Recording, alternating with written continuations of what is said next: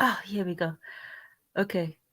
So let me know if you can hear. I was, we are on now. Thank you for joining. And as we always do, we start with a prayer to the ancestors to guide our conversation, to give us wisdom, enlightenment, to share information, and to receive the same with grace. So, thank you. Karibu.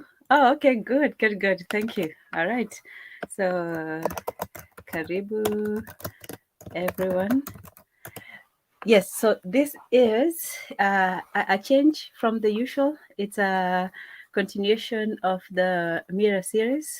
And yes, we're going to continue from where we left off. So a few changes, but yes, so we went through a few of the of the concepts when it came to the mirror. We went through the mechanical aspect of it. We went through the you know the eye, the perception, how you see the world, which is it's a double, sometimes triple distortion, and sometimes they are physical, there are optical illusions such as a mirage, and there are also things that you can do with once you understand the principles of refraction, where you can have like the total um, total refraction, for example, in the creation of diamonds and so on. So, so the prism is what separates the light into several colors. You already know that concept.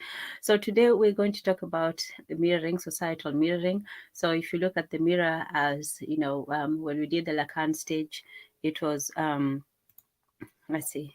When we did the Lacan stage, it was still the concept where you're learning to see yourself, but just yourself through the mirror.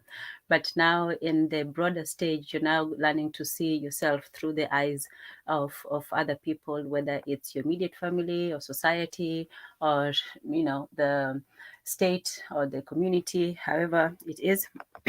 You're learning to see the world from a bit. Hello, hello, hello. Yes. Hello, Ta Yona. Hello. You say hello. Okay. Here. So Jose was here first. Our pentagrammer was here first.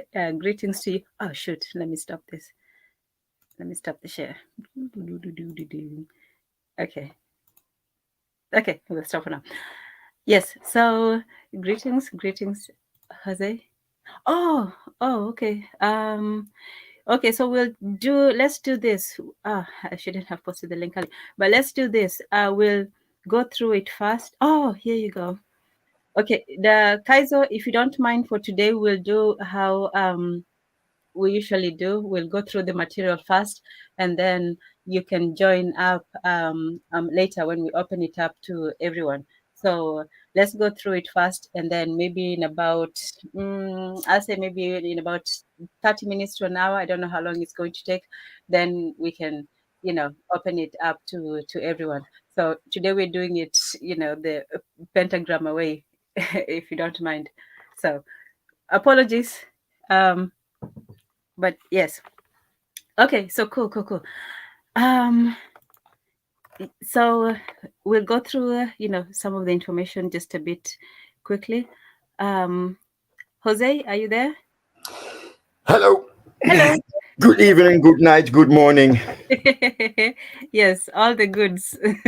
All the goods, all the Yeah. goods, and all the gods. Yes, indeed. Only missing an O. Okay, so let's see. We will start with. Okay, you'll have to help me here. Shoot. It's still, I'm still just fumbling about like the fool that I am. But Why you say that? well, because not everything always goes right, and sometimes, yes, I always just have to assume that it's going to go wrong. It's so much in the nature of of things. Okay, but here we go. So So just to have a summary, and Yona and Zuli, the other pentagrammers, are welcome to, you know, to step up. So symbolic order, just to give a summary. Let me make it full screen. Okay, here we go. Okay, so this is in the symbolic is one of the three orders. And basically, the easiest way to think about it symbolically is language. The imaginary is the image. Basically, it's in the words. Symbolic, it's in the language. And the reason why he says it's symbolic, because language is a symbol for a meaning. The sound is a symbol for the actual thing. So you make a sound called cow, but there is actually something that is a cow. So the sound, the word language itself, is simply a symbol for the actual thing, which is a cow. Or however, that's just a simple example, but that's one of the reasons I would say he calls it the symbolic. So it's simply the linguistic aspect. When we start identifying by name, not just the environment, it also identifies yourself. So the first symbol that you get is really your name. When that's your first identity that you get, you're so and so, and you're made to repeat it. I am so and so from this and that. So that's your first symbol. That's how you relate to the world, apart from the images. So we had the real stage where it's just needs are satisfied and it's directly satisfied. And then we have the mirror image stage where you see and then you identify with that. And then now we're in the symbolic stage, which is the language. Let's see. Okay, so cool. Yeah, so that was for. So we're just going to go through it real quick, and then we'll have and of course you're open to um to interject anytime. Yeah, so yes, Lacan calls the language, the linguists, the practitioners of the symbolic function, which is called, the analysis of the human mind, is really language magicians. He says that psychoanalysis, which is the analysis of the mind, should be more about properly identifying, the meanings behind things and the cause sources of, man, our desires. And let's see. Oh, yes. Oh, hey, welcome, Dada. Yanovi is in the house. Hey, hi Jose. How are you? Good. Hi Glad Dan. to have you. Yanovi is in the house. Shoot. Hi, Jose. How are you?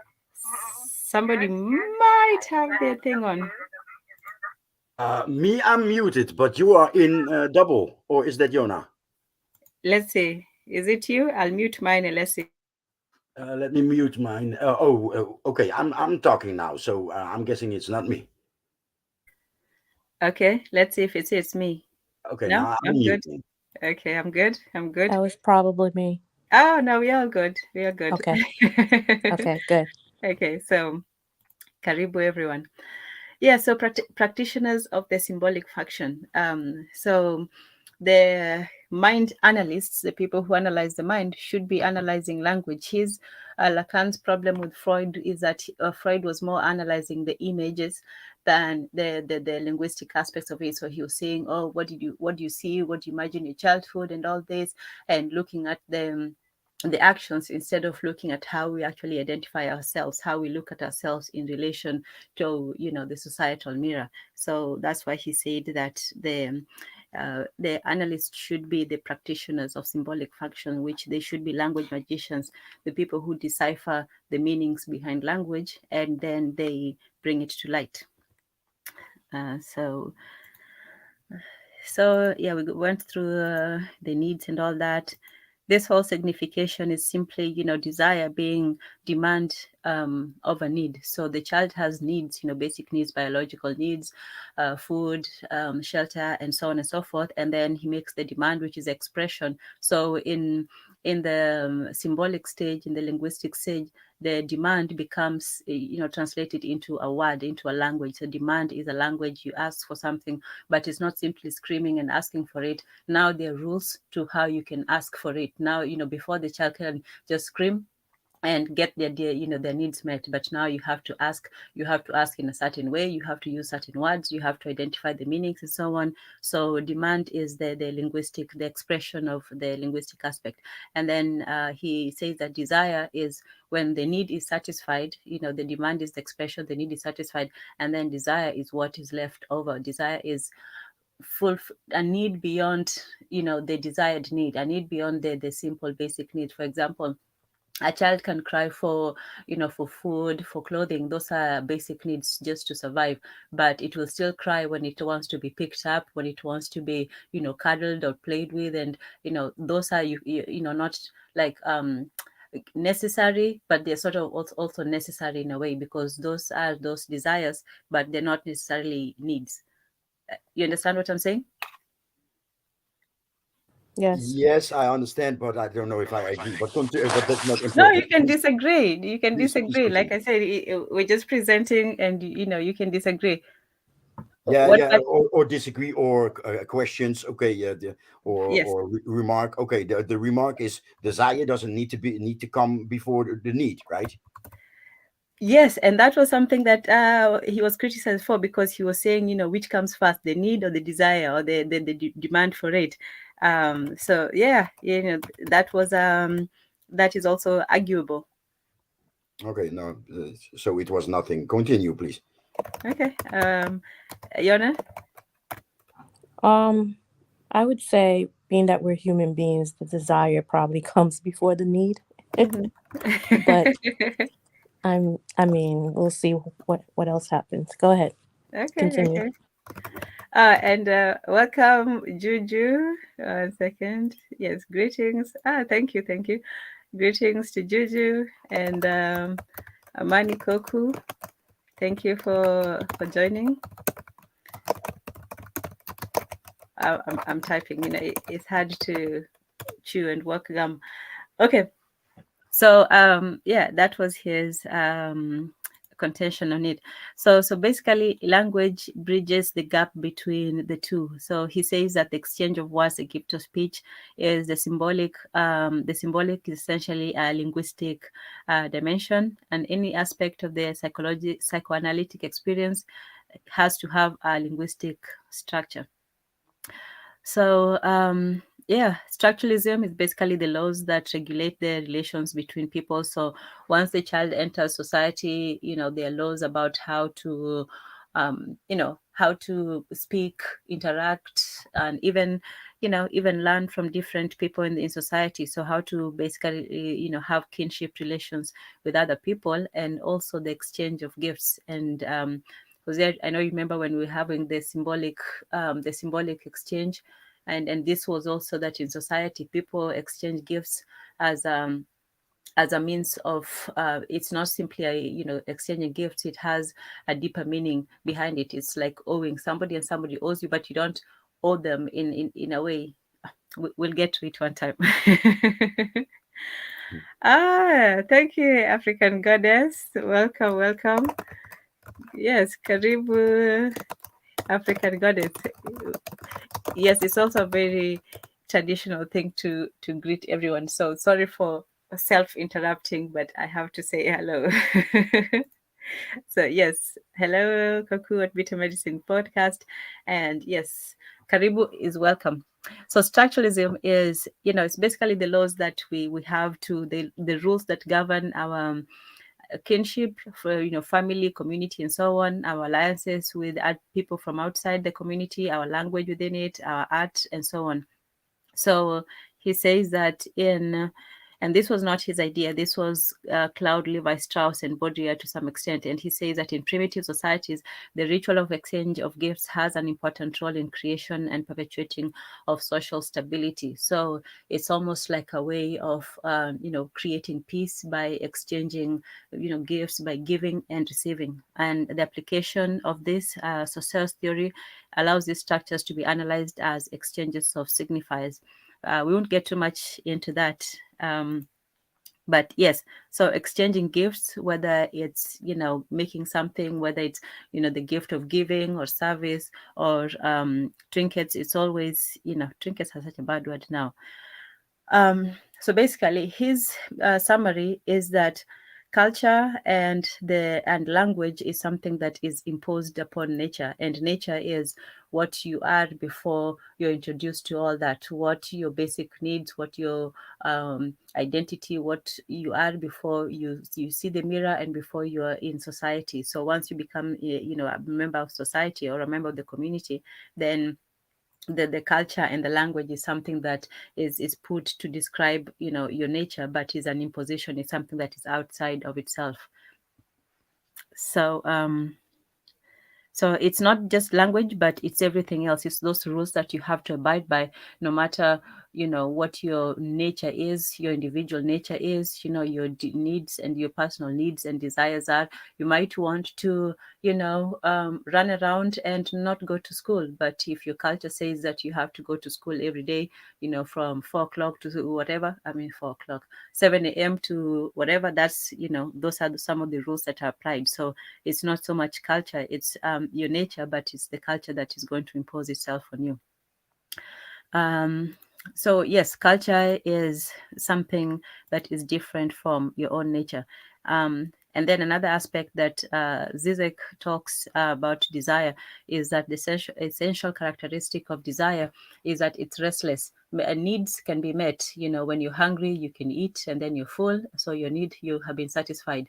When you're cold, you can, put on the heater, and then you'll be hot or warm, and those needs can be satisfied. But desire it's restless. It's something that even once they're fulfilled, it also still wants it. It's like the desire for I don't know, for validation, or for love, or for security, or for certain feelings. And so Or power.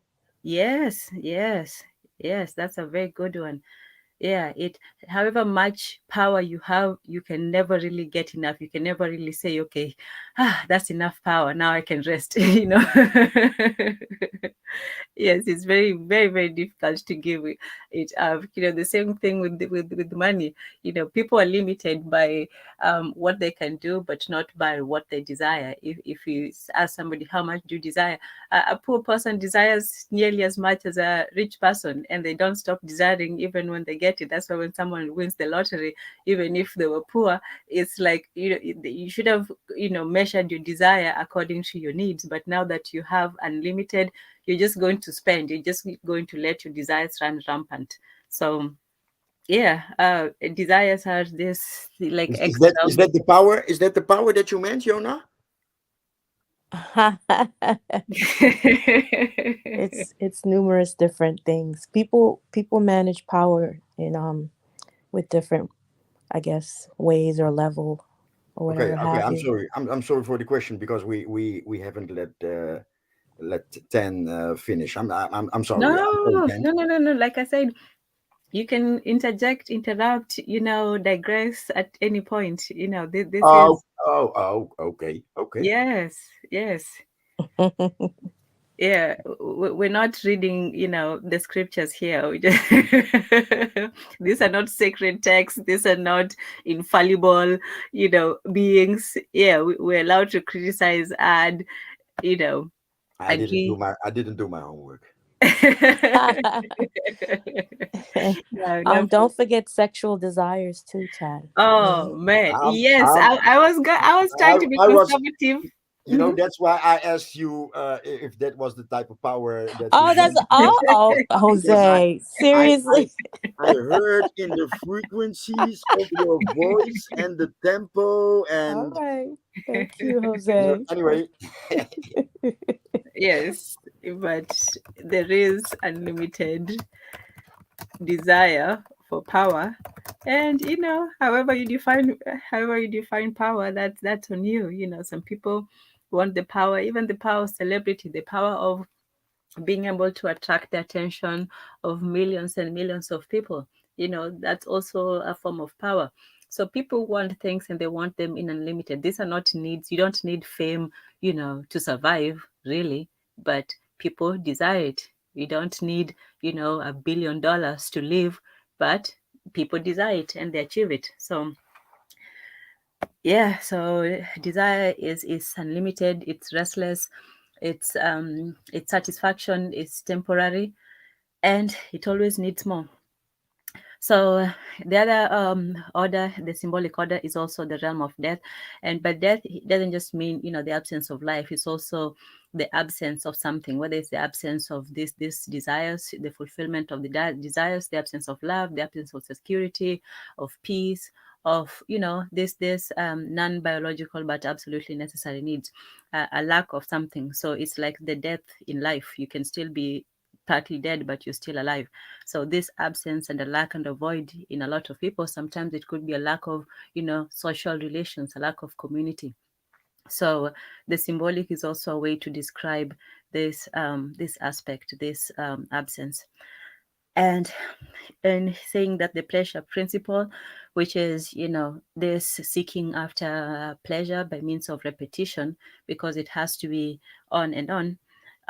The death drive is only the mask of the symbolic order. So that, drive towards, negation of that which is inevitable. African Goddess says, isn't power perhaps a form of needing validation from people?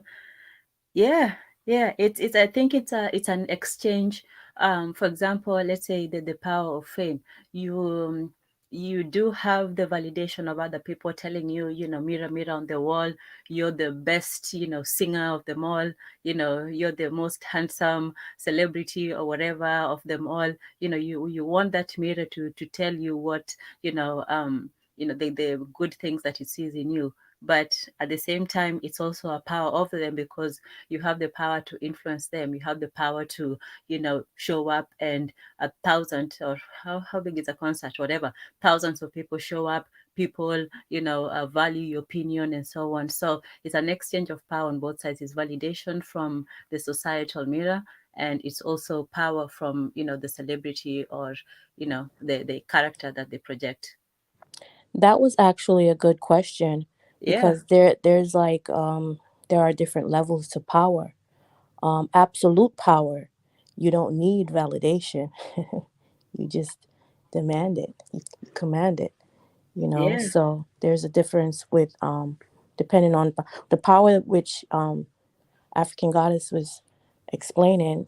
Yeah, you will need validations from others, but absolute power, you don't need any of that. You just don't care. Yeah, there's frequencies in power. There's frequencies. I see it as a radio channels. So yeah, absolute power is another channel than the one from the question of African Goddess. There's power is but okay, that's an whole another subject. Maybe a series, maybe Yeah, a right, series. right. That would be good. I know. See, layers and layers, like when you have a hall of mirrors where one reflects another and so on. Yeah. I'm Yes. gonna make a note of that, Tan. That's a good Yes, series for do. sure. Do. Oh, yes, that's Yona B, African Goddess. Yeah, that's Yona B. Hmm. Yes, and thank you as well for the question. This is a communal learning, so every, yes, it is a communal process. So the communal order is, yes. So what he talks about the symbolic and the language is, okay, Yanovi. There you go, African Goddess. You're giving each other all the, how do they say, Right? the flowers. Love that. See how women are nice. I know they're not nice because the Black Don't get him. Pentagrammers Oh are my Oh nice. goodness! But Oh, God. don't Lacan is not start. as nice. Let's continue. Let's continue and let this. Yes, yes, yes, yes, yes, yes, yes. Okay, okay, okay. Um, so you have autonomy. We'll skip over this for now. Um, Yes, so that was so primary narcissism. Oh, shoot, I cannot see that properly. I don't know how to make it big. You know what? I don't know how to find is the screen for this thing. Let me see. Nope, nope. Okay, how do I make it bigger? Control. Ah, man. Okay, that won't work. Anyway, so I'll just read it. So primary narcissism is, that obsession with one's own needs and desires at the cost of everything else. And when the child is first, an infant, that's the primary obsession, just having your needs fulfilled. The child is not thinking about, oh, what does the mother need, what does the siblings need, what does the community needs. The needs are just primarily focused on the child and the child themselves. And then when they become older and older, they become integrated into the community. So now they can think of other people. They know that they are part of a community. But that thinking of oneself, and that's the creation of the self, that does not go away. It just becomes moderated. But sometimes it's not fully moderated, and then that's when we give that's when we have these disorders, which we'll get into now. So, the basic question is, how do you give sense to the natural evidence of the world of others? We know that, we know of ourselves, we know what, goes on in our minds, but how do we relate to other people, knowing that they have different things going on in their minds and as well as similar ones? So, how do we reconcile ourselves and others? Yes. So, that is the question. So we'll go into, and if you have questions and comments and anything, as you know, um, you can always chime in. Okay, so empathy is I would say it's like when they say it's like putting yourself in someone's shoes. So it's almost like you're seeing yourself, where you see the man in the mirror, but now you imagine yourself to be that man in that mirror, because most of the time you imagine that that man in the mirror is, a reflection of you. But empathy is sort of like putting yourself in that virtual image of somebody, saying, I only exist when you show me. So empathy is sort of you putting yourself in somebody's, you're taking yourself out and putting yourself in, rather than seeing yourself reflected on the outside. So empathy is seeing somebody in yourself and seeing that person. So you want to make sense of what other people are, but you can relate your experiences to them and then make sense of that. So that's empathy. So when somebody falls, you feel, oh man, if that was me, I would be feeling pain and so on. So you feel bad for them and you try to help them. So they did these tests on animals. They also did them on on monkeys. So basically the test was, they called it monkey see monkey do, but they changed it, the title otherwise. Okay, we're not equal. I hierarchy understand. Okay, hierarchy and vice versa. Okay. Yeah, you can let us know about the stuff. So we're still going on, just a few more bits of information. So monkey see, monkey do. So science did this test on the monkeys, and they called these cells monkey see, monkey do. Basically, it was neurons in the brain which lit up when the monkeys saw an activity being done, and being able to mirror those activities in their minds. So basically, these neurons act as mirrors. So when you see something being done, the part in your body, let's say you see, somebody throwing up a ball, the neurons that light up in your head are the same as if you were throwing the ball yourself. So you're seeing yourself in somebody else's experiences. So in short, this mirror neuron cells is one way that nature causes us to care about other people, because we can see or feel, them, their actions or their emotions in ourselves, or their thoughts sometimes. And yeah, so that's why when we see somebody, in pain, we feel pain. But there's also another aspect of it which I didn't talk about, is that I don't know if you have a similar term in Dutch, Schadenfreude. It's when somebody feels like sort of happiness at somebody's at somebody's pain. Do you have that, Jose? When you feel what, Chan? When you feel happiness at someone else's pain. Oh yeah, happiness, sadness. No. I'm saying, so the mirror Oh, I'm neutrons. talking to the mute.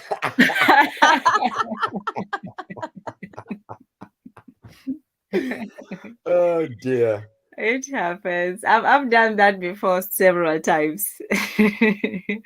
So Yes. I'm sorry. Yeah, Yona was answering, or you No, were go you. ahead, sir. Go ahead. Yeah.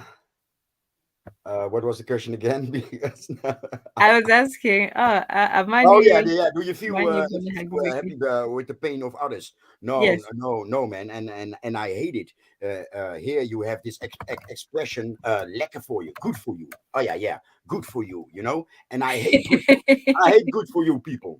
I really can. You know, that's a deal breaker. You know, good for you, good for you. That's and it depends. Of course it depends, you know, Mhm. but pleasure, you know, I guess even in war, I won't like it to see somebody's son or somebody's daughters ripped to pieces by the grenade that I launched. I guess no. I even when somebody falls by physical pain, Mhm. I feel it. You know, my nerves or some powerful stress or something like that, and I feel something unpleasant when I see children, old folks fall, children fall. You know, somebody bump their head. I feel it in my. I don't know where exactly, but it's in my skin, under my skin. I don't know, but no, absolutely not. I don't. No, I don't enjoy it. Okay, that's good. That's good. We know at least you're not a psychopath or something. So But I guess I'm a psychopath because it depends. It depends on who. It depends on who it is. wow. It Okay, depends okay. on who it is. I'm like, yeah, good feel, good. That's what Jose said. No, some Lekker people. for you. Yeah, yeah, yeah. No, some people have it coming to them, so it depends. Yeah. Yeah, so that's Schadenfreude.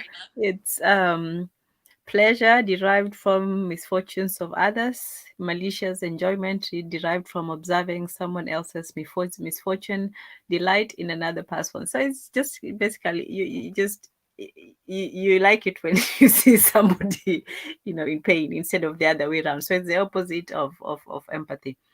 Um, yeah, so that's you know and now on to the narcissist, neurotics, and mirror neuron receptor deficits. Basically saying, so mirroring empathy, as we said, is when you see something, you light up and you want to mirror it. You see the same in them as in you, so you sort of, your it lights up. But for narcissists and neurotics, it's different. They don't see the full. It's They have a deficiency in the way that they mirror things, or in the way that they mirror people. For example, if you see, I wish I could play those, but YouTube is terrible with videos. But we'll get to it. We'll get to it. So narcissists, basically, the theory is that they have inadequate mirroring. So instead of seeing themselves in others or others in themselves, they don't fully see, what society is. So the concept of this deficiency, MNRD, may partially explain the emotional experience, thinking, and behavior of narcissists and neurosis. So narcissists constantly need to be mirrored and have others conform to the emotional and psychological needs. They frustrate and become irritated easily when they're already in a state of MLRD and someone dares not to cater for them. Their frustration can quickly turn into what we call narcissistic rage. This is what happens with the evil queen in Snow White, already experiencing an MLRD. Why else would she have needed to ask for reassurance? So, like African goddess was saying, these kinds of people, they need that validation. Habari Chezi. You're welcome, welcome. Okay, so these people, they need that validation. They need the stroking of the ego, the constant, reassurance from the mirror and so on. And they, if they're told something they don't want to see, they demand the mirror tell them what they want instead of them seeing what the truth is in the mirror. For example, if you wanted to look in the mirror and not seeing yourself, but you wanted to see, your ideal image, the mirror is just going to show you what you are. It's neither going to lie, make you prettier or handsomer or taller or shorter. It's just what is. So for the narcissist, that's not enough. They want to see, the ideal image in the societal mirror. Yes. Do you have something, a comment or a question before we continue? No. No, no. Okay, cool. But you understand the, you know, what they're trying to say, right? In terms of the mirror. Yes. Okay. Yeah, Got yes. it. Okay, cool. All right. And then, like we said, it's not set in stone. Um, so for the Snow Queen, what was her name? Anyway, for the magic mirror in the world. But you know what's funny though? That people think that it's okay. I think in the book, in the Grimm original tales, it was mirror, mirror on the wall. But in the Disney movie, which most people actually saw the movie rather than the book, people think it's mirror, mirror, but it's not. It's actually magic mirror on the wall. So, that just gives you that whole concept of the mirror being, a source of magic. It's not Okay, just. in Dutch it's mirror mirror. Spiegeltje, spiegeltje aan de wand. Ah, Mirror now in mirror. the Disney movie, in the original Snow White movie, it's Yes. magic mirror. That's very true, Tad. It is. In the original one from, I Hmm. think it was the 40s or whatever that was. Yeah. Yeah. Yeah, maybe in other languages, maybe in translation they fall back to repeating because it doesn't sound fluently anymore. It doesn't sound sexy. It doesn't. Yeah, yeah, yeah. Okay, okay. Because Um, magic mirror is double M. Magic mirror on the wall, and if it yeah, no. so how would you say magic mirror versus mirror, mirror? What's magic? Well, mirror Hmm. mirror is spiegel, Oh my right? goodness gracious. Spiegel. Yeah, Spiegel, that's right? And something. magic is magie. Or if something is magic, it's magische. So magische spiegel aan de muur. No, doesn't sound no. But spiegeltje, spiegeltje aan de wand, or magische spiegel aan de muur, aan de wand. Yeah, you can hear it, right? Mirror, mirror on the wall. Spiegeltje, spiegeltje aan de wand. Wie is het mooiste in het land, right? So, Mhm. so I understand why we people where it comes from. Mm. Whew. There's some languages that you just wonder how the men seduce the women in such harsh tones. Ish, you know. Yeah, but that's the area where I live. In the south of the country, the G is like how you pronounce it. It's in here they call it the soft G. J, like ja. Yes. No, no, no. Yeah, yeah. Or so it's like breathing, breathing. The roof of your mouth. Mhm. I don't know how it's called. I don't know how it's called. So I'm The palate, the okay. The palate. pellet. Yeah, yeah. So it's not hard. You blow actually. You blow along your what? You blow Along the along roof. your palate. Yes, Pallet. Okay. yes. So you Hmm. blow wind along your palate. So your yeah, it doesn't touch, it doesn't close. So you don't have this in your throat like the and they Okay, do. So they blow or breathe, and and and there's no pressure, no force.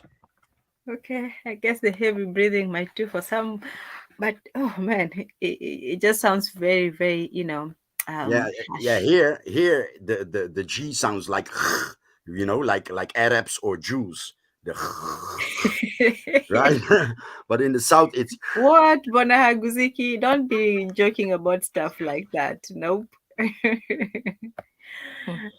But yeah, yeah. So yeah, so mirror, mirror, magic mirror, and also with the mirror, mirror, that's also repetition is also another form of you know, um, yeah, of not propaganda. How is it, getting somebody to believe something when you repeat something several times? No, I'm not heated. thrill. I'm very chill. It's I'm called very chill. thrilling. Mm. So okay, so we talked about so for the narcissists, they have an inflated sense of the ego.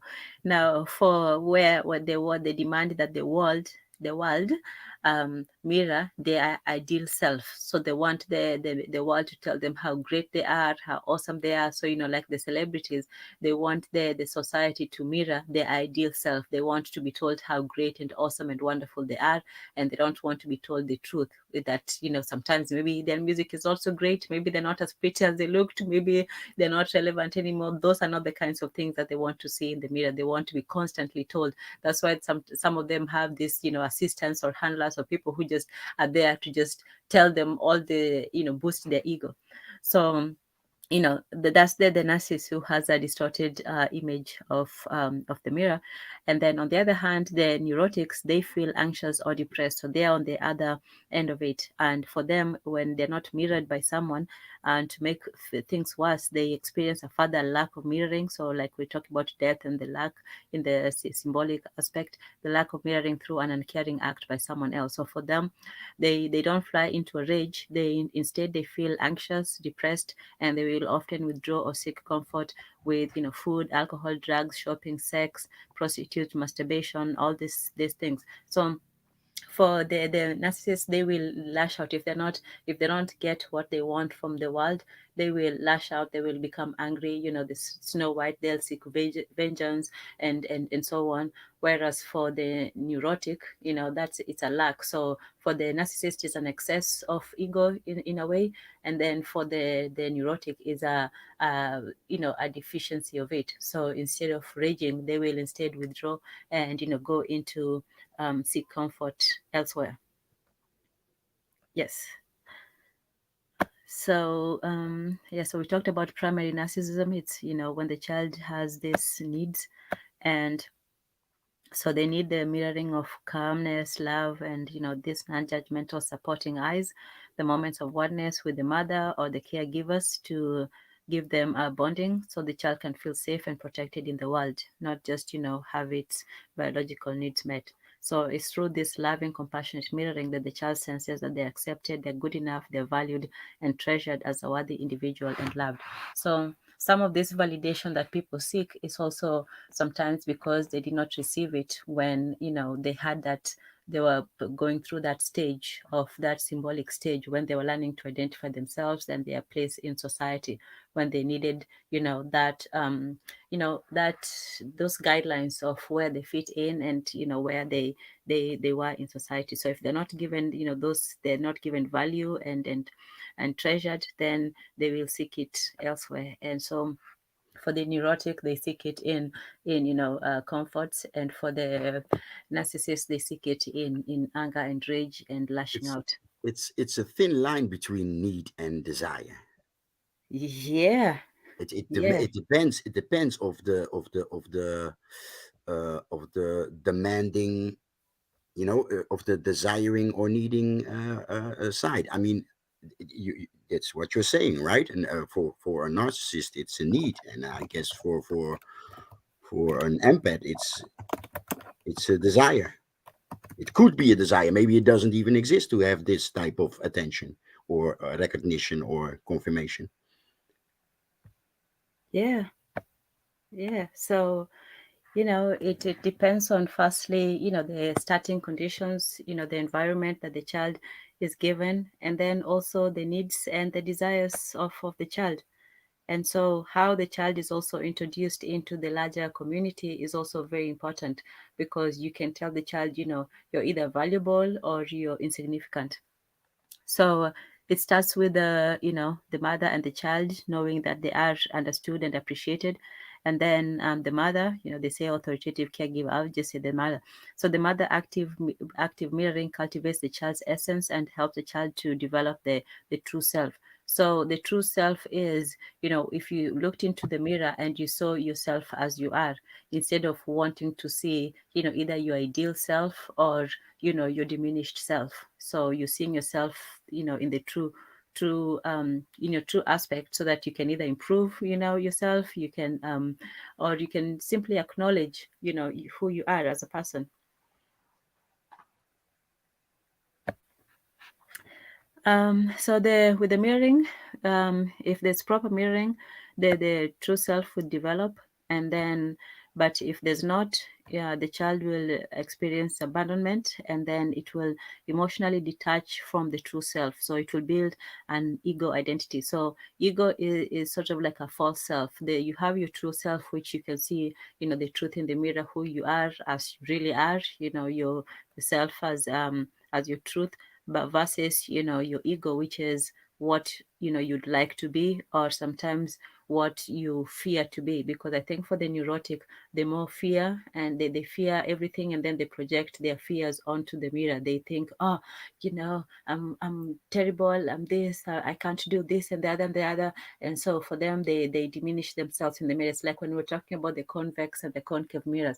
From a concave mirror, you can see an image that is either diminished. The image is either smaller than it should be, or that it's normal size, or it's larger for a convex mirror. But for a proper plane mirror, which is what we use in real life, your image is supposed to be at the same height as you. So if you use a mirror, that's also one aspect of distortion. So the environment is also important. The child will mirror the environment that he lives in. So if the mother is cold and harsh and insensitive and unloving, the child will become, fearful and of abandonment. And so they will not be able to protect their true self, and they will internalize themselves as being deficient, wrong, not good enough in some way. And they'll spend their life looking for validation through a myriad of mirroring eyes, which of course will never convince them that they're all right as they are. Because of faulty mirroring, the individual is then unlikely to develop and mature correctly and entirely. Yeah, so, that's. I believe that one is very, very, very true. I have to. I'm working very hard to stay on point because this is so damn close. This is so damn close. But anyway, continue. Yes. So, yeah, so basically, the narcissist is a separation from your true self, you seeing yourself as you are, versus the ego, which wants to take over, your image. It wants to take over your idea. It's like if you had a dream that you're an astronaut and you're great and famous and all that, but you didn't you are not. So you wanted to convince yourself that that is who you are, and you wanted everybody else to tell you that that is who you are, even though you all know that it's not.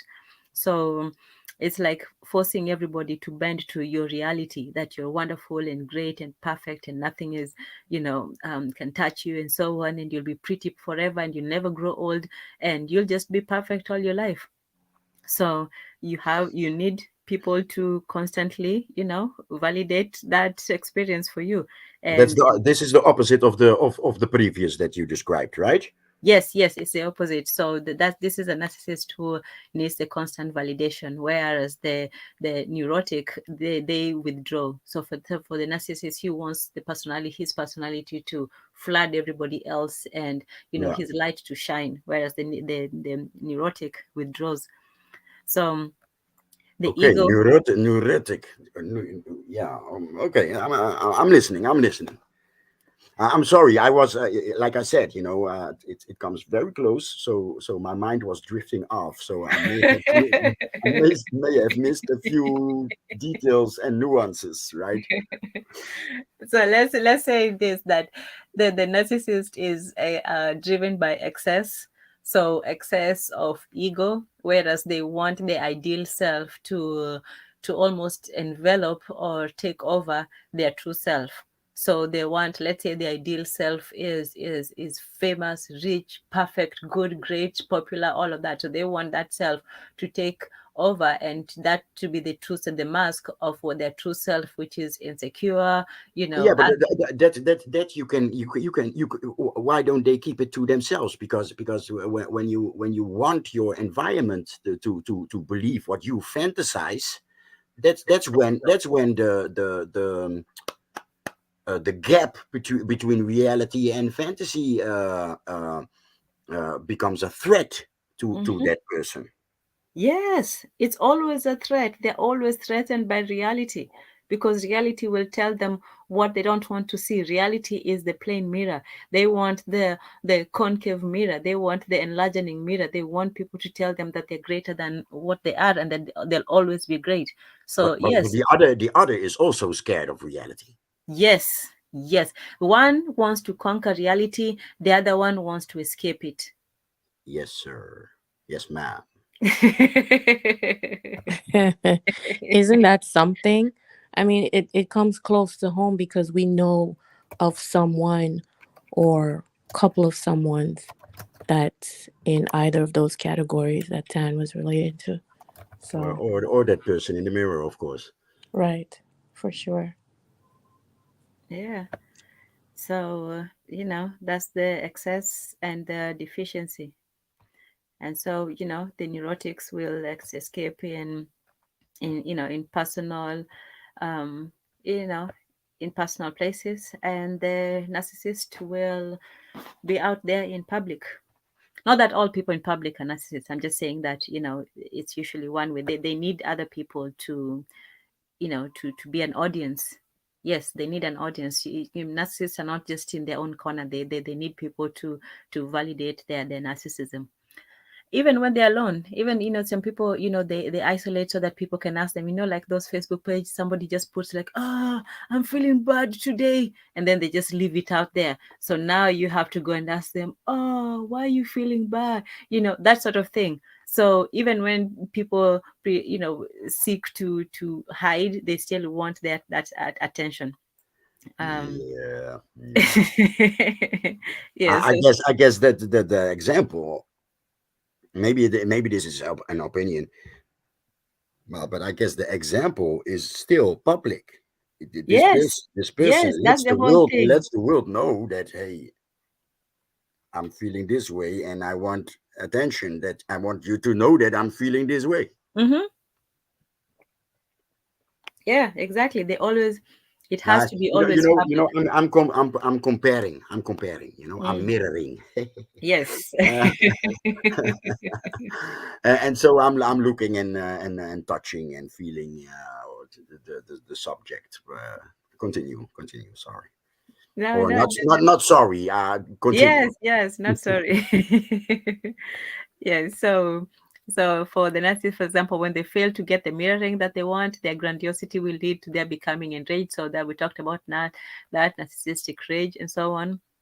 And so they constantly need validation. When they get it, they're happy, secure, and satisfied. Bunnies. But if anybody should outshine them, the mirroring stops, their mood will change, and they'll feel narcissistically wounded. So if they And then don't they get have to take revenge. revenge, yes, rage, revenge, yes, they always have to take it out on somebody, and it has to be public and be, like they say, hell hath no fury as a narcissist whose mirror is not telling them what they want to hear. Yes. So, oh my God, ain't Tanzan, that the truth? Yes. African Goddess had a question in the chat. Oh, yes. Sorry. Let me see. She wanted to know if the narcissists, do they have as much attentions as I'm sorry, the what is it, neurotics? Do Neurotics. they have Yes. as much attentions as the narcissists? What do you think? I They would need as say much attention. for the neurotics, they need negative attention. And I would say this, people who, they're quiet, they keep to themselves, they're not like you have a coworker, she's just always nice with people and so on and so forth. And then, but sometimes you see her dabbing her eyelash, like, just, I don't know, so she calls attention to the fact that she needs attention, but she acts like she doesn't. So for neurotics, for example, if I'll give you just an example as illustration. So a neurotic, with their reactions to, let's say they post something and they both want attention. It's not that neurotic does not, but they want it in different ways. Their reaction is in different ways. So the neurotic, if they post something, let's say on a social media, and somebody does not give them, they don't get the likes and whatever that they desire. And this is, it can be anything. They cook food and you don't say it's nice. They do something for you and you don't mention it, whatever. I'm just using social media, but they do something that they expect to be, validated for, and they don't get it. So for the neurotic, they would simply withdraw. They would like, oh, I'm not talking to anybody now. You're not answering, your mail. People are looking for you, and you just withdraw and you leave society. And then they feel like, oh, nobody loves me. These people, no, no, no, no, no. So they go into this very depressive mode that they attach a lot of negativity to the whole world, and then they withdraw from the world, and then they escape into their own comforts. So that's what a neurotic would do. They want the attention, but if they don't get it, they withdraw and escape. Now, that escape can also be a cry for attention. For example, if you hadn't have, if you call somebody, let's say 20 times and they don't answer, maybe they're busy or something could happen to them. So now they want the negative attention of, oh, I'm worried about you. What's going on? Are you okay? No, no, no, no, no, no. That's the negative attention that they want. Whereas a narcissist, if they put something that they want you to react to and you don't, they will act in a negative manner. You people, you don't even care about me. Something happened to me and nobody even said something, blah, blah, blah, blah, blah. And then they will start, this constant, beefing or being there. And then they'll now start posting 20 different thousand times things on there. So that's the difference. One wants attention, and if they're not given, they will lash out. The other one, if they're not given, they will withdraw. I hope that answers your question, African goddess. Did it? That Yana? was a good explanation, though. That was really good. Okay, cool.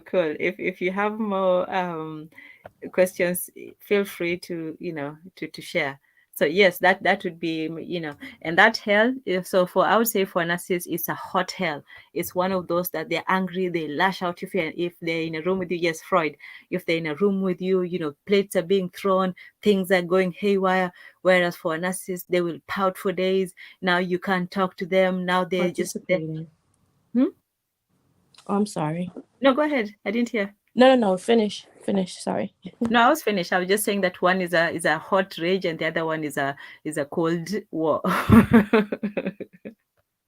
But whichever way, it's like such a major disturbance that happens. Yes. But is it war? Is it why? Because those are two forms. The solution is conflict. Is it always conflict? For the neurotic, they don't see it as conflict. They see it as a, let's say, withdrawal of troops. Instead of standing, they simply retreat, and so they go into their own corner. So no, it's not a war for them. It's a war for the self, for the unity of the self. So whatever that. Yeah. Internal. It's definitely loser. See, you Yes. see, loser. Yes, so it's also a war against the world because they don't want the world to see their true self, their loser self. So they will withdraw to protect the world from their true loser self, and the narcissist will, try to project their ideal self. So the neurotic doesn't want to see people they're weak, that negative voice in their head, and the narcissist wants to, people to see that, positive ideal in their head. So they're both projecting, but projecting in different ways. So according to you, Tan, one produces cold war and the other produces hot war. So I guess it depends on which one you want. Yeah. Yeah, but either way, it's from a lack of, truth. It's like if you look at this um, distorted mirrors, you'll either see something which is bigger than the true image or smaller than the true image. So for narcissists, for them, they see the bigger image and they want the true image, the plain mirror to reflect that. So they see themselves as bigger than what the mirror reflects, and they want society to tell them that they are bigger than they are. You're better than, than everybody else. You're the most famous, handsomest, greatest person who ever lived. So they want to be bigger than their true self. Whereas the neurotic shrinks from the world. They want to be smaller. They want to be the underdog. They want to be like this small person that is they take comfort in their weakness. I don't know if if you understand that. It's like weak women who take strength in their weakness. Do you understand what I'm saying? Yeah, I get it. I get Yes, it. yes, something like that. So, and narcissism is both ways, and the way they practice them is different. One might be covert and one might be overt. So they're both narcissistic in a way, but that one is more, outside narcissism, and the effects are more on other people rather than on themselves. So one is outwardly destructive, whereas the other one is inwardly destructive. 10. Yes.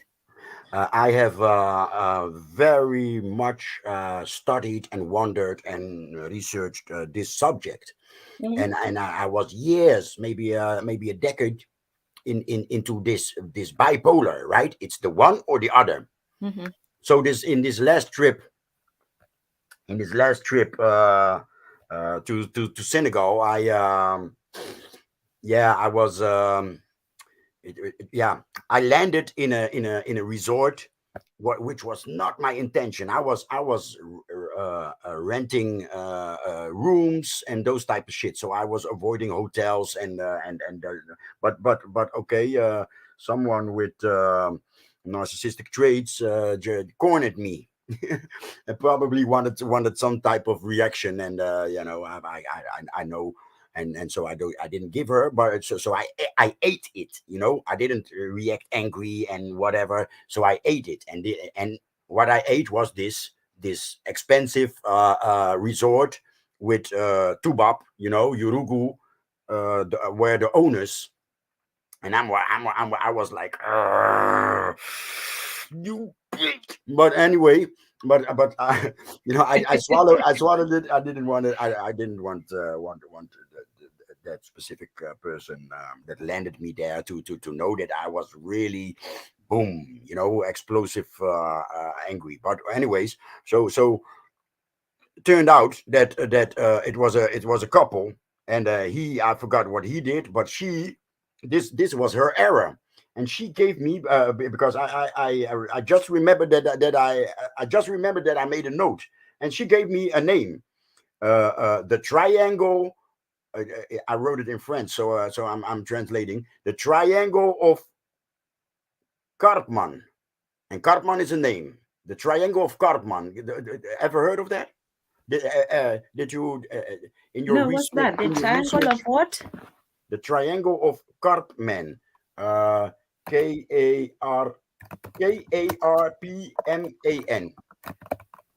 and I'm guessing it's German. It Wait, is sounds it German. KART what? Peter, B? Peter, Okay.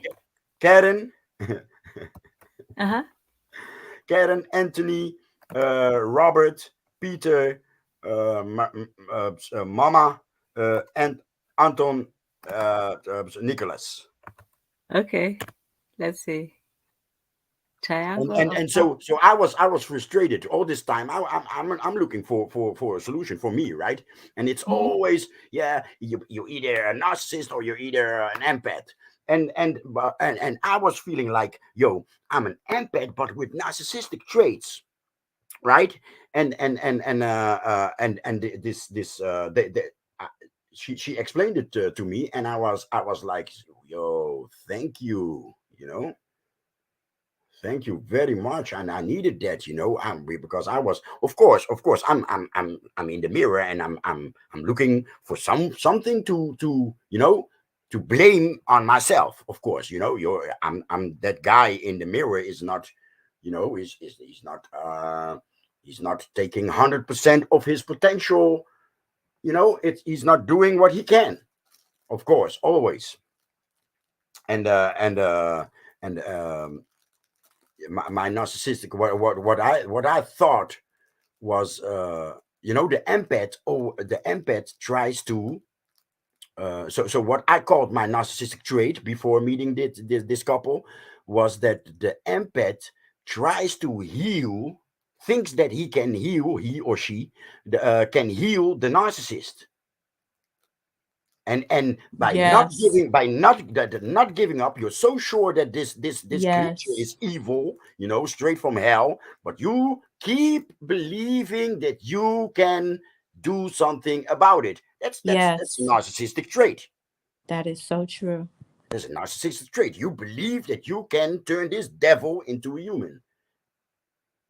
And so that Cartman, there's a third member, so it's a triangle.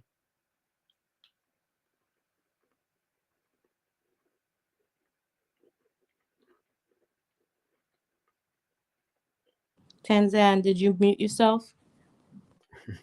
I'm guessing she's looking it up. Ten, if you hear this, I hate wiki, but Wikipedia is sometimes they are with images Yes. and short. Okay, so which one should I search for? Oh, I thought you were searching. Oh, no, go ahead. No, the name is Cartman, right? Did I spell it right? Cartman. You tried, you didn't find it? No, I said, did I spell it right? Right there. Okay, hold on 1 second. She has it on the screen, Jose.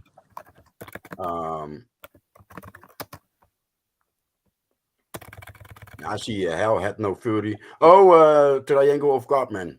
Yes, Okay, is that the okay. one? Yeah. Yes. Okay. Let's see. Oh, okay. There's a few. Let me see. Let me do the share screen. 1 second.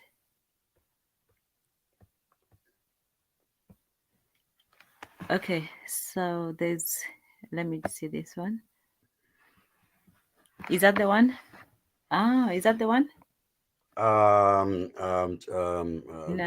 Let me full screen here. Perpetrator, rescuer, and victim. Yes, the rescuer. Exactly. That was the third member. Okay. And in that rescuer, the rescuer is a mix of empath and perpetrator, because you take action when you rescue somebody. Right. Yeah, and so the deal is to not take action, because then you get in this battle between perpetrator and victim. So if you are victim, the best defense is to not play the game of the Right. perpetrator. Do But not the rest, engage. do not engage. Thank you. Thank you. That was the word that I was looking for in a fraction. And the rescuer is actually also somebody that takes action, that engages. So don't be the rescuer. Don't be the rescuer. The victim must control him or herself to not be the rescuer, and that's the only way to escape the predator, or that's one way to escape the predator. Oh, okay. Because you will keep running back to the predator. Yeah, but mom, don't you see? Or hey, honey, why? You know. Or you keep choosing a mirror of the predator. Yes, Mm. no, of course. Repetitive. Of Yeah. course. You're just like where we were. We were at the child. The child grows up and gets groomed in some sort of form. And if something goes wrong, he may become the innocent victim, or the bad girl, the bad girl power. I'm not a sexist, so I see guy there, and I play with the words. So the perpetrator, the bad girl, and the victim, the innocent, whatever. You understand, right? Yes, yes. Okay, back Hmm. to the show. Okay, so shoot, what did I do? Okay, so yes, back to where we are. Yeah, so this is what they want to see when they look in the mirror. They want to see perfection, everything looking good, everything, tip top, and so on. So there's a quote about people don't care how much you know until they know how much you care, and this is. So, oh God, wait. No, go ahead, go ahead. No, wait, that blue, that people don't care how much you know. People don't care how much you know until they know how much you care, because then they know they can manipulate and play with you. Hmm.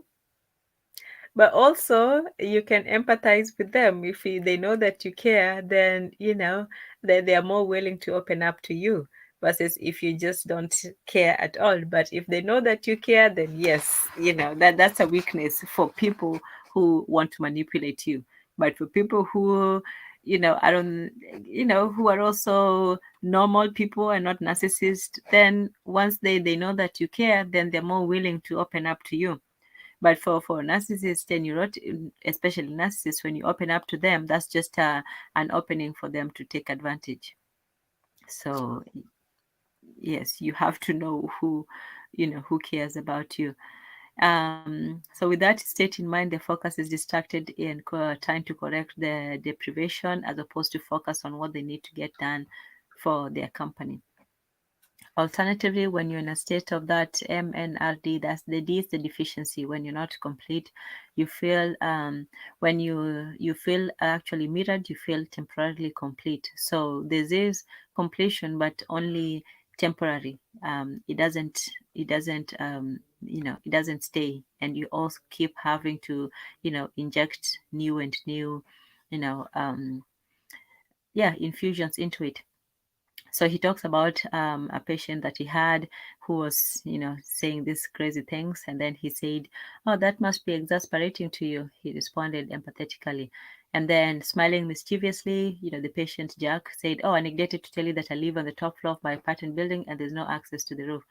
Anyway, so this guy was basically, just trying to make fun of him, and he was paranoid and so on. But instead of the therapist telling him, the psychiatrist telling him that, oh, he's crazy and all of this stuff, which he was used to, he just told him, well, I believe you. I believe you. So he says, I could either say, so what, and trigger confrontation, because that's what, as a lot of these people want. They want a confrontation. They want you to go against the world. So that's that narcissistic rage. When they go into a rage, it's not that they want the validation. They want that negative validation, where for celebrities, when they say all publicity is negative publicity. So if you won't praise them, if you won't tell them how great and wonderful and pretty they are, at least tell them how terrible and horrible they are, how bad they are, and so on. So if you won't praise them, at least talk about them. So they take even the negative confrontational attention. So instead of doing that, he said, instead of dealing with him in that confrontational way, he says, "Well, I believe you. Okay, if you're hearing voices, if you think you're the best person on earth, and your boss is stupid, and you run the company better, and so on, then I believe you." And so he asked himself, what's more important to me? To be a calm, objective professional, giving him yet another of the reality checks that he's already received from my profession, or to help him, even if it means letting go of reality? So he asks himself, well, because what all of these people have is that they have a problem with reality. They have a problem grasping the reality, which is the truth of who they are as, as people, as in their part in the community, in their part in the family, and so on. So they want to be more than they are. and so they have a problem with seeing themselves as they are, as reality. And so if you entertain their reality, which is different from the true reality, it forces them to really confront the truth of what they're saying. It forces them to see that, because they want that confrontation. A narcissist doesn't want you to agree with them when they're in a rage. They want you to fight. Somebody who is looking, they either want you to fight or to suffer. So if you do neither, it throws them from the game. It's not to say that narcissism can be cured. In fact, it cannot. For most people, it cannot be cured, because once it's from childhood experiences that, unless you go back, which you cannot, they have to constantly protect their ego. So the best they can do, and they're very clever, that even in when they try to change, that trying to change is also a manipulation. Trying to be better is also somehow still being bad. If you can understand that. So there's True. no way. Go ahead. I said true. Yeah, yeah. So unfortunately, there's really nothing that people can do, because it's something that they missed that connection, that true connection with the world. They missed that chance to sync themselves with their true self, and so they'll always be working from the ego. And But once, also the fear of being a narcissist or ego can Mhm. fuck you up also quite well. Yeah, In the yeah, same direction, because you want so much control, so you're so afraid to be a narcissist or an ego, that you start controlling like a narcissist or ego. indeed, indeed. I'm speaking of That's the experience. neurotics. Yeah, that's the neurotic experience. They come from fear, and so that's why empathy, for people who are well adjusted to their environment, to their family, to their community, they are able to be empathic, because they can both see their place and they can see their relations with others. And so they're better able to self-reflect and to self-monitor. So the mirror is not just the mirror to the outside, it's also one's mirror to oneself. So you should be your first mirror. You should be able to see yourself as you are, not just being validated by other people. Now, that's not to say that the other and opposite narcissism is just being lost in your own world, where you're the only thing that matters. But there's a balance where you can still self-reflect, but you can also still be a reflection of your society. So yeah, so that's why you cannot win with the narcissist, because it's confusing to those people who are not narcissists, because the logical conclusion is either to treat them well, but if you treat them well, they'll be happy. But if they're happy, then they want you to keep doing these things at your own expense. They will never be completely happy. You will have to always keep giving them to until you're completely drained. There will never be a time when they'll be like, okay, you have given enough, therefore They you are need a to bottomless discharge. pit. That's Hmm? what narcissists are. A bottomless pit. Yeah, Yeah, and yeah. treat them well is dangerous, because treat them well, yes, but never do something for them. Oh, are you better than me? Oh, so I'm stupid. Oh, and am I weak? Am I weak? Never do something for them. Just kiss their ass, rub their feet, and tap their head, And it still won't be enough. and still No, won't be enough. no, it will never be enough. So it's this constant, looking for this unfulfillable needs. It's like you're however much you give, it there's an opening that it just you know it just dissipates. It has a hole. There's a hole in the bucket. Yes, yes, that is deep, a bottomless pit. You will keep throwing and throwing, and it will never be full. You'll give all of yourself, and you'll get nothing in return, or very little. No, you'll get crumbs. You will get crumbs, because they know the power of giving just a little bit enough, and getting you to stay. And yeah, you won't go completely. When you're just about to go, you'll get enough to stay. So The narcissist is at the mercy of the need to have what he wants reflected back to him and not what he doesn't see. So this is a lifelong stay, unyielding and existing in perpetuity. There is no self-awareness. It's simply okay. So we won't go too much into this because we want to get to the final one, which is a more positive one. Oh yes. So and this is another, you know how the Bible is. Can the Ethiopian change his skin? Basically, can somebody change their character?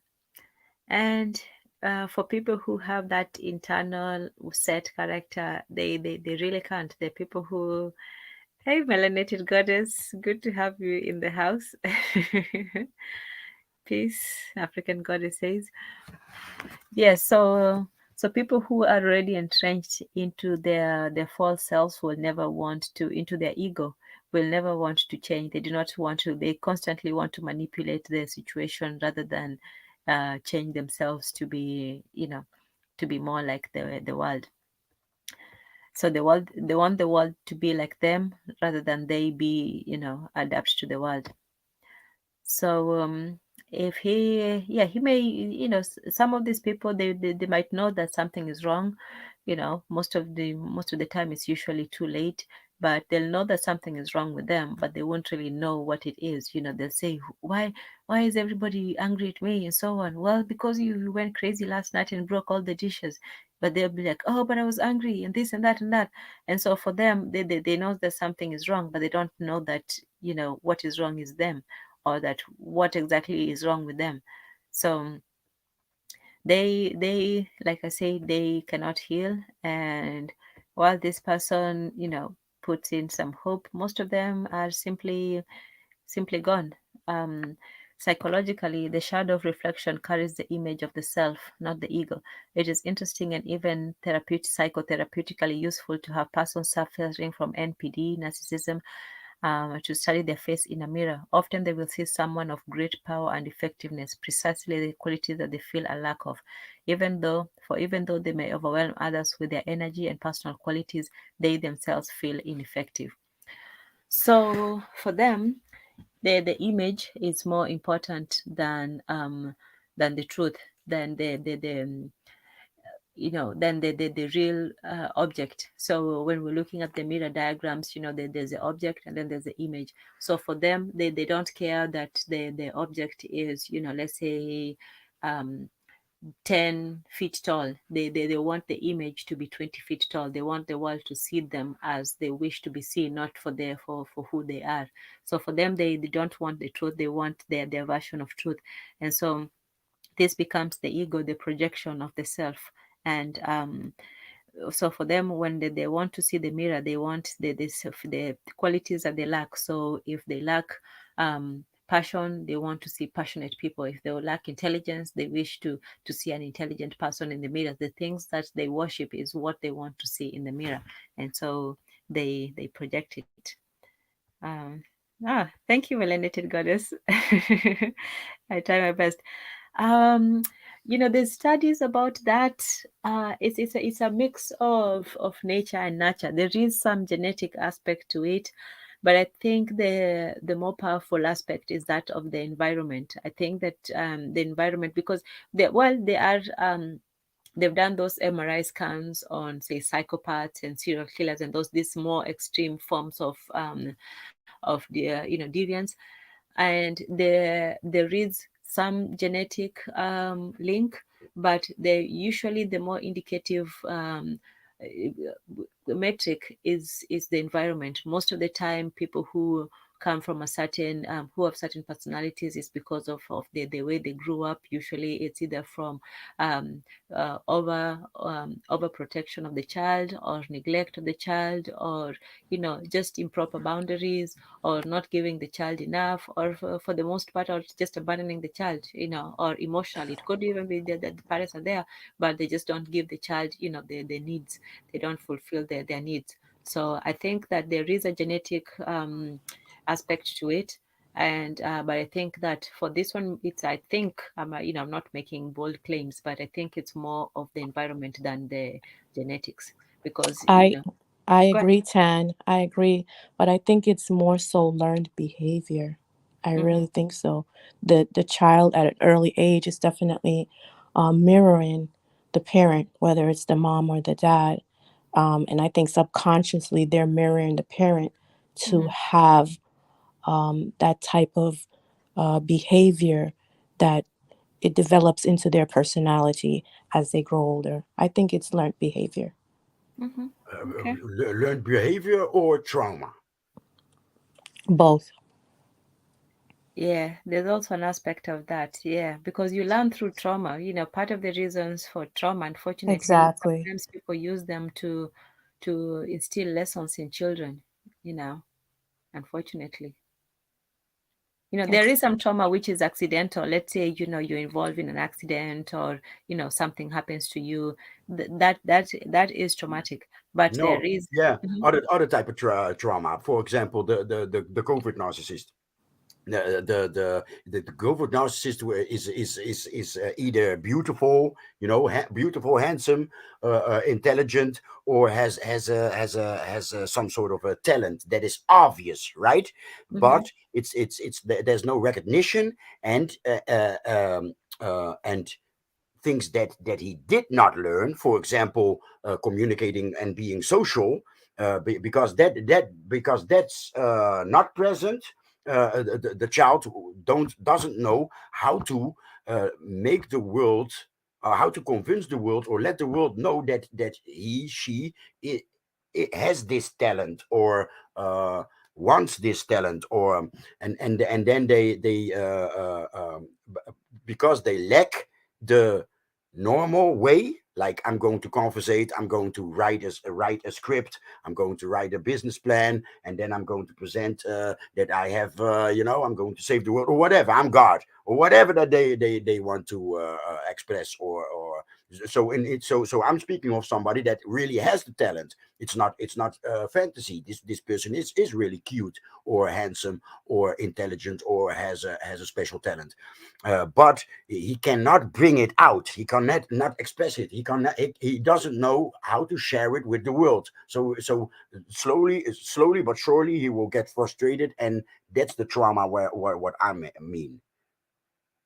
So not an accident, but a grown, like a trait, like a trait that is where mhm. children grow into. Yes, Yes, yes, yes, for sure. understood. Um, African goddess asks, can it be cured if it's probably learned behavior? I would say maybe, probably, but it depends on how far the person is in their trauma. Some people are well infested in their trauma, Yeah, you know. covert So, narcissism. Covert narcissism is no cure. see, Run. those people are too far gone.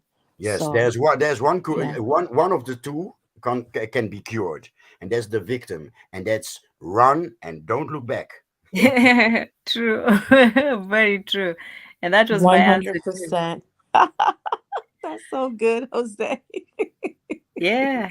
Yeah. At this point, there's no cure for the perpetrator. You cannot cure a rapist, but you can heal the victim. The That's all you victim. can do. Yes. Once somebody passes a certain, and like we said, that a lot of these things is how they grew up, how they understand the world, how, But and the that's why. perpetrator is also a victim, but he cannot be helped. Or Yes, he cannot be helped, and precisely why is because he does not want to be helped. And I was talking about I don't know how many of you have seen. Was it American? Not American Beauty. The one with Bateman, and he's like American Psycho. Yes, that's the one. American Psycho. So in American Psycho, Patrick Bateman is this. He says he's a hollow shell. There's nothing in him. He's simply a mask of what he is. So he projects what he thinks is. He's a successful businessman. He's well dressed. He's all this, but they have no identity. All his business friends are just like him. They dress alike. They have the same. They almost live the same lifestyle, and they keep chasing this whole materialistic vision, and yet they cannot help themselves. It's this competitive environment. So for him, and then even when he does the most heinous acts, nobody bats an eye because that's the environment that they're in. So once somebody is so entrenched in their behavior, for them, like people who, and I'm not saying that ambition is bad. I'm just saying that for somebody who's a narcissist or who's a psychopath or who's a sociopath, they see how they look at the world as an advantage to them. They actually see the rest of the humans as these lowly creatures who are encumbered by their emotional needs and wants and pains. They have transcended your paltry human emotional needs. So for them, they only want people to tell them how great they are. They don't need to understand people's pains and sadnesses and all this stuff. Just tell me what I want to hear and let's be done with it. And so for them, they don't have patience for people's frailties and weaknesses and all that. And so for them, it's an advantage. It's like Tom Cruise in that movie Collateral Damage when he was with Jamie Foxx. And for him, the world is a very simple place. It's easy to kill somebody. For them, they just call it doing a job. It's easy to assassinate somebody, kill somebody. It's easy to genocide a whole community of people. It's easy to pollute the environment and kill thousands of children. It's easy to sterilize and infect people. It's easy to do all these things and still sleep very comfortably at night. They're not weighed by their conscience. They don't wake up and they have sleepless nights like, oh, what did I do, and wring their hands and regretting and all of that stuff. They look at other humans as just weak, like, oh, you feel bad, oh, poor you, you killed one person. I've killed thousands of people and I enjoy my steak dinner every night. So Yeah, for that's them that. it's a powerful thing. But Yeah. that movie, American Psycho, that's with Christian Bale. Yeah.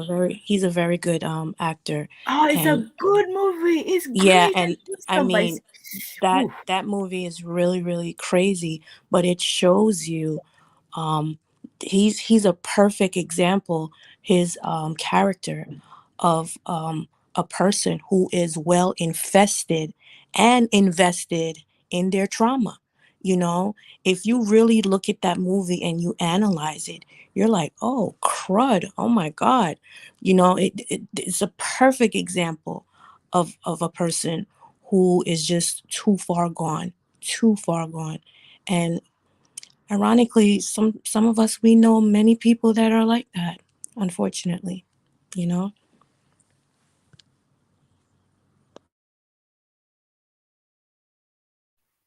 Are you muted, Tan? Yes. Yes. Sorry. I did the Jose thing. I was actually. I figured. Yeah. The Jose thing. Okay.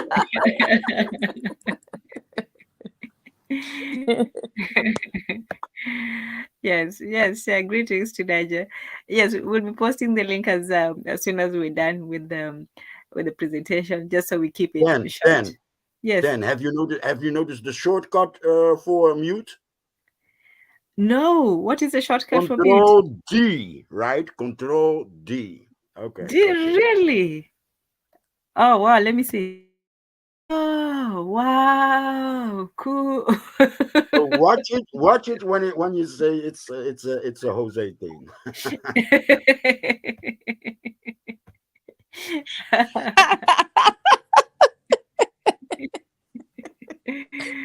Oh wow. Okay. I would say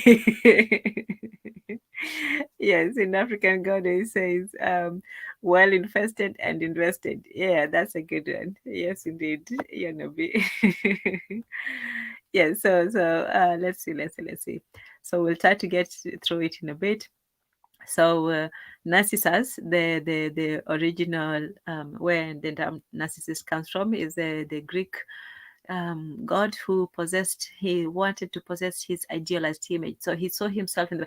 It's like that story, with what's his name, Oscar Wilde, Dorian Gray, the portrait of Dorian Gray, where he saw himself as a young man and he wanted to preserve his youthful image forever in the painting. So basically, he deposited his soul into a painting, and so his real life appearance remained youthful and young, and everybody marveled at how youthful he looked, well within the ages. But his portrait continued to show, signs of aging. So it's like the portrait was becoming old, but he still maintained his youthfulness, and he went and lived his life and enjoyed all the pleasures of life and so on and so forth.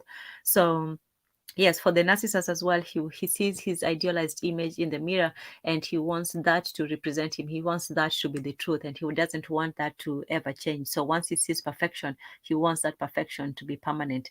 And yet, desire, as we said, is never permanent. Even while you satisfy it, you still want more and more and more. So it was this, intractable conflict that he could not get out of, and eventually that's the condition that these people that they get themselves into. So you're wanting something that you're constantly chasing, and you can never get it, but you can't stop seeking it. Yes. Oh, you call it the real black gentleman? Okay, yes, that has happened. Yes, it did. Yeah, thanks Thanks to for that. joking us. Joining, autocorrect, self-correct in your head. Yona, I'm sure you meant joining, right? Well, Yes, I did, but I'm a little distracted. I'm doing 10 things at the same time. Sorry. No, it's perfectly fine. And as you said, if you need to do more and you need to step off, yes, take care of your Okay. business first and foremost. So, in other words, narcissists do not exist. There, like in the Patrick Bateman, that's his name.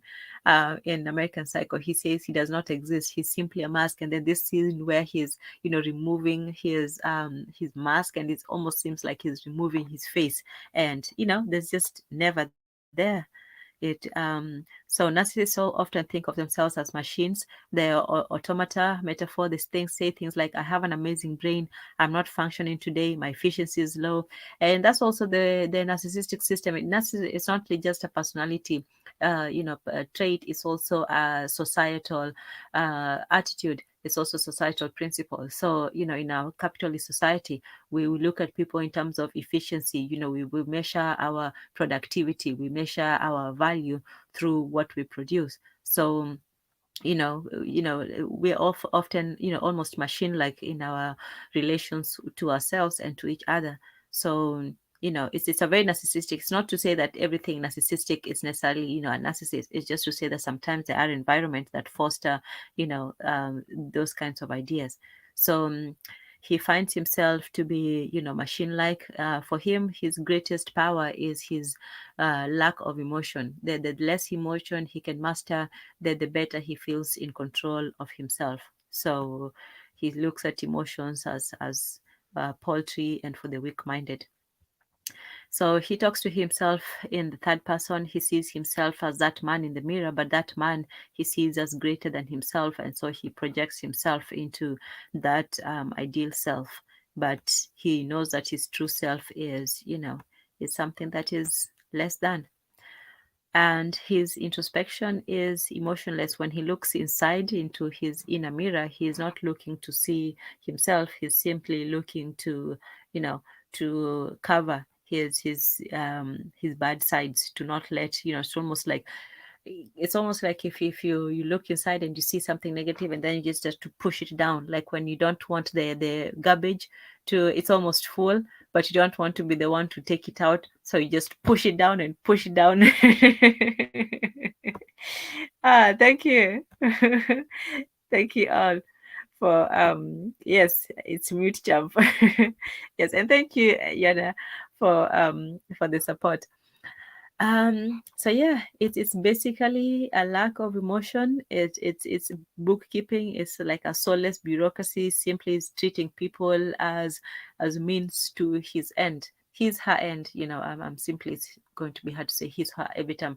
But yeah, narcissists can both male and female, they can be children, they can be old people, they come in all shapes, sizes, ages, and so on. So it's a way of relating to other people when you don't have the community to guide you, when you're the measure of how you relate to other people, when you look at yourself as the final arbiter of everything.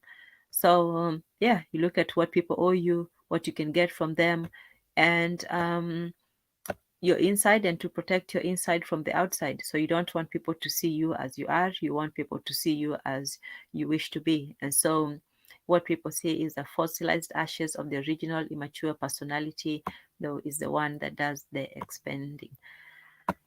Okay, so it's a fight for the inner world. So in his inner world, he is a quite chaotic being. He's fighting against his ideal self, his real self, his fear of who he is. So for him, when he looks at himself in his inner self, he sees something like almost like the hunchback of Notre Dame. But when he projects himself to the world, he wants the world to see him as, Prince Charming, or, this great person. So this conflict between, the inner and the outer results in denying the inner, and constantly needing that projection and validation of the others, of the outside. But at the same time, he resents needing to be validated by others, because by needing other people to validate him, it's a weakness in himself. So he wishes he didn't need people, but he still needs them, and he resents that he has to. Yes. Yeah, so he's not really a free being, because he's not free to be himself. He still needs that, validation from other people, even though he despises. He needs people he thinks are lower than him to tell him that he's great. So, how much can that opinion really have for him? Because he doesn't see himself as their equal, but as better than them. But at the same time, he needs people who are lower than him to tell him that he's great.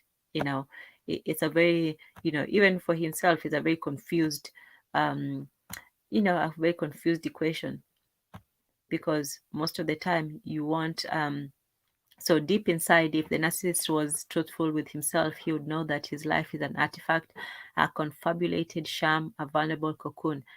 The world inexorably and repeatedly intrudes upon these ramshackle battlements, reminding the narcissist of the fantastic and feeble nature of his grandiosity. This is the much dreaded grandiosity gap. So, yeah, what Jose was saying, that there's a difference between, who they are, who they want to be, and who they say they see themselves in the mirror. And so, he has to fulfill two functions: to rationally ignore the reality and its painful, impunity, and also to have an alternative universe where he reigns supreme and emerges triumphant. And for those people who are a bit familiar with Japanese anime, there's a whole section called I forget the name now. It's it's a section. It's a trope where people go into these alternate worlds. Most of the time, they're losers in the real world, but when they go to the other world, then they're this powerful rulers of these virtual worlds. And yeah, one of them, which was like my favorite, was Overlord, which was one of those. Yeah, so basically it was What this anime is that? Overlord. Oh, Let me put it Overlord? in the chat. Yeah, it was called. What's the name? Okay, Shonjon, is it? That one is for the young boys. It's called Going into the Opposite World. Yeah, that's the one. It's called Overlord, and it's the Okay. story about this Japanese web. I think he was like just like a regular person. He worked in a boring job, but he entered this world where the he was like the supreme leader of these realms and so on, and he had ultimate power, and he had servants and people and armies, and he was just powerful. It was on Hulu, and it only ran for 2 seasons, and then I kept waiting for it to return, and then it never did. But oh Don't you hate man, that? I know. Oh man, That was terrible. But the amount of killing in that program was just the best. Oh my goodness. Like armies and the imagination. And this is what is so cool about the Japanese is Man, that you they are also scare me. huh? Then you scare me. What why? All the killing, it was amazing. And she's so sweet, right? Then is that a need or a desire? Right? Are you a narcissist or what is it? Oh, wow. She has a little bit of both right now. She sounds so excited about that. But I have to check that one out. That sounds cool, Tan. Yeah. It was, yeah, let me look it up. Is Is it better shoot than shoot shoot. Attack on Titan? No, right? Mm, Hell no. No. Nothing is better okay, than Attack no, on Titan. no. It's oh, Isekai. Yes, that's the one. Isekai Isekai. anime. So yeah, so Okay. Isekai is, I would say it like fantasy power worlds. Okay. And one thing that you also see with a lot of this Japanese anime is that they explore the the limits of power or the maximum of power. There's another genre called the mecha, and mecha the mecha is just mechanics. Like a lot of these things, they're based on English words. So isekai is like this fantasy power worlds where somebody gets into the world and they just overpowered. They Nobody can defeat them. They just have, they can smite you with a whiff of or just a quick flick and you're Is done. it like a Full Metal Alchemy type Yes, thing? yes. So you Okay. have absolute power. The best one would be, One Punch Man. One Punch Man is also. Oh, I love One Punch Man.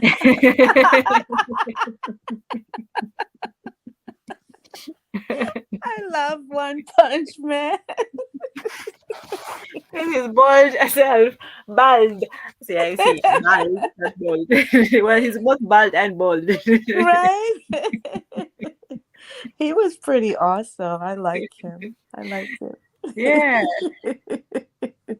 So isekai is like that power fantasy, but in your own. Oh yes, Naruto is also cool. Okay, so we have a couple of we have some anime fans here. Yes, I know, right? Who's man. that, Tezzy? All right now.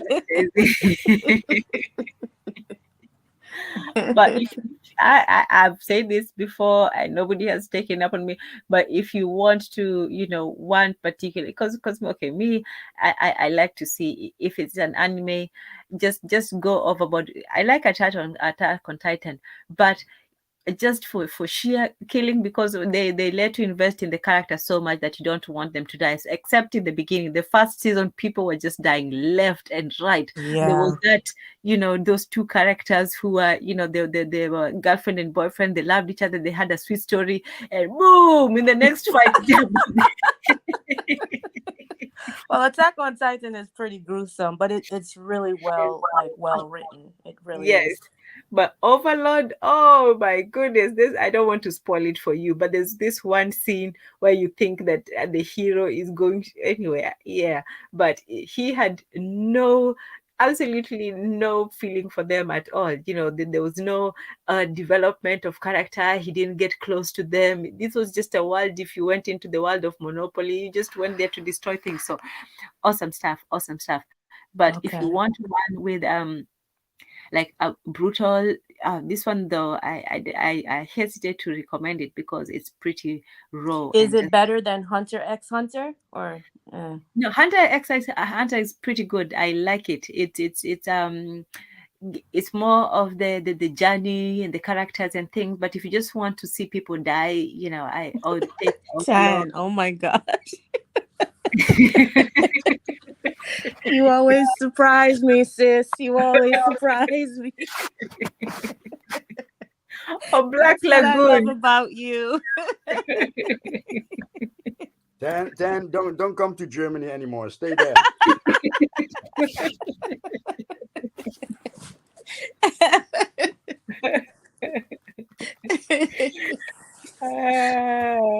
Yes.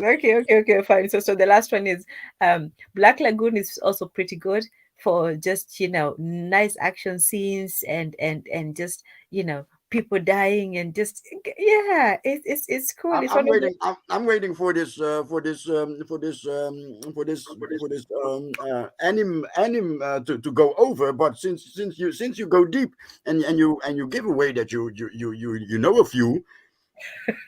Do you know one? Do you know one that was popular in let me say 92, 93, or 94, Please 90? don't say Sailor Moon. Oh my God. Sailor Moon. no, the And one that everybody goes to is Akira.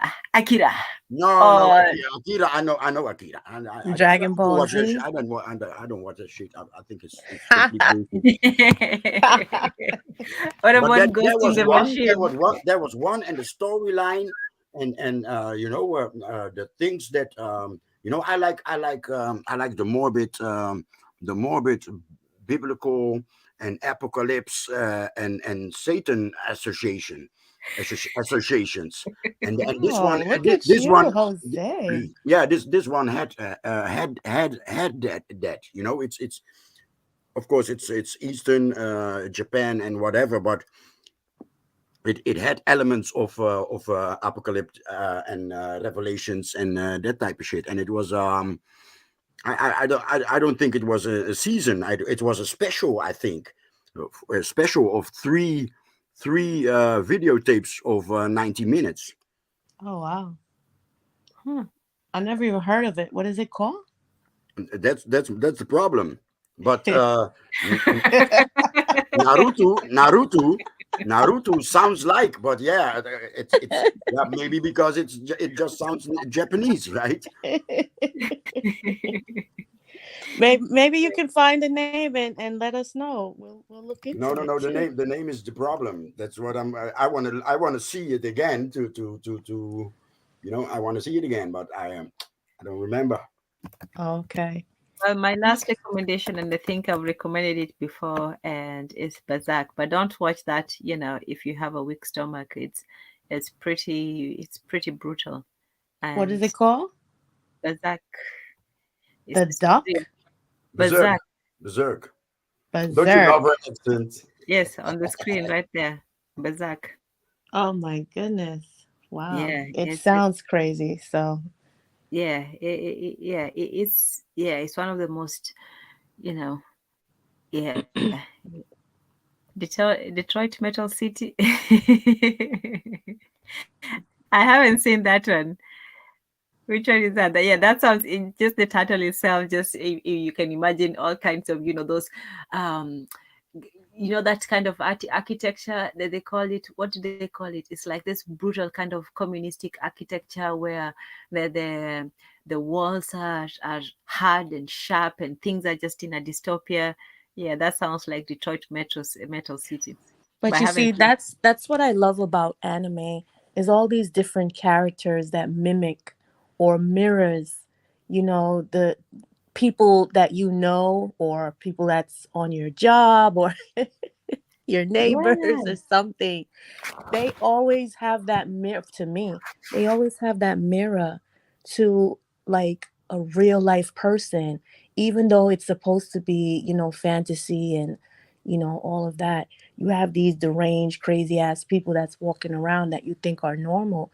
But like what you're saying, they're complete narcissists or, they have these different disorders that with their trauma, goes with their trauma. And it's just quite interesting because at least you can watch fantasy and just take you outside of the so called reality world that we live in, which is just so gruesome or as gruesome as the fantasy world that we're watching with anime. Quite interesting. Yeah, I would give them also this that they have the imagination firstly, and they have the wherewithal to to do to immerse themselves in other worlds. For example, Attack on Titan is based on on this German, I think his name was Charles Schwartz. Yes, yes. Mm-hmm. Yes. So it's based on a lot of German concepts and ideas, and even their characters, even those character The names, yes. yes. The name. When I read the backstory to it, I was like, oh, okay, that's with the names. Okay, I got Right. it. You know, So they go into all these different cultures and they learn, and not only that, but they also have the symbols, the symbolism. They have both Christian symbolism, they have Western symbolism, they have Yeah, that's what literature. I was wondering. If we're not looking at symbolism, but for example, if you go to Hollywood, Star Wars and everything in Hollywood, or the West, everything in the West, you can find biblical traces here, or ancient Greek myths, or Hmm. and I was wondering if that's also in those anime, or whatever, however you pronounce it. I was wondering if if that's how would a Japanese watch it? Maybe a Japanese will recognize, oh, that's the myth of this and that. Oh, Oh that's man, if you want some symbolism and some cool stuff, and of course, obviously you have to have a lot of killing, is Helsing. That is one of the coolest, and so much packed.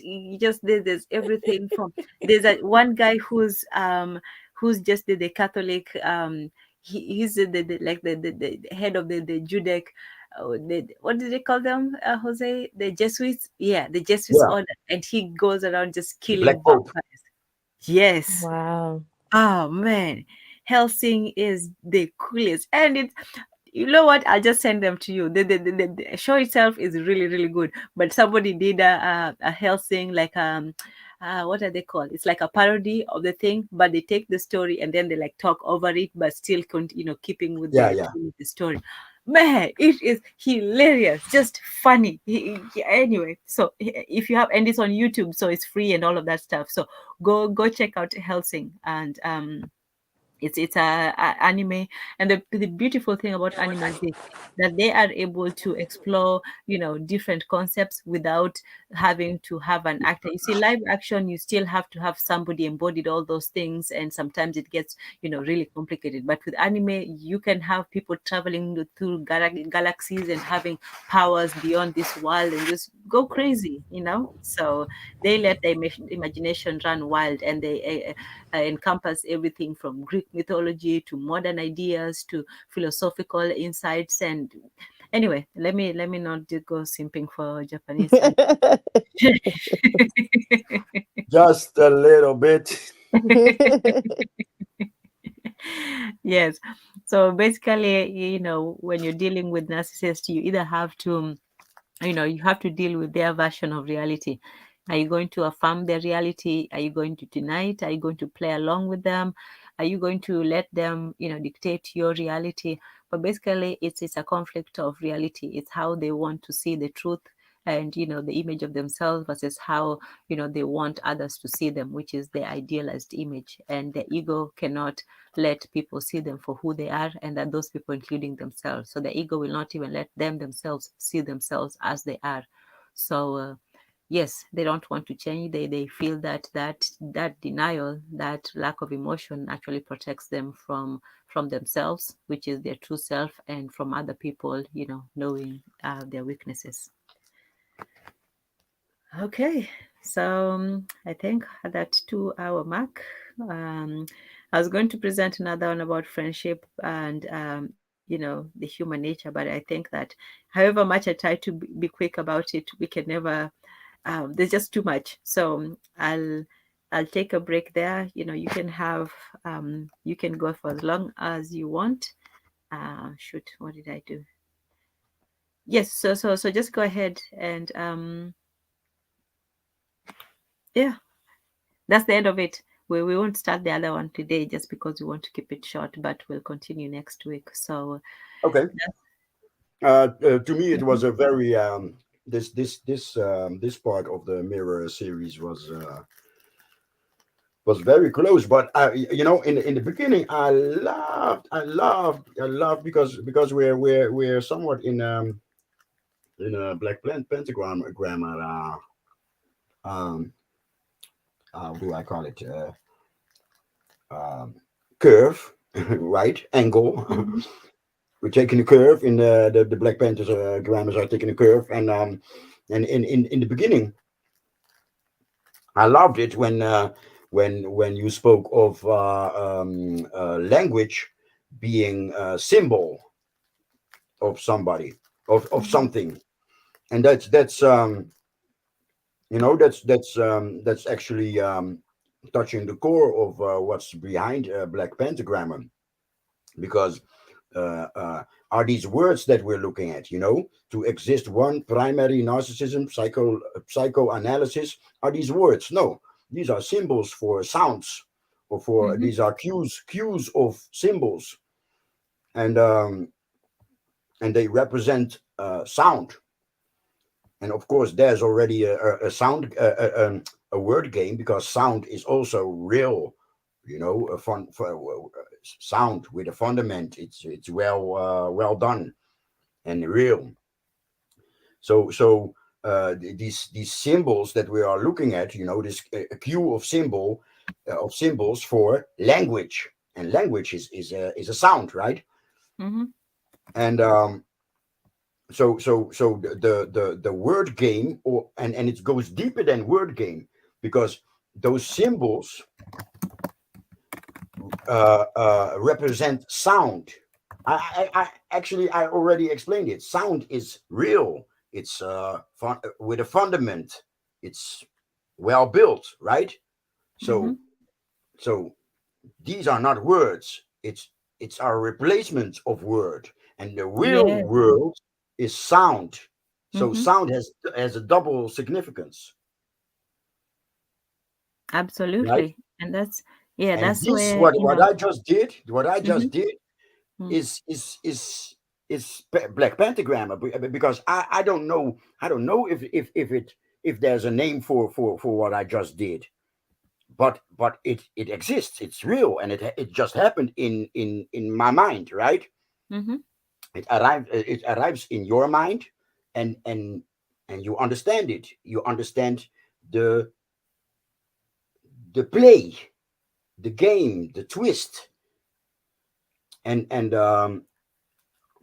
that it's outside of the dictionary and outside of grammar rules, but it is there. It's logic, and it's I in the beginning I used to call it geometry in language, but that's what behind.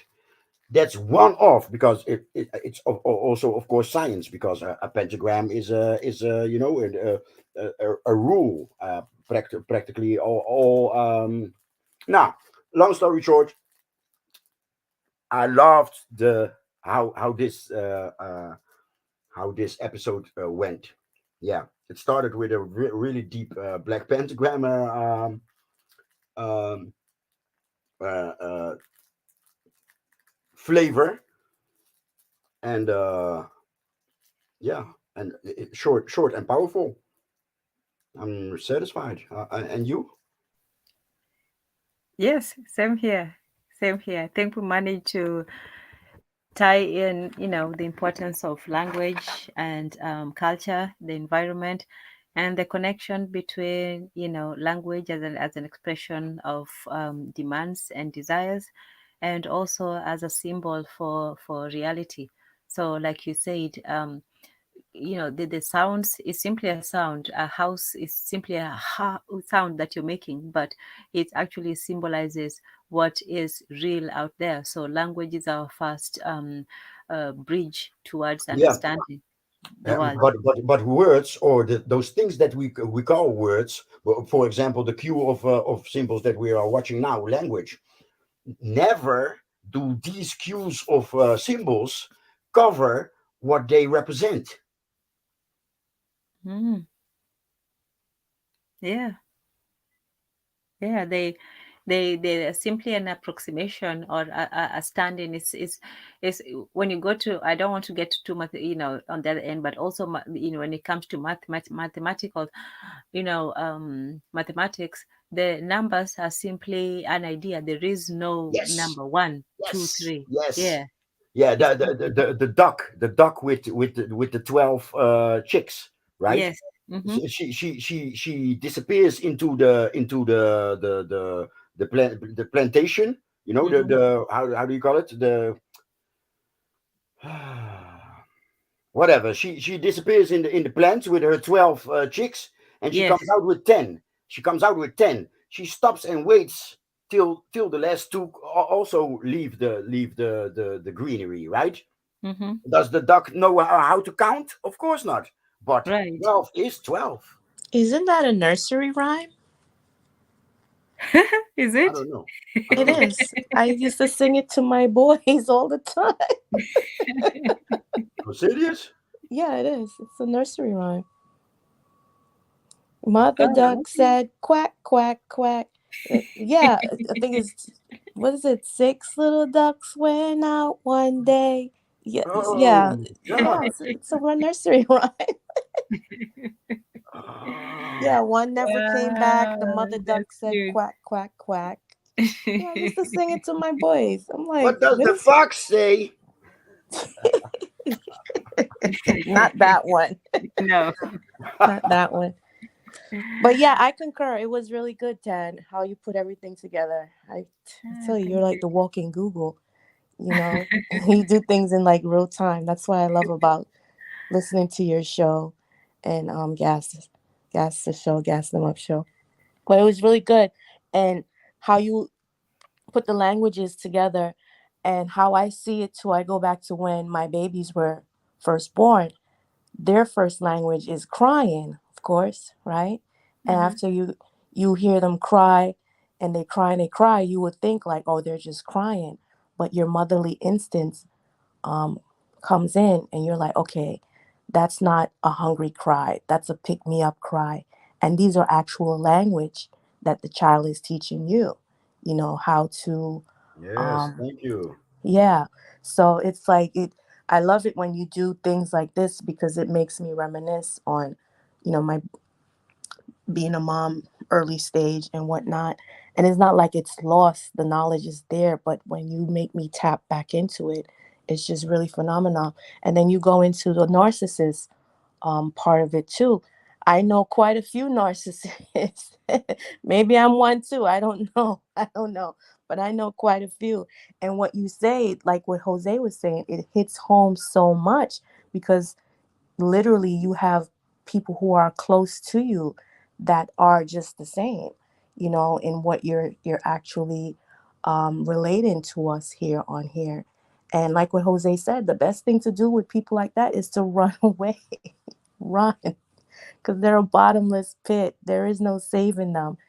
And Yeah, you I, trying I, to, I sometimes think they got stuck somewhere, they got stuck in like 13, 14, 15 years, No, right? earlier than that, actually, Jose, but you're right. That's actually right? a perfect analogy. They are stuck. And that's what Lacan says, that they are stuck in that, symbolic stage where they Yes, learn the meanings of things and then they want to own them, but they have not learned to really adapt to reality. So they know yes. what the symbols mean, but they do not want to, relate with them as they are. So But they know. Yeah, go Is ahead. it that they don't want to relate or they don't want, I mean, They don't not just want to, but they don't want to because it's an advantage for them, but they also don't know how to because it was not right, that's instilled what in my, them. So that's for what I was example, the saying. mother who is, harsh and cruel and so on, so the child is looking for mirroring of his needs, that the needs are met, not just, biological, but, love, understanding, community value, all these other, non-biological needs. So when that mirror is not shown within, especially with the mother and the immediate family, when that child is not given those affirmations, then it almost like, it solidifies and it becomes like this very that emotion where it's supposed to be love just becomes hollow. So instead of having, a need, it becomes a lack. So that need becomes, like a void that has to be constantly filled, because the immediate family did not give them that reassurance. So you can give a child everything that they want, the basic things, oh, you fed, you clothed, you did it, but as a mother, that is not just enough to give your child food, and milk and so on. You have to, spend time with them, you have to talk to them and so on. And that's what culture and language is their introduction to the larger world, so that it's not just, it's not just you and mother, but now it's you, mother, brother, sister, and all these people, and you can't just cry and they'll know what you want. So now you have to know the rules. So if that at that time they're not given that reassurance that they are part and valuable part of society, they will constantly seek, that validation, and they will never quite get it, but they'll keep demanding it. Mm-hmm. Yeah, so it's an endless circle. It's something that if the child does not feel, that's why the first years of the child's life are very important. And like Jose said, if they're not given that, somebody may be fully grown, but they're still stuck in a. For example, for celebrities, they say that they are always stuck at the age where they became most famous. So let's say if you were famous as a child, you're a child actor. You'll be forever stuck in that childhood, that childhood era. You Oh, know, but it, that's not only famous people. That's everybody. That's everybody. Right. That's what I was saying. We Yeah, all yeah. can relate. People had a good time at a certain moment, and they love Mhm. to identify themselves with that moment in their life. So, yeah, so Yes. you will see people dressing still. They never left the 80s when you look at how they dress and do their Yes. hair. And They their never, hair. they never left. They're still in the So 80s. true. And the language. Don't forget the language too, Yeah, Jose. The yeah, yeah, yeah, language. yeah. The slang or the yeah. Yes. But back to the topic. Is it true that so as you grow up, you go through phases, right? So in the beginning, it's you're more with yourself, and you're looking in yourself, like how am I going to? I imagine this as a baby, that you wonder, as far as wonder goes, but wonder, like, do you need words? Do you need to know that it's called wonder before you can wonder? Of course, a baby is wondering how to call his mother, right? But Right. then later on you have another phase, right? That the child doesn't even want to flush the toilet because that turd is his, right? Yeah, yeah. You are a mother. You must know, right? So there are phases, and there is a phase that you as human need to be a narcissist, right? And that's probably somewhere between your 10th and 16th year. Or maybe it's sooner. Who knows? Who knows? No, just wonder. You're a teen, and you know better than your parents. You know better than everybody. But because you need to go out there and discover the world. That's why for a period, until you get checked, for a period, you need to be the narcissist. You need to bump into things, to know, to mirror, to know who you are. I mean, I don't know. It can happen on the playground too at 3 or 4 years old. Kids Oh saying, no, no, that's, oh man, that's the cruel selfish period. that's what I'm saying. Who knows? Yeah. Maybe they get stuck into that like, it's mine, it's mine, it's mine type thing. And I don't know, human beings are just so complicated, so weird, and just so complex, yet, so beautiful, and everything else on the flip side of that. But Jose, I found that song. I told you it was it it was it's a lullaby type song. Yeah, it's five little ducks went out one day over the hill far away. Mother duck said quack quack quack, and four little ducks came back. See? I used to sing it Oh, to my babies all the time. no. Yeah, I had to look it up. I know, is it crazy? But is that nursery? Is that that's how? cute. Yeah, it's a nursery rhyme. Uh huh. It's a nursery. What is nursery rhyme? Is that one particular song or is that a genre? It's a genre. Oh Okay, yeah, because it's a genre. I was going to ask, of course, in here in the Netherlands, they make Sesame Street with their, there's a Dutch version and there's a German version, and Pinot is everywhere. Pinot is different, right? But Right.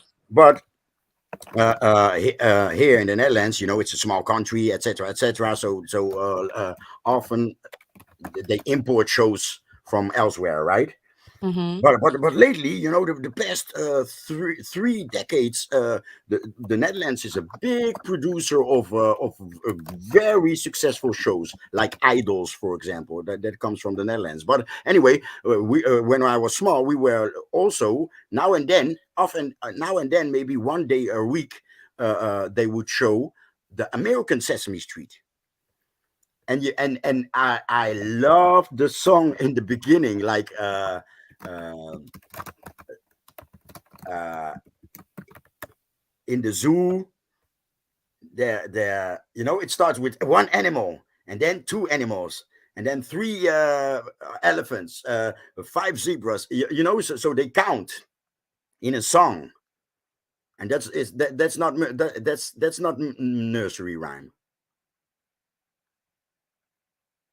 Is that Wait, you know what? I'm a back to the topic. Back to the topic. Back to the topic, because if you're going to Sesame Street, nursery rhymes, and anime, back to the topic. Or maybe it's time No, to, but to that maybe it's time that to share the is. link. But Maybe it's Jose, time to share the okay, link. yeah, let me share the link now. Okay, but that is also part of the topic because, like we said, all this language and all these ways of relating with the world, this Yeah, is of part course. of. Yeah. In this show, we can. Yeah. Yes. So, yes, thank you all for your patience. If anyone wants to come up and share your opinions, thoughts, ideas, you're more than welcome to join. So, yeah, so all these things are part of that culture, and what he says is that culture imposes its rules on your reality. So, if you're told that, and the reality is what we have all agreed upon as the tenets of life, whether it's, the last day they said, like, whether it's something simple as, oh, the sky is blue, or, it's good to respect your elders, or being dirty is a bad thing, whatever it is, whatever precepts and values that the community gives, that is going to impose on you as an individual. So whether for you, you might not want to be, so that's why the narcissist and the neurotic are so at odds with society, because for them, they want society to reflect them instead of them reflecting society within themselves. So they don't see themselves as a fully part of society, but they still want society to reflect to them. So they want society to use society, not to be useful to society. And so, the classic one with the witch and the Narcissus. So Narcissus wants to see his ideal image in the mirror, as the same thing with the Snow White Queen. What was her name? Anyway, with the evil queen, she Snowy wants. White. No, Snow White is a good character. He's Oh, a oh yeah. That's the main role. Yeah, the evil. Wow, I don't even know her name. That's crazy. Yeah, so the evil queen, she wants, to see her ideal self in the mirror, and this is a societal mirror. It's not just seeing herself as beautiful. She has to be more beautiful than anyone, any other woman in the whole of the kingdom. So it's not just enough for her to be seen as individually beautiful. She wants to impose her beauty on the whole, you know you know yeah, on the whole society. But what you're supposed to do is, you're supposed to be a reflection of society, and society is a reflection of you. So in general, you're supposed to contribute to society and be a part of it, and take your part in it, as well as your changing part in it. You move from a child where you rely on other people for your basic needs, to an adult where you're the one who is providing those needs to others. So for the narcissist, for example, those needs are not really, and let's say those desires are not desires, the desires are not all bad, they're not all sexual or food or something. It's just sometimes it could be as natural as just desire for, for affection or desire for attention, because attention is not bad. Children want attention, everyone wants attention. It's that for the narcissist, he wants an excessive amount of attention, but he doesn't want to give you the same. So he wants to be constantly at the center of the room, but he doesn't like it when somebody else is, given that spot. So for them, they don't want to reflect. They want to take and take, and they want society to tell them, and they don't want to, to be told otherwise. So, Maleficent. Yes, yes. Oh, was that her name? Ah, Oh, really? wow. Wow. I Oh, thought it was an English word. I just looked it up. yeah. I mean, Maleficent. I think it means something like malicious or Yes, terrible or yes, something. Yeah. yes. Uh, um, Oh, that was her um, name. evil, Okay. evil, evil Mhm. to the root. To the root. To the Wow. core, to the Wow. core. Yeah, I'm back translating the Dutch word. No, but that describes it perfectly. Yeah, evil to the root. Woo, wow. That's deep, you know. Yeah, the what's coming up is not the definitions, just the movie. But yeah, that's what it is. She is maleficent. I can't even pronounce it. Yes, but she's full of malice, she's full of anger, she's full of revenge, she's full of, just rage. She's a rageaholic, and if things do not go her way, she counts on everyone else and she wants to exact her punishment. Yeah, So nowadays we don't have a cure for narcissism, but back in the days we prepared children for narcissists. Ain't it funny? yeah, yeah, but back in the day it was and if you couldn't be cured, you could always, be exiled or something done to you. But nowadays, it's a societal, it's almost expected of people to be that way, to look out for yourself, to put yourself, to think well of yourself and so on, to fill yourself with all the, not that esteem is, is bad, but this idea that you're your own, nobody can judge you, you're the only one whose opinions matters. Oh no! Oh, the West has become one big narcissist factory. Yeah, But yeah, that's the open narcissist. But the covert narcissist. I'm afraid our communities in Western countries uh, are covert narcissist breeding places. Yes, it because is. because because what I said. Yeah, no recognition for your beauty, no recognition for intelligence, no recognition for talent. And no, not allowed to communicate. yeah. No. Yeah, so it used to be, an individual problem, somebody who wanted to almost like elevate themselves above other people. But in a society where everybody wants to be the center of attention, Yeah, then nobody has enough attention to give to other people, you yeah. know? Well said. Yes, and with us, we have everything. We get all the shit. We get the complete class of we become PhD narcissists and empaths and empaths. The rest are just amateurs. But with us, man, Yeah, yeah. So that's the system that we're breeding, that's the environment that we're creating. So even if there were some people who were naturally inclined, genetics and so on, because yeah, genetics also has a part to play in that. You can have children who come from the same genetic pool, both mother and father, they grow up in the same environment and so on, and one person just turns out different from the other. So yeah, there's all kinds of things. There's chance, there's just pure randomness. So there's that. But there's also the outside environment that people are exposed to, because even if you give them everything, when they go out into the world, you're not going to be able to really you know prevent them from seeing the outside world. And the outside world is one that is very self-centered, is very individualistic. It's one that tells children, oh, your parents, they don't know what's good for you, you just be yourself, and find. And some of these values are, they seem to be positive, be yourself, find your destiny, so on. Don't let somebody tell you you can't do this and that and the other. And in a way it builds confidence, but at the same time it's a very individualistic way to look at the world. And so in this society, people want people to tell them what they want to hear. Criticizing somebody, it's looked down upon. Shaming somebody is not, you're the one who's going to be shamed if you try to shame someone else. So you're supposed to just cheer. It's a society of just cheering each other on, whether you Yeah, do good yeah, or you do bad.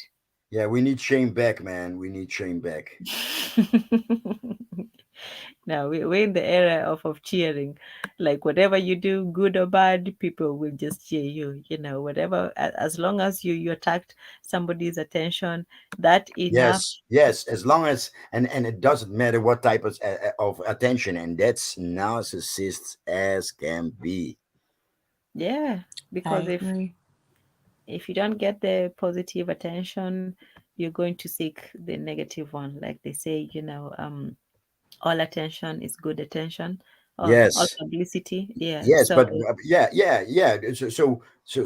And it's a commercial. It's a commercial society, right? mhm, Capitalism needs consumers, right? Right.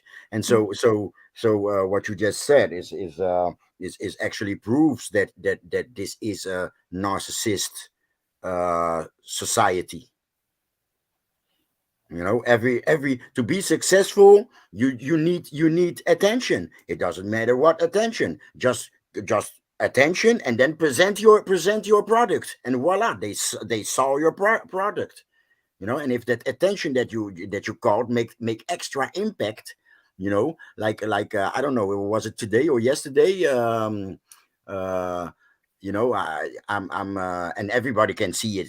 Everybody can see it now, that nowadays we black folks in the Western diaspora, we are the mule, we are the marketing mule. Just you know Yes. it was about a poster. It was So about a true. poster for a drink, and I didn't even know that the white guy was famous, but whatever. Two guys standing along, next to each other and drinking, and somebody had photoshopped it and put the black guy lower, so it looks like he's sucking the dick. The bottle is put at the height of the crotch of the Yes. white guy. And so what do you Mm-hmm. get? Black people spread it all over the world, like, look. And I believe that the same marketing company that produced that poster for the product also produced um Photoshop. the photoshopped one and released that one on social media. Uh-huh. Yeah, yeah, because why would somebody go through all that, for a company that they didn't know? Yeah, of course they did that just to provoke people, and to get people all riled up, Yeah. and once And again, you always want to take a swipe, at. yes, yes, yes. And the blonde dude is just legit. So now I have your attention. Now I need to, when I have your attention, I need to show you that it's legit. Oh, he drinks it too. Oh, I gotta check it out. Right. It's perfect marketing. It is. Perfect. It's perfect, but hella dirty. But it's that society. As long as you get attention, you know. Yes, Coco, I think it was photoshopped. I didn't get all the details, but I think somebody, because I saw the original poster and then the other one. Yeah, they're standing shoulder to shoulder. Yeah, Just it just was. imagine just imagine the brother at the same height as the blonde dude, and that's the original poster. Yeah, it was Photoshop. which is it's very disheartening to know that you have people that will do marketing like that, but that's how it is. Yeah, That whole narcissist thing. There it is again. yes, yes, no feelings, no Yeah. consideration. Just fuck it. Oh, they. Who cares? They are already down there. Everybody kicks, pisses, and shit on them already. So why not? Mhm. Those type of, I sincerely believe that those type of conversations are being held in the marketing staff. Did you guys know that the dude, you know, the dude that that the dude, the marketing dude for Nike, met Copernic. He was bombarded with awards, with marketing awards and whatever, because hey, he saved the 3 year contract, right? Black folks were spreading, were doing marketing for Nike like crazy, for free, and yeah, the contract was saved. They even got more publicity than if he would just played those 3 years, instead of kneeling one day. Wow. Nike, yeah, it was better than just 3 years of playing and scoring goals and whatever. Hmm. That's the system. Or the South African boy with the monkey, the Ah, monkey on his yeah. I mean, they went all over the world. I'm here in the Netherlands. I know the whole story. You are there in the United States. You know the whole story. So it works. Exactly. And that's Yeah, but that's the even main even in that's the the main original trickery one. of it. They I'm sorry, go ahead, Tan. No, go ahead. I was saying that's exactly what it is, the whole trickery of it. They know it will work. They know that those types of things trigger us because we are emotional beings. And, it was very sexual too, in the manner of how they did it. Yes, So, H&M. Yes, yeah. H&M. Thank you. Mm-hmm. So it And even in was the original one, like that whole thing with that pink, and then he has it up to, turned up like that, and he's holding, like, even in the original, it just looked kind of, and, funny. And even the way the other guy was looking, as like the white guy has like this like smirk or smile on his face, that, he knows what's going on, and this guy has his lips wrapped around the, Yeah, the yes, yes, yes. Deep. well, it Yeah, was yeah. Deep. intentional. That's why they photoshopped it to look like Yes, that. yeah. yes, The yes. original was bad already, Right. Poku, so it was easy to Photoshop, it, because you already had all the tools at your Yeah. disposal. It was The paint, he poster was was holding too. it up this way. He was, yeah. Yeah, the So poster was too simple, the poster was made for that. The poster was yeah, made for the Photoshop, because it was no white beach with females and hmm palm trees and nothing. It was just one color and super easy to Photoshop. I mean, it was the concept. It yeah. was And then that's why, symbols and language are also important, because, you have the meaning, and then you have the word for it. And sometimes, the images go beyond to your unconscious, and then you only register it. And even if you don't see it as, being suspect and funny, it already has bypassed your eye and yeah, your mind. yeah. It's the So same unconscious message as Walt Disney and shit. Yeah. yeah, so The, all the you have to do is, subliminal. yeah, put Yep. the image, and then the product or the word after it, like, Coca-Cola with all those images. Or when you looked at the people holding hands, or somebody drinking or doing all the stuff, if you're thirsty, realistically, if you're Yeah. thirsty, you should be drinking water. You shouldn't be reaching for Coca-Cola. we But again now we you'll are you again at a point where I thought that Black Pentagrammar, it is the grammar of the Black Panthers, and we can defend ourselves against those tricks. And why? Because our languages are so fluently. You know what I'm saying? So Mhm. so I thought us blacks are made to to protect ourselves against those types of attacks, plus using them to attack, right? Mm-hmm. But it went over everybody's head, and I hope that with the show and the minds that come together here, that we can make that cycle through to the to where it works in those domes, because really we are so um, versatile with language, right? Mm-hmm. Rap. Uh, I mean, look back what we do and did. We make everything sexy. Well, how we move, how we speak, and not only African Americans. We're here in the Netherlands. It's also everybody uses Cape Verdean words, or Suriname words, or Antillean words. At this moment there are a lot of Moroccans, but those Moroccan words, I believe they will fade away just like every other trend, and the Suriname and Antillean mainly words will come back again. People want to speak like us. People want to move like us. People want to dance, make music like us, right?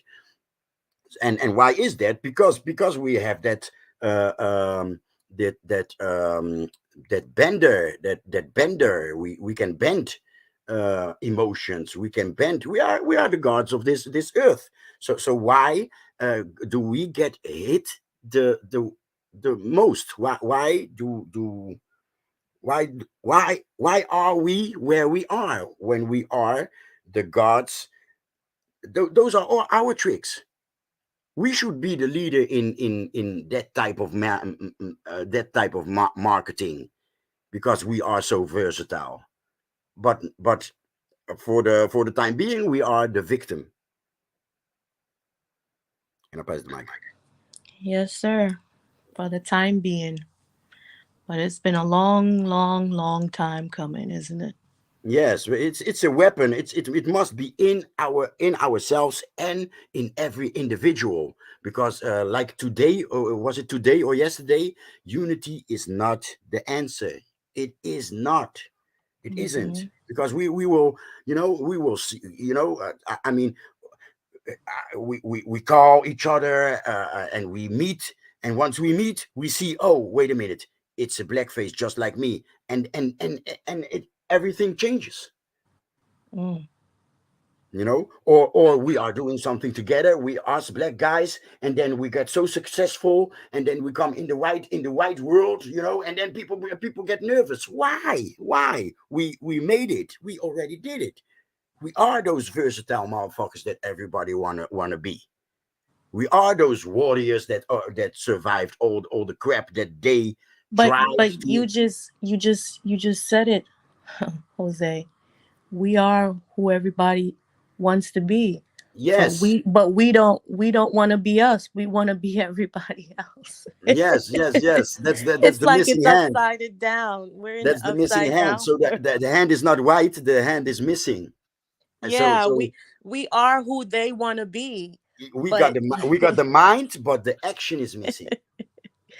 yeah, we are who they want to be, and they are who we want to be. So it's like there's no No, win-win. no religion, no moon Yeah, and We and it's want to star. true. see them in us. I They just want to see explained us what in them. I just explained what the star means. Black pentagram, right? That's the star. But we in this show we make it black pentagrammar. Grammar is language, right? Mm, And we are those black stars. So the black sea of black stars, black pentagram. Mar is more than half of the world. To more than half of the world understands that means the sea. So we are a sea of black stars. We should be ruling every aspect of this planet. well, We at are, one we are the point, gods of this planet. at one Sorry. point, I believe we were, and I guess we are the fallen angels too. So Yes, yes, we have fallen. We are the angels. We are the gods. All that. Those Neanderthal hybrids. saw us as gods, that's Horus and whatever, those Roman and Greek myths. They were looking at us. Mm-hmm. And now now we are still leading. We are still leading, but we don't manifest it. you know so yeah, the action is missing. If right now, an an alien, an alien arrives, yeah, on planet Earth, and he sees everybody, you know everybody. And this idea stems from the 90s, right? So Baggy. So this alien arrives on planet Earth. Everybody on the whole planet is wearing clothes like how this particular group does. So everybody tries to make music like this particular group does. Everybody tries to move, be it walking or dancing, like that same particular group. So those aliens, they are going to they go immediately to Black Americans, because they think, hey, you guys rule this planet.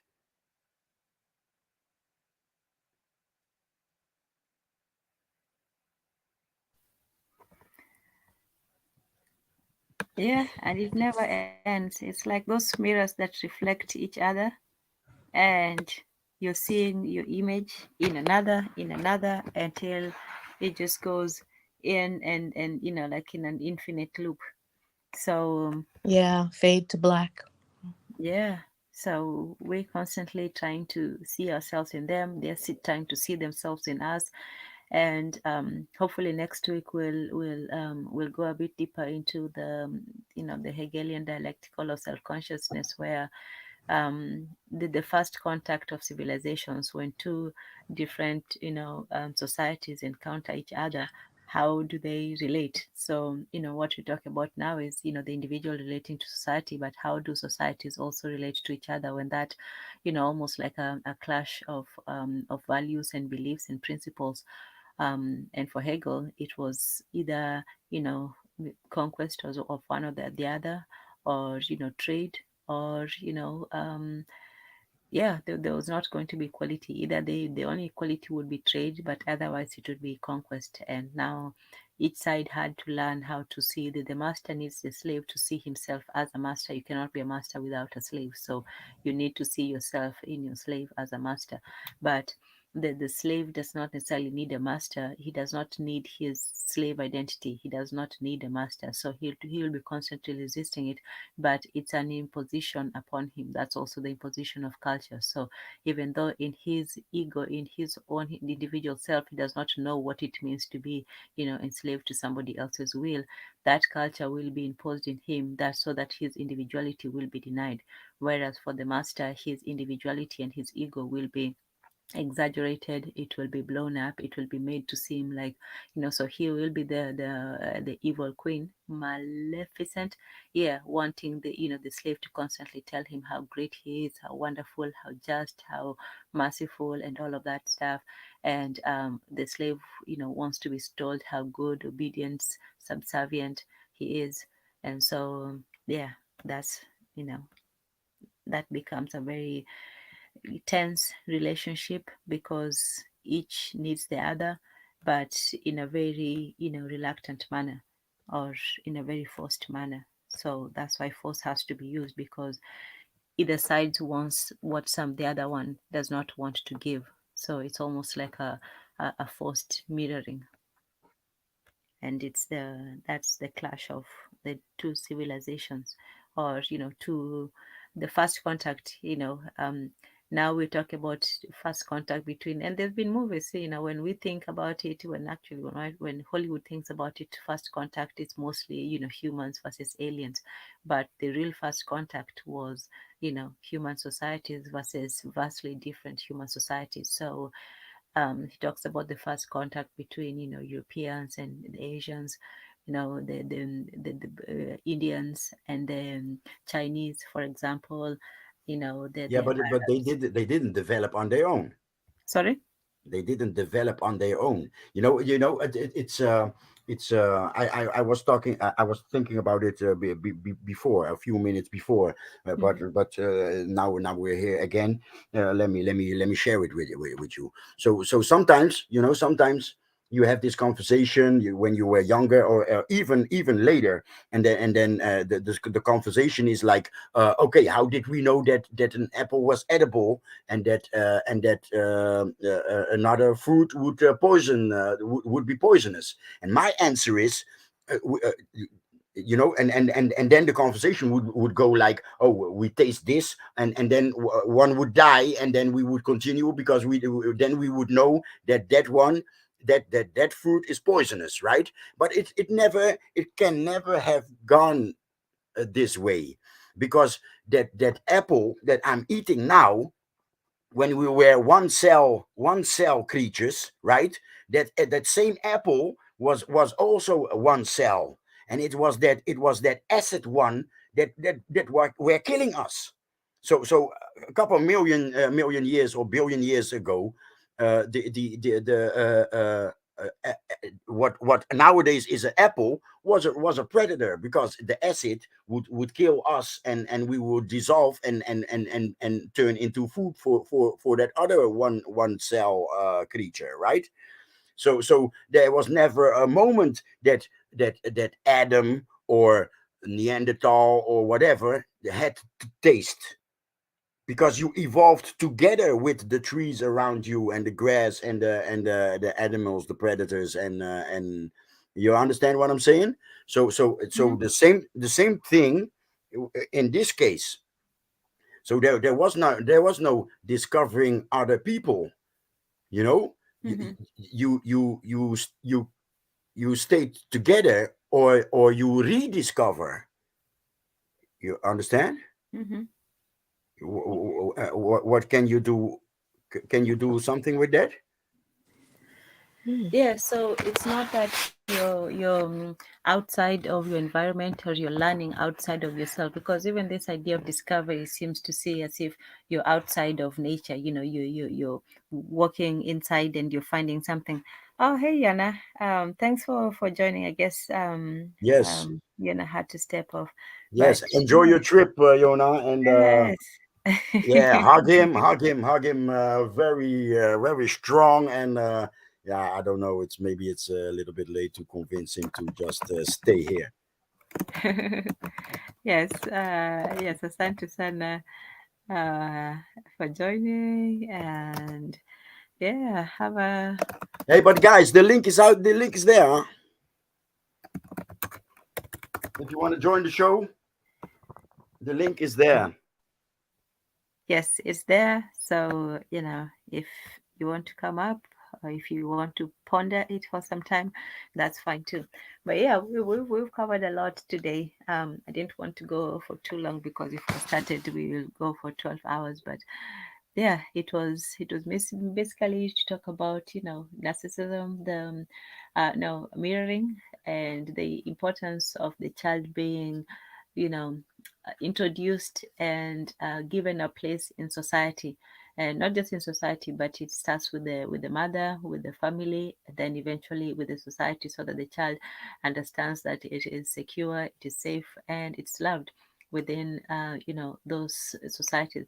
If that is not given, if for example the mother is cold and does not meet the child's desire for affection, for attention, you know for for human needs, for human emotional and psychological needs, and even intellectual needs, because people think that, oh, for a child to grow, or you just need to feed it and change it and give it food and so on. But no, even intellectually, you have to sit with the child and teach the child how to speak. The screams and the gargling, those are wonderful and great, and the mother can decipher what the child needs based on those sounds. But increasingly the sound becomes more specific, more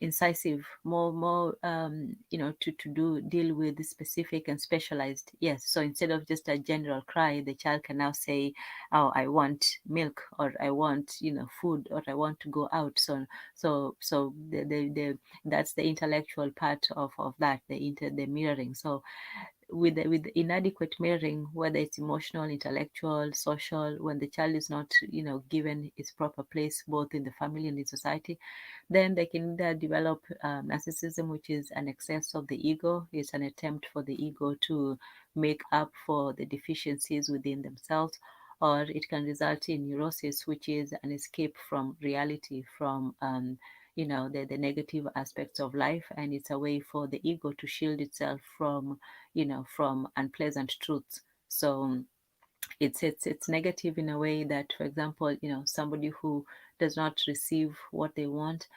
you have to give and you have to receive, but in both paper cases, some people give more and they want to receive disproportionate to the giving. So the narcissist wants to constantly receive admiration and praise, and no criticism, and no, does not want to be ignored. In fact, to ignore one is just the highest insult to them. And then, on the opposite side, the neurotic, it lacks that that ego. Like, the ego is not fully developed, so it has to be constantly shielded, and every attack is almost like devastating. So they have to withdraw and not be able to tackle reality. So in both cases, it's insecurity that is not dealt with. It's a lack of adequate mirroring. They do not see their place in the world, and therefore they do not know how to relate to it. So that goes for both the egotists, the neurotic, and the egotistical narcissist. But I would say that in one, the narcissist is still more dangerous, because he would unleash his anger towards society, and would be more destructive towards those around him, and would lash out more, whereas the neurotic would sink in or escape, or or leave the scene. So you see this even in the West with, and you see this in Japan as well. Japan has a culture, they called hikikomori, I can't remember, either hikikomori or hikikomori, one of those. But if you look it up, it's a group of mostly young men who. Oh, okay, okay, yeah, no problem. I thought you had to. Leave for that. Okay, let me see if I can. About adding. Okay, 1 second. So the hikikomori in Japan are pretty much young men who have given up on, on life, and they have withdrawn from society basically. So they spend most of their time in. I don't see you, sis. Jose, do you see? Do you see Yeah, yeah, somebody in the yeah. I back? found. I just found it. It's the version with the O. Hikikomori. Is this one? Hikikomori. A Okay. Japanese torture bound syndrome of social withdrawal. Oh damn! Yes. Oh yeah. Okay, I know. I know. Yeah, those 30 or 40-year-old boys Mm-hmm. in a room, still living in their parents' house, and all Mm-hmm. they do is lock themselves up in their chamber and play games or be on social media all day, right? Mm-hmm. Yeah. So Because the standards are high. But how does that connect with this show? oh, so those are the neurotics. So we're talking about the narcissist and the neurotics. So this would be the neurotics who are withdrawing from society. Okay. Yes. So for them, because Japanese society does not have that braggadocio, American show yourself, you're the big man around campus. They have a more, Reserved. yes, more conservative, preserving, you don't stick out of Reserved. reserved. Yes, yes. So you don't go out. So for them, instead of showing their inadequate mirroring through showing out, for them they withdraw within, and then they become this societal outcasts.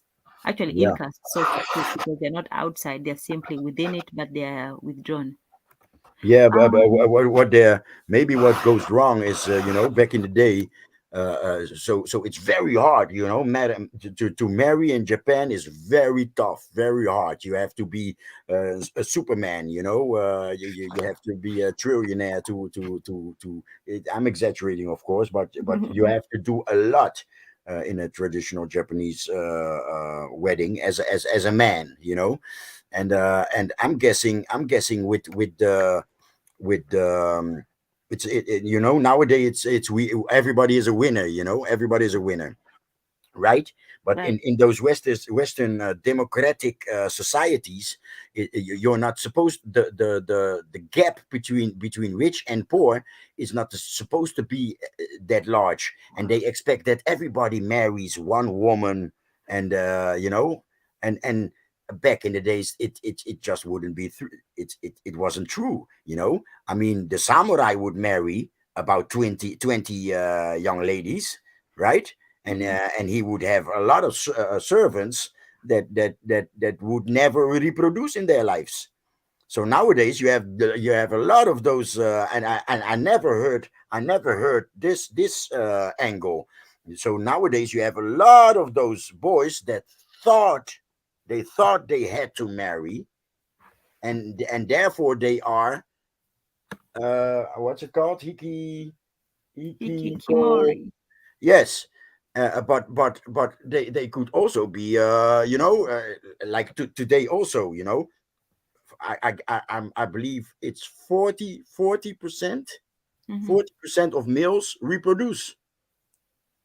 The rest is you know, the rest now and then, or they're married, and they don't know that their children ain't theirs, or you know, or they are dating till they you know, I have a couple of friends like that, and I think they are more pitiful than me, right? I don't sometimes I'm years without a partner, right?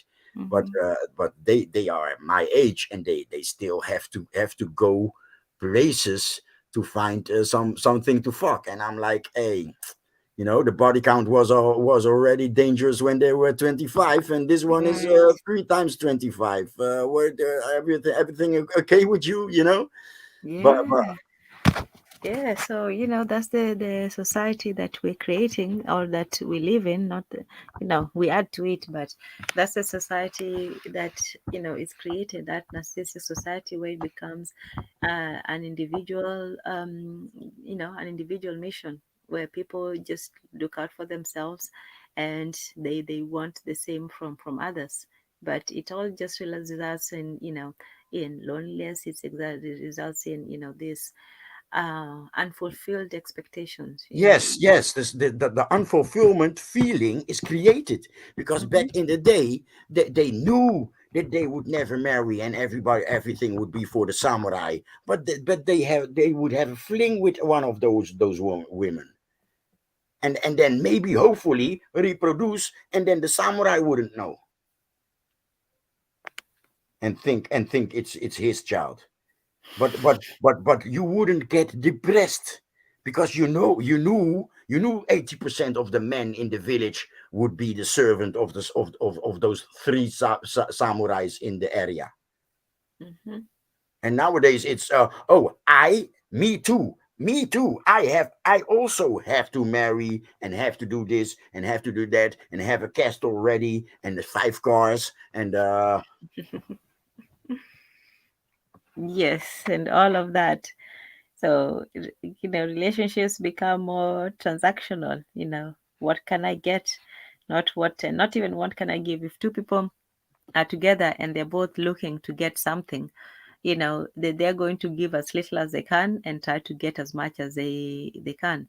So it becomes both, hoarding and stealing. yeah, yeah, yeah, yeah, yeah, yeah, yeah, So yeah. yeah, that's the effect of inadequate mirroring, both in the family, both in society, and individually as people, because this is something also that everybody has to do the work. There's the mirror of society. That's the mirror that tells you, how you relate to other people. For example, are you the fairest of them all? Are you the most handsome, the bravest, and so on? It's this competitive thing.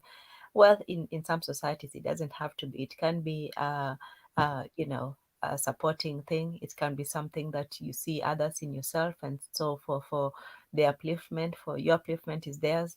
But it could also be something that creates envy and jealousy, because if you see something that does not reflect well on you, if your brother is doing well but you're not, then you see that as if it's reflecting negatively on you. So some people might get envious and jealous because of that. So it's several different mirrors. You're seeing yourself through different lenses. You're seeing yourself through even your own internal lens. Your internal lens also has to be in sync with the outside. You cannot feel yourself to be, I'm the best in the world, I'm just great and all that, and yet the world sees you as nothing. Even if you have the most self-confidence in the world, and your internal reflection does not mirror the outside one, then there's going to be a conflict. There's going to be, that's why you get several some mental conflicts and confusion. People have schizophrenia or paranoia or all this, and sometimes it's just the unbalance between the inner and the outer, how you see yourself versus how the world sees you. And sometimes who knows who's right and who's wrong, because even if you're by yourself, you would still not be, you still need other people to tell you, who you are in some aspect. So Yeah. mhm. Yeah. But yeah, yeah, said that we were going to be closing out soon. So if anybody wants to join, if you want to share a few last thoughts, you can. But otherwise, I think that will be it. And oh, Yona, you said that you were at the back end. I didn't see you. I tried several times. Jose, did you see her on the back? No, I don't. Jose, hello, hello, hello. How do I do that? I can only see the private chat. Yeah. Yeah, no, I don't see her on the private chat either. Um, And then, no, but you can see if she is in the show, if she is in the backstage. yeah, no, I don't see her backstage. I don't see her backstage at all. Otherwise, I would have added her right away. But yeah, Yona, if you want to come on up, do. There's a link right there. And anybody else, it's open for anybody. But otherwise, we'll be closing out. Yeah, and if not, it's been a great show. Yes, thank you, Jose. Thank you, Yona B. Thank you, everyone. And I saw a few new people today, so thank you all for joining. We had Mondetezi, always a pleasure to have you. We had Maud, let me see, Maud Injuni. I can't say. Sorry, it's a cool name, but I don't know how to say it. It's Maud something. It's like the Inguinu, capital of what was it? Inguinu, Huh? Mod Inguinu. Okay, I guess we better do I don't that. know. I don't know. Yeah, I don't know that. There's that capital of, is it Senegal or something where it's like Ouagadougou. Do you Yeah, know yeah, that? yeah, yeah, yeah, yeah, yeah, yeah, yeah, yeah, yeah. Guinea, Conakry, Guinea, Mali, Senegal. Yeah, yeah. Yeah, you can't. You start out, well, but you always, I always end up finishing badly. But yes, it's Zululu. a Ouagadougou. Yeah, the OU. Like Oh, okay. in one name, in one name of a village, three times or maybe four times the OU combination. Yes, yes. Oh, how do they expect people to say it? Yeah, Um, Jululu, Jululu. And this is really Gulu. a village that exists, right? Jululu. Oh, that one I've never heard of. Mm-mm. No, it's near the border of Gambia on the south side. It's where I landed. It's where I Okay, landed the first time. okay, cool. Oh, let's welcome Koku from the Beta Medicine podcast, and shout out is tomorrow, Saturdays at 8 p.m. Join us then. How are you doing? I'm good. I'm good. I'm glad to hear you guys. I'm actually traveling, Mm-hmm. so I'm not at home. So shoot the breeze might not happen. I was actually thinking about asking you, Tan, to guest host it. But when I looked at the Discord, I don't see a bunch of I don't see a whole lot of topics this week. So I don't know. I'll see. But there's a chance that we don't do shoot the breeze tomorrow night. But what I wanted to hop on for Mm-hmm. is because I appreciate the fact that you guys corrected that community tab post I put up. You see, an honorary pentagrammer named Razuli was the one who sent that to me. So I thought it was vetted and on point. And you guys put me on to the fact that it was photoshopped. I didn't know it was photoshopped like that. Oh, But that's but Yona B. Thank Yona B. Yes, oh, yes, she discovered the Photoshop part because we also saw the Photoshopped one first, and then she found out that the original, and so yes, thanks to her. okay. Yeah. So thanks to Yona B because but you guys made some excellent points about that particular image though. Clearly, clearly they shot that in such a way, like in an ambiguous way, where they can do foolishness with it later. And it has to be, if I had to guess, it was them because like Jose said, by the way, shout out to Jose. Like Yo, Jose said, the white boy has a certain incredulous look on his face. Why is that? If they're standing side by side, which I haven't seen the original yet, I should have looked that up. But if they're standing side by side, and the black guy's drinking a drink, and why is the white boy looking like that, right? So they must have Yeah. shot that with the plan to put that bullshit out there, and the gullible, which includes me now, yep. ran with it, Yeah. Need yeah, not the gullible. I mean, every time I see that poster, I discover a new thing. For example, in this conversation, I realized, like, hey, wait a minute, it's a drink for young people. Where are the women? Two young fresh men, with one black with dreadlocks, True. one blonde with blue eyes. Yo, where are the white bitches? Yeah, On where's the white the white bitches? beaches with the Right. palm trees and the bluish greenish ocean. Well, what happened? That I realized that in this conversation today. Yeah, it's very interesting. Very interesting uh how easily we can be manipulated. And like Yana said earlier, because we have this emotional connection to, unfortunately, this emotional connection to whiteness. Um, they can play these kind of games on us, man. They can play these games where we go off, fly off the handle, as they say. And then and then the trump card of it is they can always come back and play the original picture and just Yes, say, "What are you guys talking about?" yeah, we didn't do that. It wasn't us. Right, right. That's a cold game. That's a cold game because Plausible deniability. plausible deniability. Because when you look at that picture, I had no idea that was a photoshopped image, none whatsoever. Didn't even cross my mind that someone photoshopped that. And where Me do you get neither. the Photoshop before, Me neither. the original? Like if this was a real, advertising campaign, you should have seen the original first. Photoshop is Right. just it's circulated and then somebody decide, oh, let me have some fun with this. The same way they like the parody movies. For a parody, you have to have the original movie first, and then somebody says, oh, let me make a joking version of it, but you don't start with the parody and then, reveal the original. No, right now you're assuming that they started with the photoshopped one.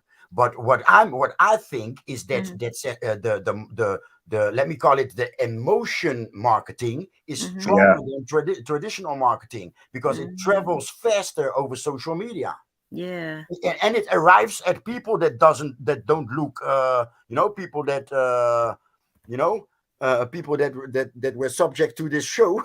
That they I don't see movies, I don't see clubs, I don't watch TV, and still it reached me. So this Yes. social media, this emo marketing is stronger than all the others combined.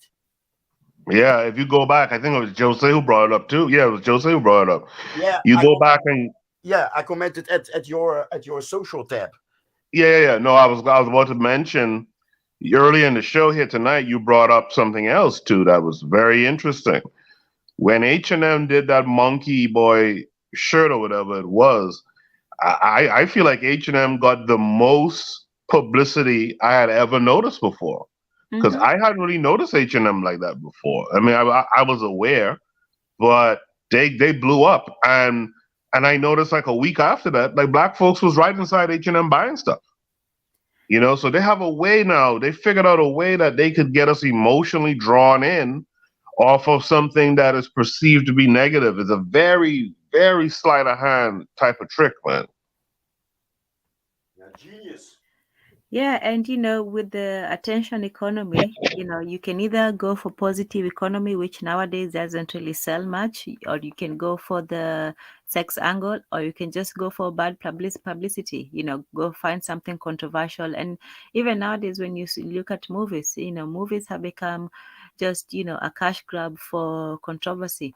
Every new movie has to have, oh, it's a race swap, or, some woman is doing something, crazy, or there's always something to offend people so that people come to it, and they make a big fuss out of Guys, it.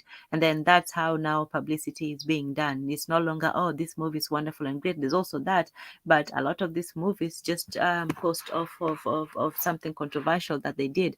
Even the last Star Wars, I didn't see them. I've never seen them, but I know that in that one, like the old Luke Skywalker, who used to be the hero in the other one, that there was a scene where he was basically just throwing away his wand or spear, whatever his thing that he uses, like almost like insulting the previous audience. So there's always somebody that's they're going to be insulted. Either they'll change it from a man to a woman, or change raise yeah, a yeah, question, that's do nowadays. something. Yeah, that's Yeah. nowadays, and that's also marketing. They shock you, and the fans get walk disappointed. They leave the theater disappointed, but they're gonna tell the whole world that they are Hmm. disappointed. So Yeah. someone that has never somebody that hated Star Wars now wants to look. Yeah.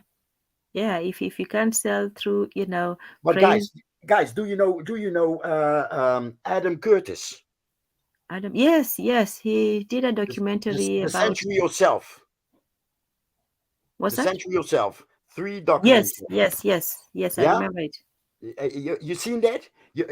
What he shows is with the Century of Self, he shows how the commerce turned us into consumerists, right? He gave women a dick, like a car and a cigarette, right? And they were free to show ankles and bare arms back in those days, because even women in the West were walking like how Turkish women walk today, with the head and the long raincoat. Western women were also before they left the house, they covered their hair and their body, but whatever. And so that's the first one, the Happy Machines. Happy Machines is the first, is also the title of the first of the trilogy, right? So they turned us into happy buying machines, right? And a lot of things happened worldwide, like the inner city of the city where I live now. This inner city of Rotterdam was the model for the whole world, because the Germans had leveled the inner city, and of course because there's a harbor. Long story, but whatever. And so that's one. And the next one that you have to see. So this one you have to see, like, how did they turn us into buying happy buying machines. And the second one is the trap, and between how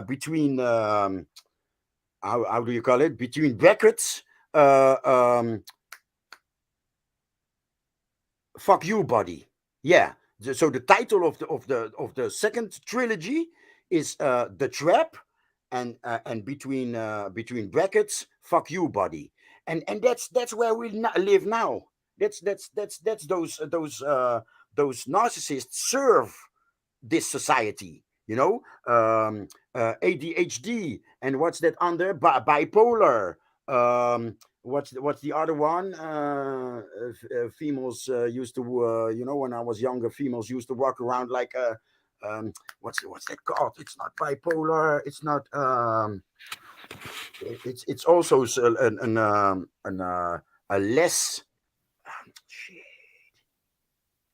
Is this a schizo people or No, the... no, no. Less. Not so bad. Not as bad as. Oh man, it's in the list of bipolar. Bipolar. Um, those uncontrollable people. What's the? Anyways, Mhm. okay. Let me use bipolar, but it's not bipolar, right? Yes. So if in one family you have one of those people, they cause there's constantly havoc. She or he destroyed a few cars in the street. Then she fought with the neighbor. Then she has problems at school. Then it's work. Then it's constantly something, right? And I believe you have many of those people in Section 8, etc. Those females fighting Yes. in the streets and etc. But those one person. Imagine a family, right? In that family, there's like 36 people, right? 36 chambers, like 3 brothers and their wives, 2 sisters and their husbands, father and mother, right? A couple of Mhm. cousins, and right, 36 people. Those 36 people are occupied with this one person, right? So what I want to say is that's a lot of distraction. All those bipolars and those covert narcissists and those it's a lot of distraction. People cannot no, it's not schizophrenic, but it's close to schizophrenic, but I forgot the name. But how does it serve people? Don't have time to revolt. Don't have time to think and speak to each other, etc. Because, oh god, there she goes again. You understand what I'm saying? You should really watch. You should really The Trap. Adam Curtis, The Trap. Fuck you, buddy. Look it up. I'm sure it's YouTube. I'm sure you can watch it at YouTube. But it's the same as the first one. It's a trilogy of 3 times 55 minutes. Are you saying the Adam Curtis one? Adam Curtis, yeah, both is Adam Curtis. The first is the Century of Self, and Okay. that's it's BBC, so there's no commercials, etc. Okay. So it's 55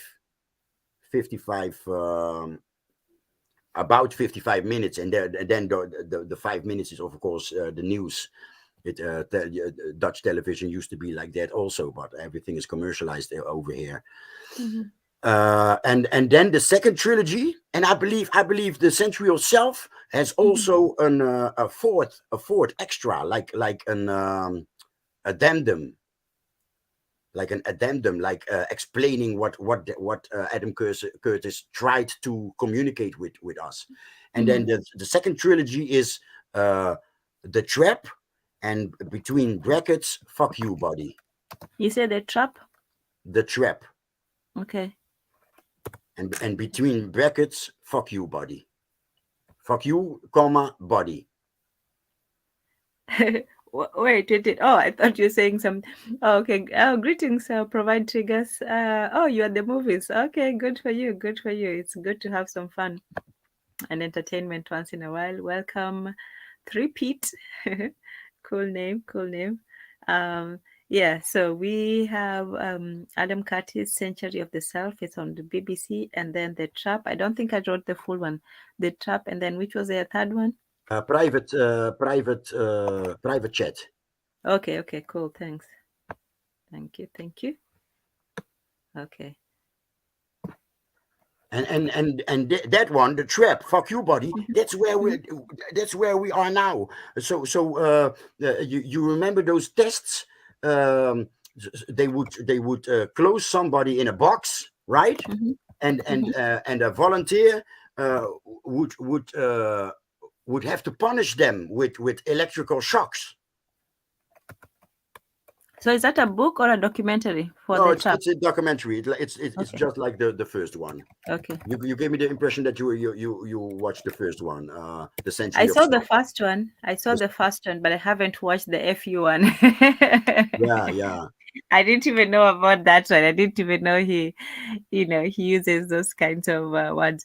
But yeah, I saw Century of the Self, but I haven't seen the trap one. I'll look for it. yeah. The trap. It's that's where we're living in now, because the Century of Self, we were traditional. We were traditional.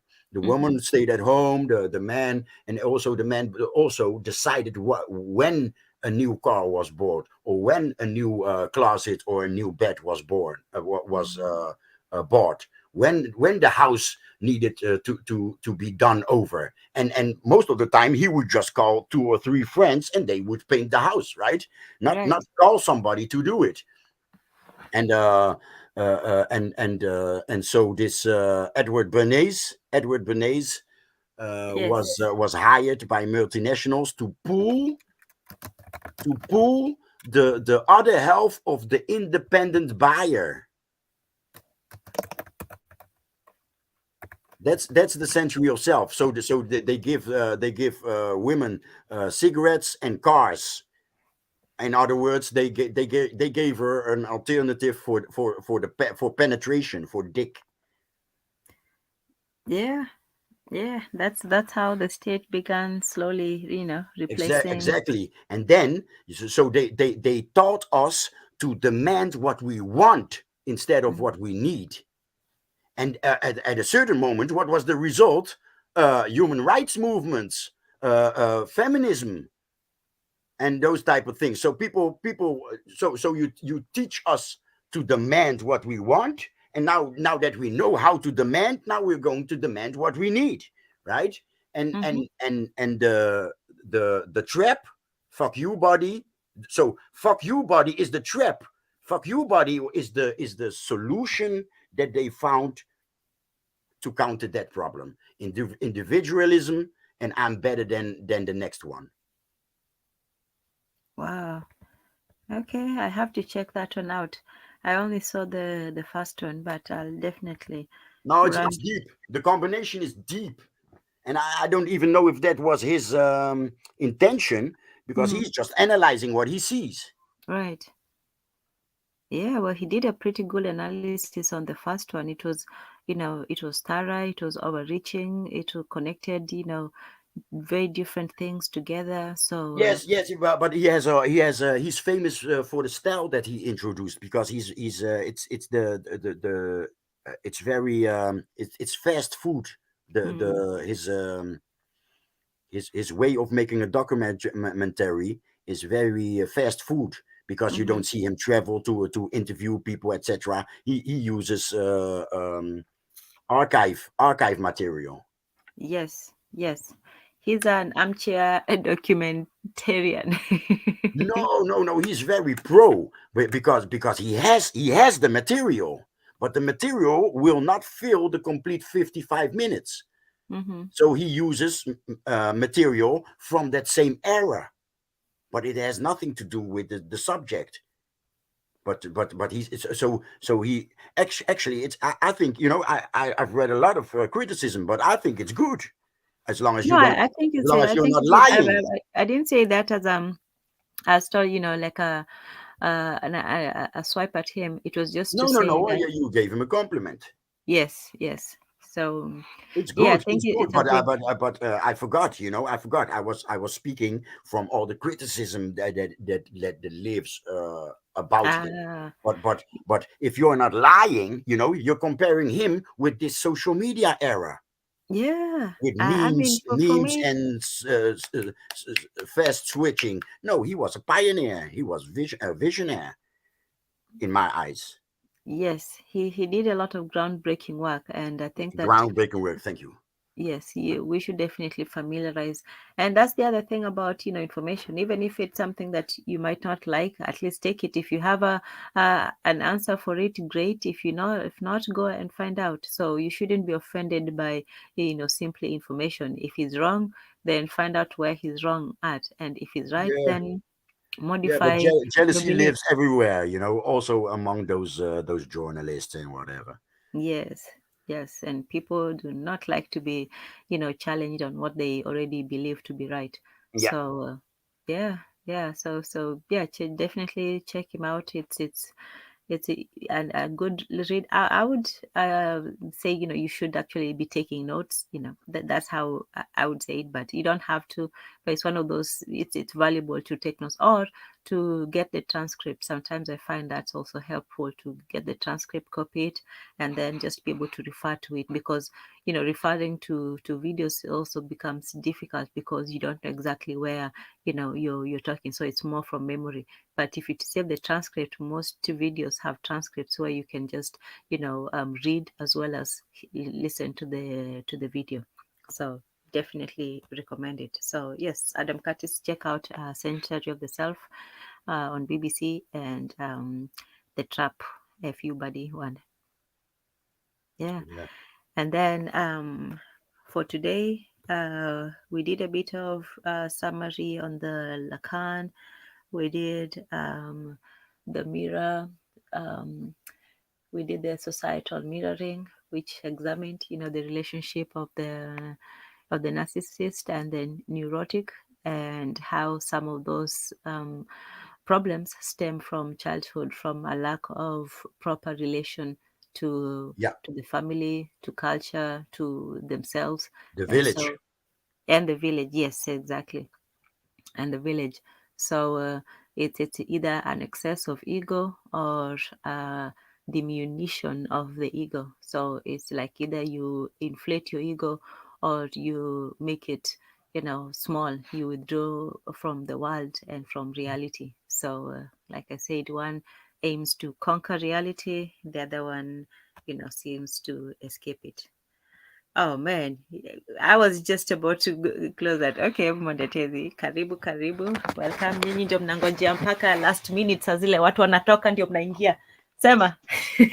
Ah, si mko mnaongea sasa, kuna tuacha tuwasikize kwanza. Hapana, tulishacha kuongea Okay, zamani. okay. The Cape Verdean has left the building. Yes. So hello guys, yeah. Hello. Today, oh, okay, hold on. Your sound is going in and out. Yeah, I believe that sounded like the Matrix. A few Yeah. hours ago. So I'm sorry. You guys, you take too that long when people forget their points when you're right when you Whatever. drop the link. We dropped But it like 2 hours ago. yeah, okay. My point is, Today you can't say it's it's on regular stream, so it's not us, but like rich people have many children and all that, and they spread their genetics, and then the poor people are just childless. Actually, it's the reverse. yes, Yeah, actually, yeah, No. it's the That's poor people that nowadays. spread their genetics, and it's the rich people that actually are less likely to have children. That's No, like that. that's nowadays. That's nowadays. No, That's no, no. today. That's That's today. just But how it I has was always comparing. been since I was capitalism. I was comparing today with back then. But okay, it's still the same. This assumption that only 40% of the population That's not an of men. assumption. That's not an assumption. Yeah, okay, yeah. But you see, but the assumption is that 40% are the poor people. That's the assumption. I think that's you might find that a huge chunk of that. No. You're making a mess of my words. I compared Japan back then, three samurai in the area of one village with the peasants. That's back then. the Japan of nowadays, nobody has children.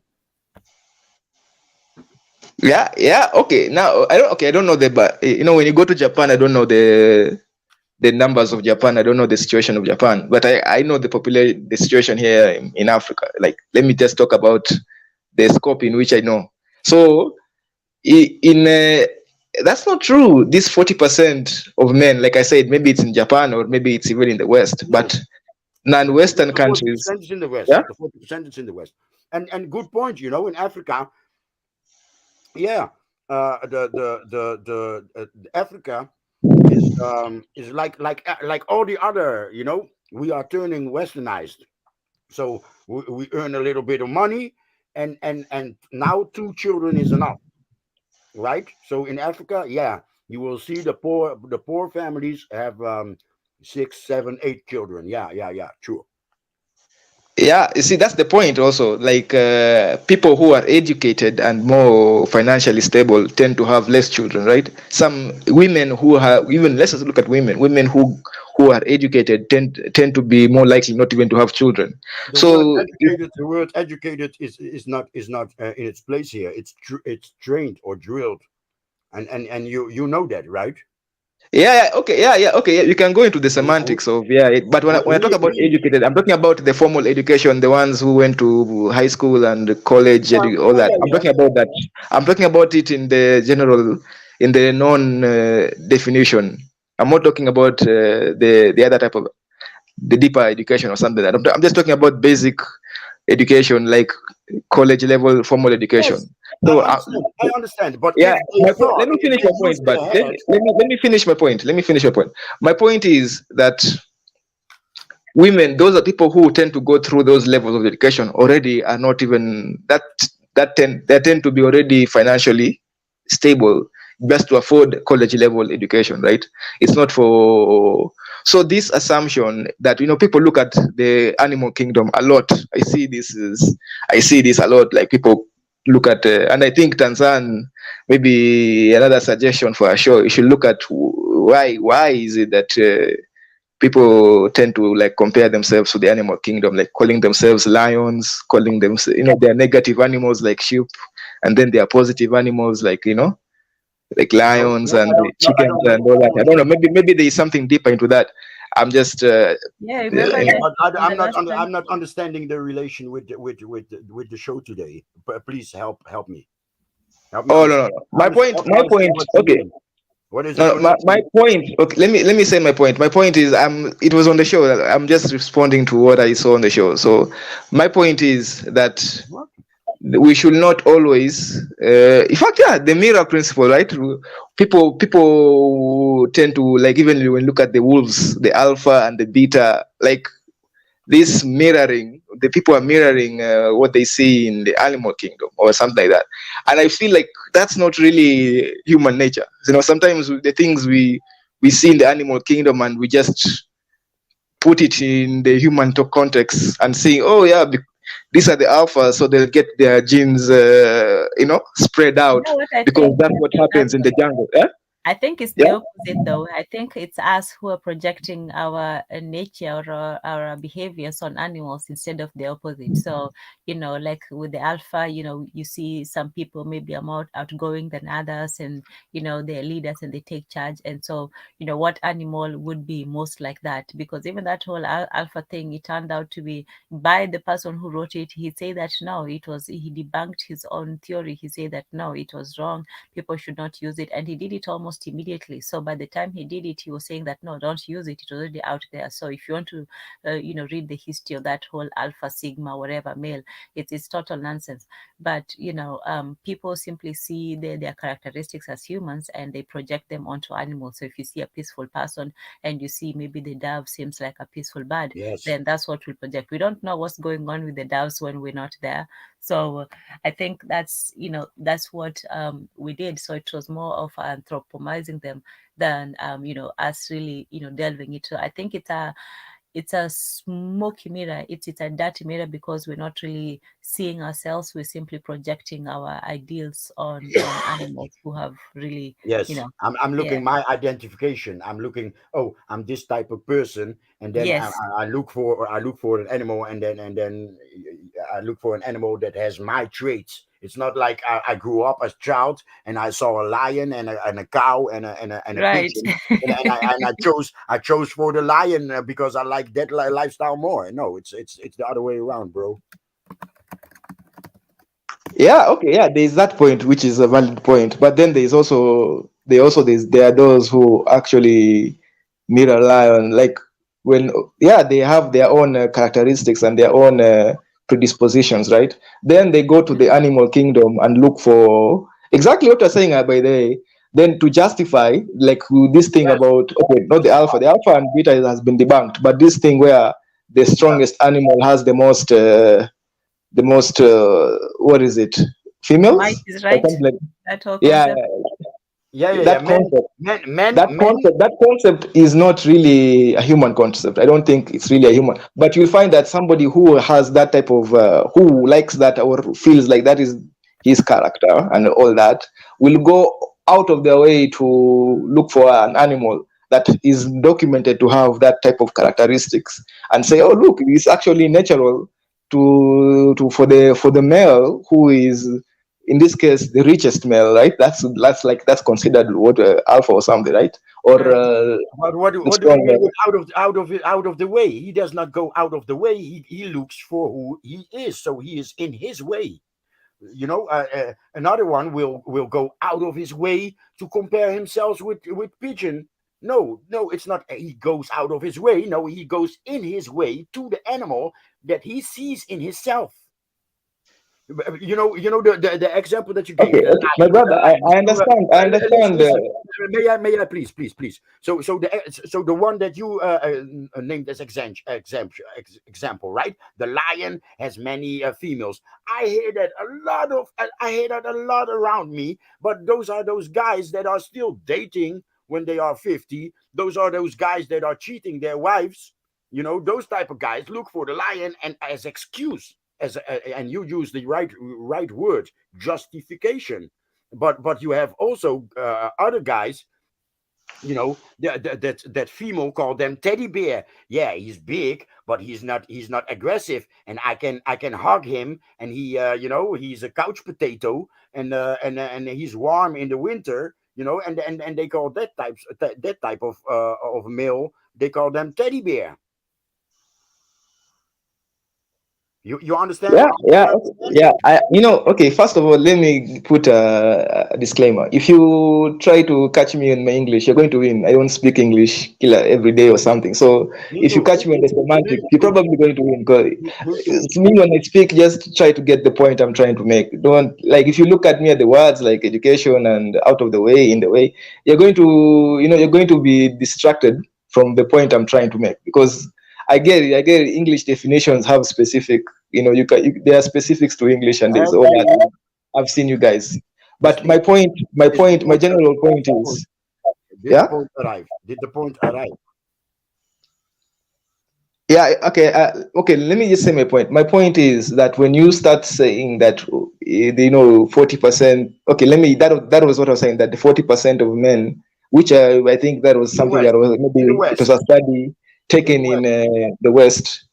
Yeah. And when you correlate that maybe to maybe wealth and all that, that doesn't pass in non-Western societies. Like if you look at India, if you look at okay, let's even Well, Africa, you look at, maybe you again, might even go even to I'm South going to America. I cut don't you know off. about that, but I'm going to yeah, cut you off. I'm going to cut you off, but and I'm going to again repeat that I was comparing now and then in a particular culture, Japan, because we were talking about Japan. So I so yeah, I com- okay. I compared I Okay, my brother, I compared. it's think not about what as you Listen, said. we It's not I about want what to you make said. it I'm not. very clear. I want to make it very clear because it's definitely not clear, right? I want to make it very clear that you understand very well that we compared Japan, yeah, back then and Japan now. And in that story, I mentioned that men in the West only 40% reproduces. Okay, and now your point is? My point isn't really what you're saying. I'm saying that this is something that is used not just here. It's just I see it a lot in spaces or media spaces, and just people generally tend to use this yeah, it's only the I've seen this talked a lot of times. It's not really necessarily what you said. I get what you're saying. It was maybe in the context of Japan, but I'm talking about this in like the greater context, maybe in the manosphere or just social media or just people, even in real life, just thinking about how the rich man is meant to. This is just a perception that I see and that I'm trying to debunk. You see, my brother, it's not about what you said. Okay, so Woman. let me get this. I don't think you're all, you're in opposite lanes. I think you're just so you're saying because he was talking about Japan, and you're saying that in general terms that the richer countries do not have as high a birth rate. So the wealthier the society, the fewer the offsprings. Is that what you're saying? Yeah, I'm saying, yeah, the wealthier and educated, the less motivated they are to have children. Okay. Yeah, I mean that bears out, as a general thing. I think, in the West is more developed, and therefore you have less children, and in the so-called in Africa and the other so-called poorer countries, people have a higher birth rate. So so you're disputing that that's not a true fact, or that that's not a bad thing? I'm disputing that perception. That's what I'm saying. That perception that I see that is being pushed. Maybe you haven't seen it, but I always see this perception pushed that wealthy Listen, people, it's the poor people that are having trouble reproduce or having trouble nobody getting said that. their seed. What's your name? Yeah, Casey. What's your name? Let me Tezi. scroll back. Casey. Mandakezi, let me Yes, see if Casey. Casey, you can compare rich countries with you can compare rich countries and small and poor countries, right? And in the poor countries, they have more children than the rich countries, right? But in that rich country, the females in that rich country rather have children with the dude that earns 500,000 a year than the dude that earns 50,000 a year. Okay, you agree? Yes or no? But you see, that's the same for males You too. That's agree? like, Yes or no? yeah, yeah. But you see, it's the same with males. Even a man will probably want to get to marry a celebrity wife or a rich wife. It's not really No, to no, do. it's That not it's a true. fact. No, It's true. It's. I don't think this is. I don't think this is something that no, it can be really no. like. Yeah, No yeah. man wants to be taken care of by by a woman. There are many. There there are many who are okay with being taken care of by women.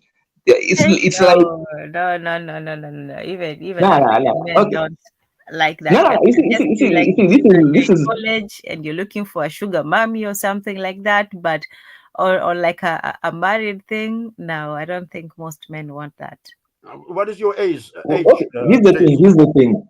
Daisy, In what the is in the your age? world of capitalism, that's what I'm trying to say. That in the world of capitalism, this sort of a lot of men are not having this pride. I see this happening. Maybe it's not happening in the way, but I see this happening. A lot of this thing that pride. People are more obsessed with accumulation of wealth right now. That they will override all these perceptions of, oh, men should want to be, what is it? These roles, traditional roles that were pushed back then are no longer. People are no longer obsessed with that. People are more of accumulation of wealth. So I don't think. Now this is just my opinion, by the so but I don't think that they are. Okay, I think that there are men who are willing, and they're not a small insignificant number, but there is a huge significant number of men who don't really mind and probably are actively looking for wealthier Yeah, but women. In fact, I have African men, Tanzania, you know men who will do whatever they can to get papers for for maybe from the US or that. What do Yeah, you to classify leave, those men as? and then yeah, but Those men are they would. hustlers because they have their wife in Kenya, and they hook up with a European woman that will take them to Europe, and then they keep sending money to their wife in. But now you see they have two wives, right? Who's the woman they're with is also their wife, isn't it? Isn't then you could be She is claiming the that one. he's with the woman because that woman benefits him in Yeah. a financial Listen, capacity. you will agree with me that that Western woman with money that is in on vacation in Kenya and that meets him, that's the type of woman that don't want children. Yeah, that's Yeah, the type of woman. and men want children. Men, not boys. Boys want to play. Men want children. Okay, yeah, okay. That I don't. Yeah, obviously, even women want children. I don't know. You can say the same about women. Women also want children. I don't know Where you who. going? Where you going? We are in a conversation. Okay, yeah, I don't understand that statement that What yeah, does it men serve want to children. mention that women want children also? What does it serve in this conversation? We are in a conversation. There's a line in this conversation. It doesn't serve the conversation to mention that women want children. If men want children, they going to have children with women that want children. Yeah, but okay. My point was that in fact that's exactly the statement I was trying to ask. Like when you say men have want children, what does that have to do with the wealth of our? Okay, the wealth. In fact, yeah, there are men who actually want children, but with women who are not, especially African men who want children with Western women, so that their children can get papers and and they can have access to the West. This is not a small thing. This is actually a huge problem that even the diaspora, the diaspora, I'm talking about African Americans, they even talk about it. Women, African American women are actually warn each other that, yo, when you go to Africa, be careful of men who want you, maybe who want you for your papers or for your monetary gain. So what I'm saying is that these perceptions or traditional perceptions of masculinity and femininity, I think first of all they are not true. I just I gave think you the they are. hustle. I just gave you the Yeah. hustle. It's a hustle. They hustle those Black American women or So the but white so when American men do it, women it's a or those hustle. But when women women do it, it's while they hypergamy. have their own wife and children. So but what do you call it when women do it? Is it also a hustle or Do is what? it Women do what? When women do what? when women marry or look for men who are of financial benefit or some sort of benefit? Is that also hustle Traditional. or is that Traditional. hypergamy? Traditional. A woman that looks for a man that can take care of her and their children, that's called traditional. That's Okay, called maybe Western normal. That's tradition. called I don't know. normal. I think that's Let the me point I'm trying to say. That this perception of traditional woman is just maybe specific to a culture because no, no. even in Africa, Listen. yeah. Marrying a foreign woman, yes, this Kenyan, this example that you gave, right? Because I've seen it a lot in Gambia and Senegal, but let me keep it to Kenya, right? So this it's a new hustle. So back 50 years ago, this man wouldn't even think about that. He would think, I'm a man, I must go work the land. I must have a few sheep or a few cows so I can take care of my wife and children, right? That's what they thought 50 years ago. Now there's a new hustle, and the new hustle are these Western independent women that make money to travel alone. That's a new hustle. They have their wife. I was in a resort in Gambia, right? And the resort was abandoned. You know what happened? A Dutch woman fell in love with a local guy. Yeah, they were 7 years married, and they had a worker, and this worker had 3 children in that 7 years. And you can guess what was the case, right? That worker was his wife. That worker was the wife of the Gambian guy. And so the moment that this woman found out, she was mentally broken, emotionally broken. She left everything behind. She felt really fucked. I'm sure in that 7 years they had fucked a lot, but with her money, so she is a hustle.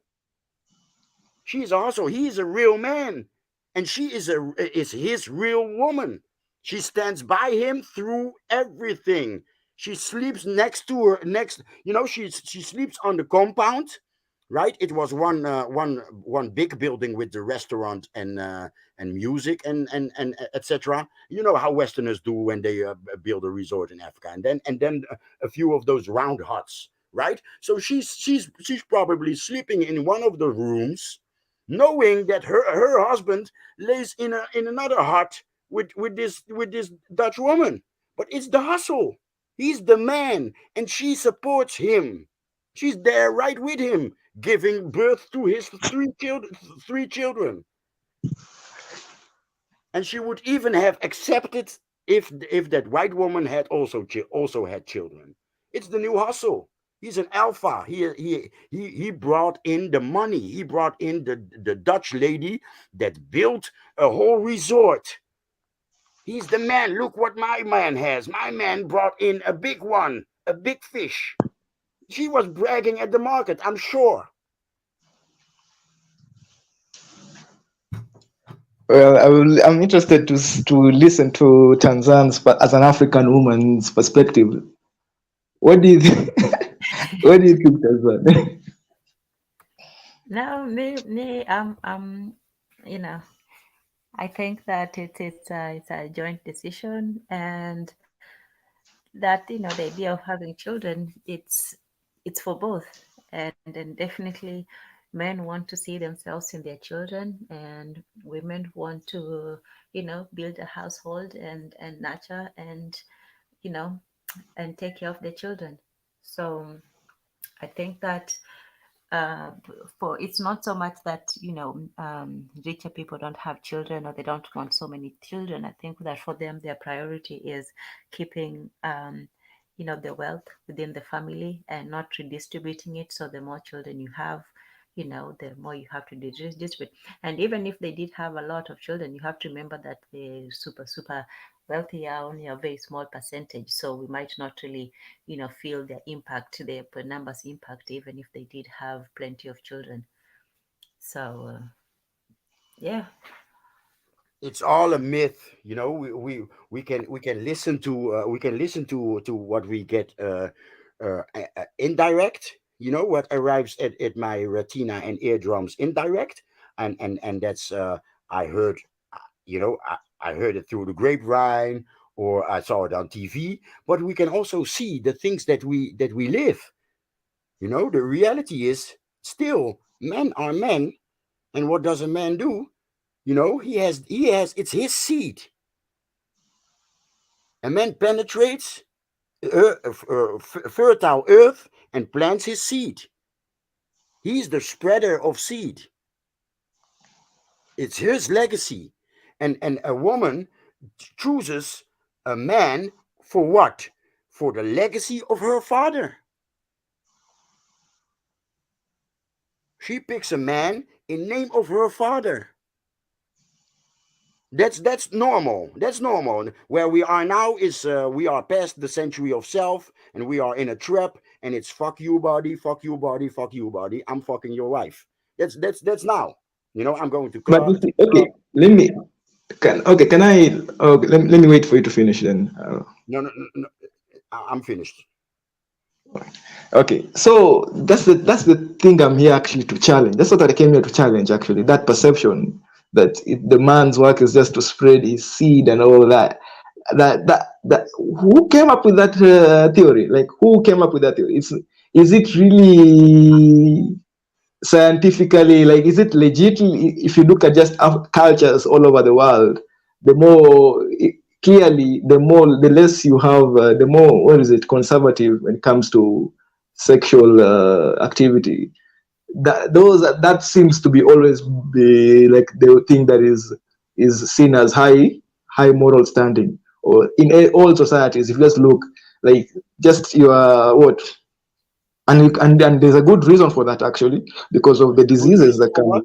I No, no, I'm didn't talking hear about. you. Let me finish. Let me finish my point. There's Yeah, actually but a good reason I for have that. to understand what you say. So I'm asking, what did you say? Because I didn't My understand. point. Oh, okay. Let me start again. My point is, I'm here. I'm just challenging that perception that the work of the man is just to spread his seed. And I realize, and if you look at just cultures all over the world, spreading your seed means sex, right? Like that. Let's not be. Let's just be blunt, right? When it talks about when the work of a man is just to have Spreading, sex with spreading your seed various. is legacy. You know what legacy is?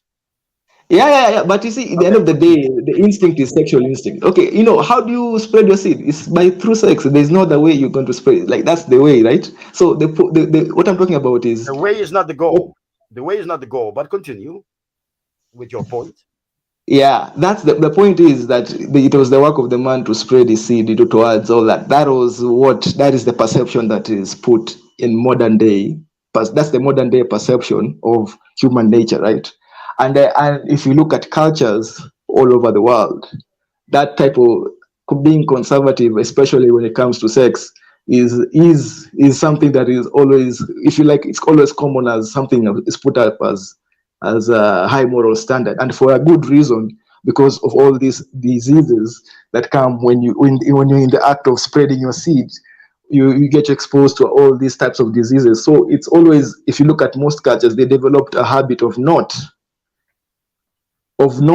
being too sexually promiscuous. That's why maybe even that's the whole point of marriage, right? So that you don't just go and spread your seed with every person you Well, you meet, right?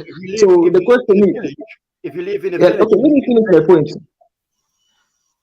Okay, let me finish my point. So the question is, if it's natural, then why, if nature is the one who has gave us all these diseases that come with somebody who's just tribe directive is to spread his seed. If then you naturally nature comes and tells you, if you have this type of uh, what is it, that this type of behavior of just, that is what you see the world, in a world where there is no civilized. If you look at just primal nature, then you are most likely not you're going to funny, man. survive. Okay, let me finish my point. Let me You're thank really Let funny. me- go ahead. then you're most likely In not this going. show, in this Okay, show, we use our my brain. brother, let me In this finish my show, we point, my use brother. our Let brain. me I can deal with this. let, let me finish my point. Okay, I don't want let's see. In Okay, this so show, so we okay. you're think. saying that Yes. disease Can I is can I can I go? natural. Okay, I haven't even finished my point. See, let me finish. Then you can argue, my brother. Yeah, Let me we just will I'm finish get not it. faster arguing. I'm if we thinking. let him finish. So let's do that. So let me see if I follow you so far. So you're saying that it's not natural for them to spread the seed because of diseases? It's crazy. Yeah, that's like if you are that type of person, if that type of was your behavior, that me, my work is just to spread my seed, then most likely you're not going to, nature is going to take you out through some sort of disease. And so the men who actually got to spread their seed are all okay. The men who actually, yeah, who are the ones who were more conservative or did not participate in that type of the words for having too much sex are negative right now. Like, is it debauchery or is it promiscuity, whatever? But those who did those cultures, right? Even right now, you look at those cultures tend to have more, Brother, they tend finish to have every sentence. more Finish your success sentence. in, yeah. Look, tend to have more success in, like, in the terms of generational producing, like, surviving, than those who just, yeah. Do you get my point though? I No, think I've made my point that So if, you're if it saying was that natural, then I didn't nature. get your point. I didn't get your point. Try again and finish your sentences. Finish your points before you move on to the next one. Please try again. Tanzan, did you get my point? let's see if I got it right. So you're saying that it's not natural. Nature is against the reproduction of offspring, and that's why it gives people diseases. So it's more logical or more sensible to have fewer offspring. Yeah, that's the point. Brother, Is that brother, if it was brother, question, natural, if it was okay, yeah, question before you continue. Where were you educated? In the West or back home in Africa? Africa. That's for sure. And you've been educated by people that don't want Africans to reproduce. That's what I'm hearing. Are you against Hello. reproduction, Tezi? No, I'm not against reproduction. I'm against. I'm not. I'm here. In fact, I'm not even against anything. I'm here just to challenge that notion that this thing of the man who spreads his seed towards many women, or like that genetic. That is Many wives, Western. many That wives, okay. That, not one many women, many wives. And yeah. Okay. and you Yeah, use even words, many wives. you use words Even like many morality. wives. You use words like morality. I use words like inbreeding. So it's not morality that kept them from fucking around. It's not morality, it's logic. Because if you fuck around in a little village, one at a certain moment, everybody is everybody's brother and sister or cousin. So then you get inbreeding, and that's not healthy. Okay, let me give you a good point. Look at the right now the world's the people with the biggest what is it, the biggest populations in the world. Europe, Where the no, it's not Europe. It's not Europe. It's in Asia, right? the square Densely miles populated regions. The most. in Europe there's more people on a square mile than India or China. The size of Europe, 500 million people in this shithole here. Europe compared with India, India is big. India is more than Okay, three yeah, times. yeah. Okay, I agree. Let's. More than three times Western Europe, and China is even more than that. So the high population is here where I live, Western Europe. Continue. Okay, yeah, it's the same point really, because Europe is also conservative, right? So Europe is not the point conservative. is, The homos, okay, no, I'm talking LGBTQ, about when it comes feminism. Europe to is not having multiple conservative. wives and yeah. Europe is not conservative. Don't. We're not Okay, going to go that way.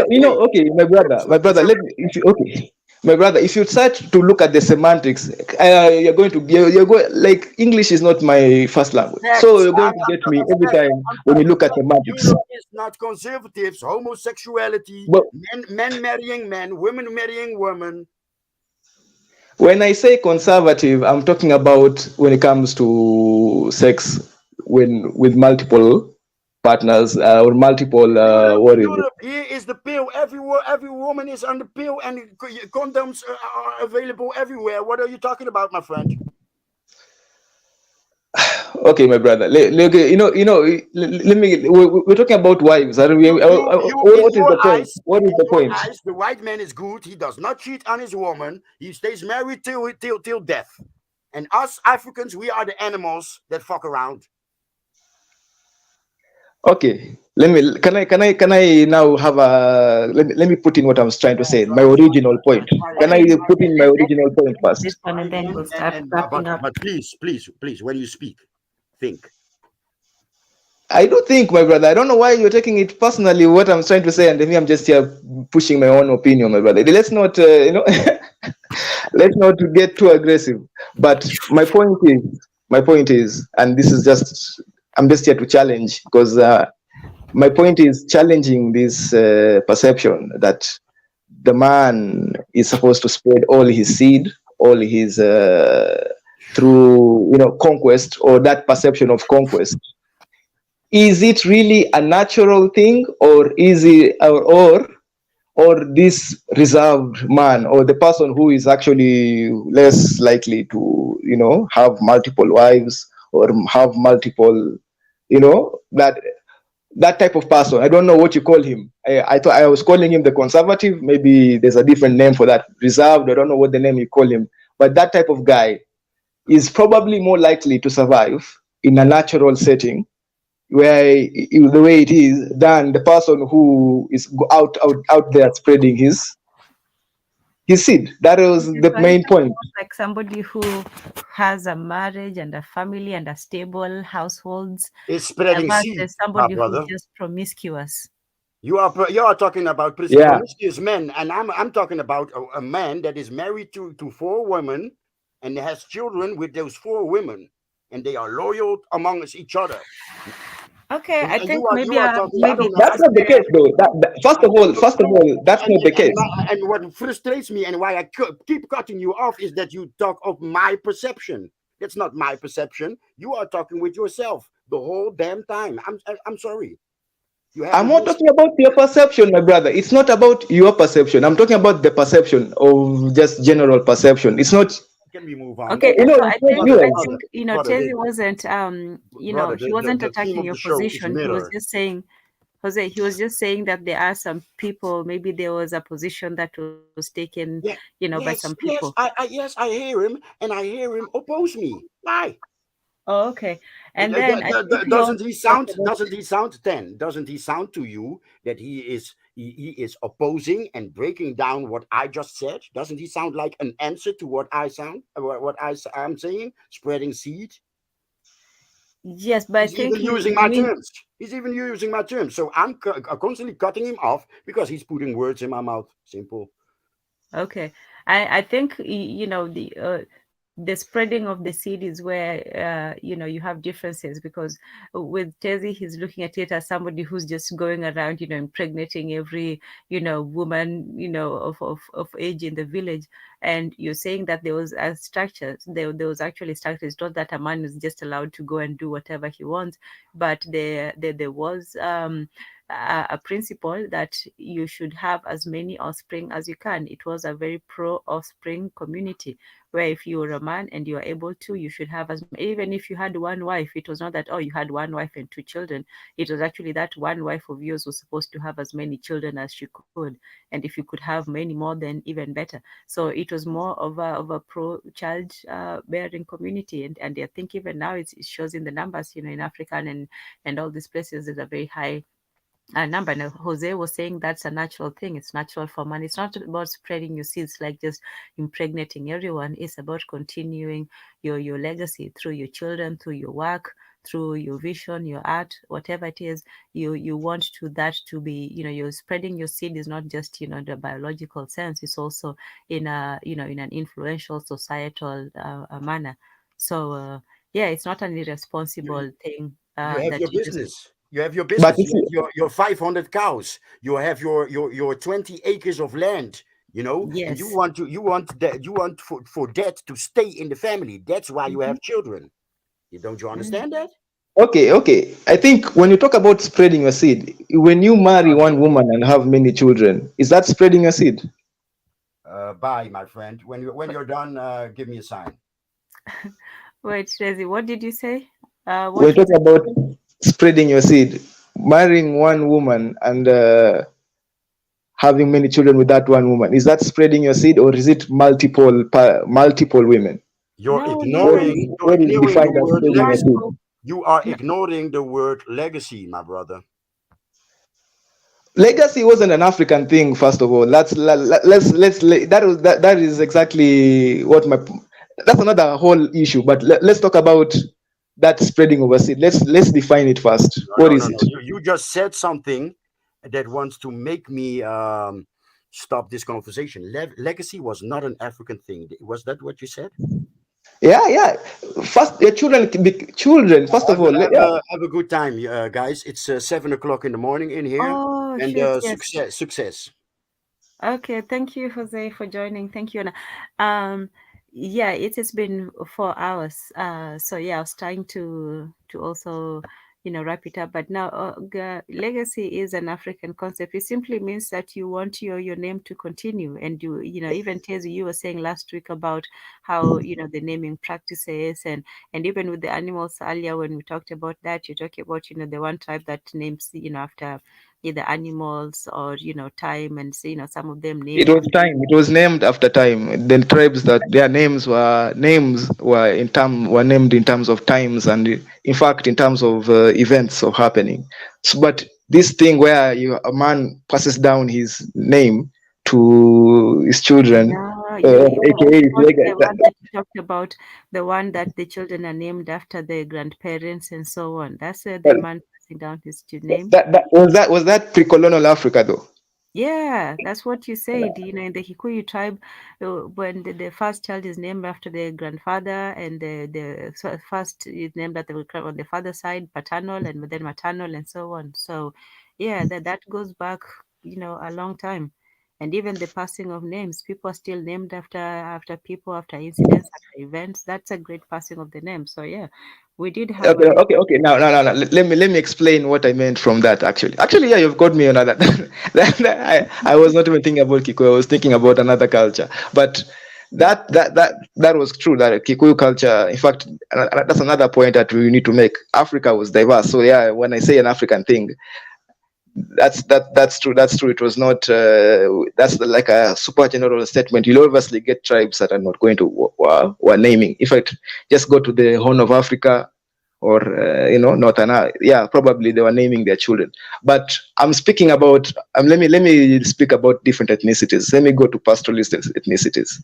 For Kikuyu, yeah, they used to name somebody Nani wa yeah. Basically, they used to pass down that type of legacy thing. But there are tribes by the way that did not used to pass down that type of legacy thing. But that's you have got me. I was wrong there. I'm not even going to argue that. But let me go back to the original point where I was talking about seed, this spreading of seed, and the aspect of it being human nature. The man's nature is to spread his seed.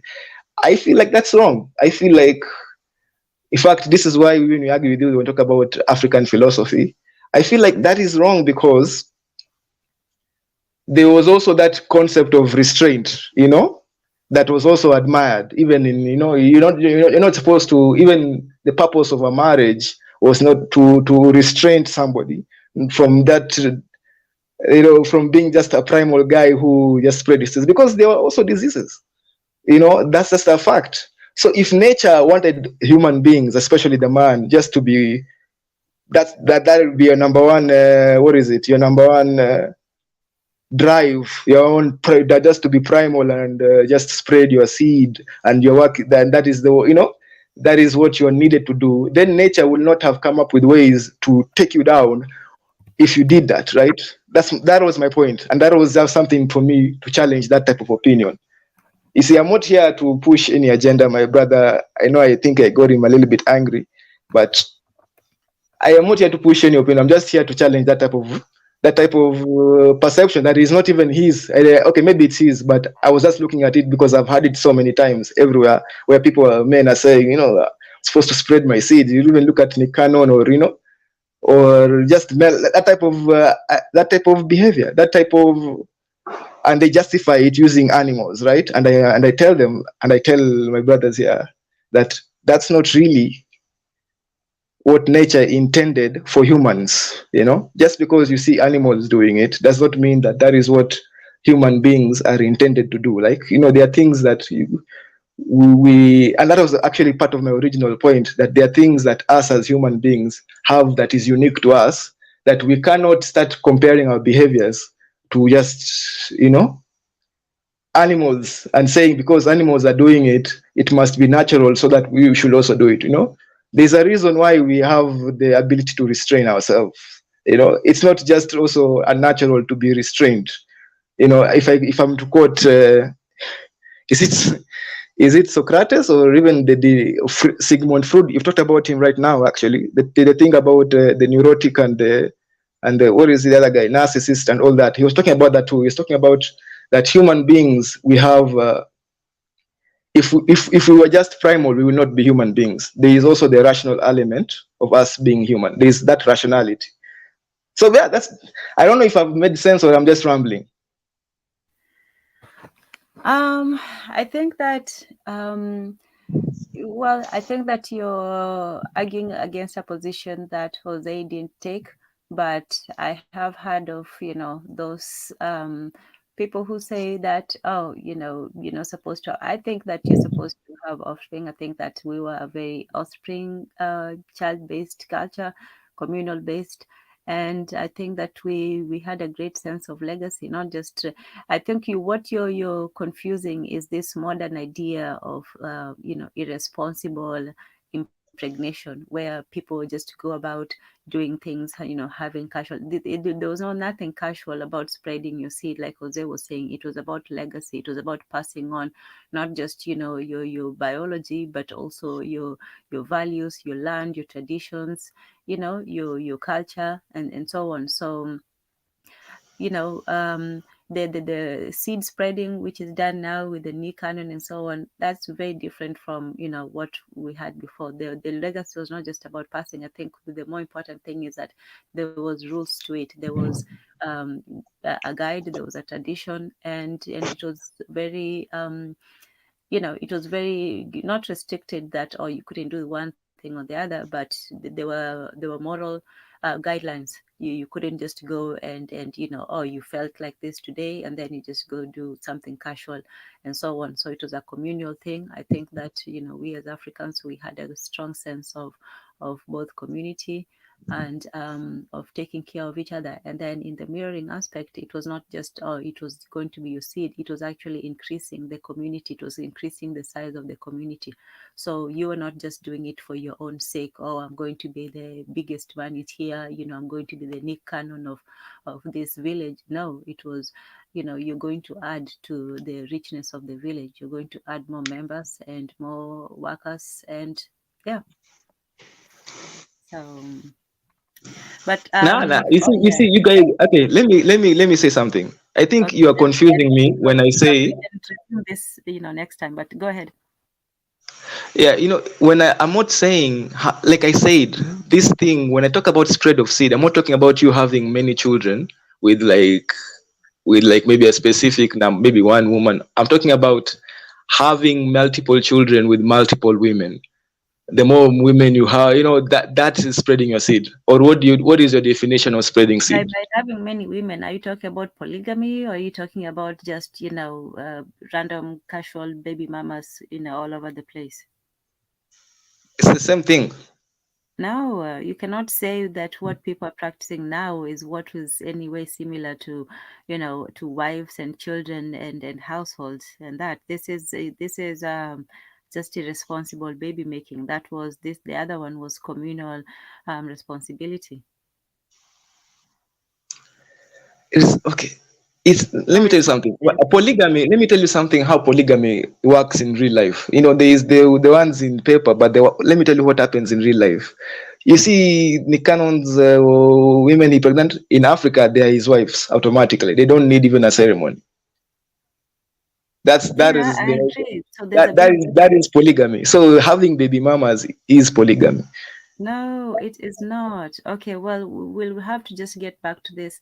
Well, Yon and I will be having a discussion on Tuesday. It might be about that. It might be about something else, but we'll definitely be having, a more detailed discussion, because that one is, we can't go into it right now. That will be, that will be another couple of hours. But yeah, so let's wrap it up for today, and we'll continue next time. But basically, the main summary of today was to look at the three types of mirror. There's the mirror within yourself, the one that you look at yourself within the mirror and it tells you the truth.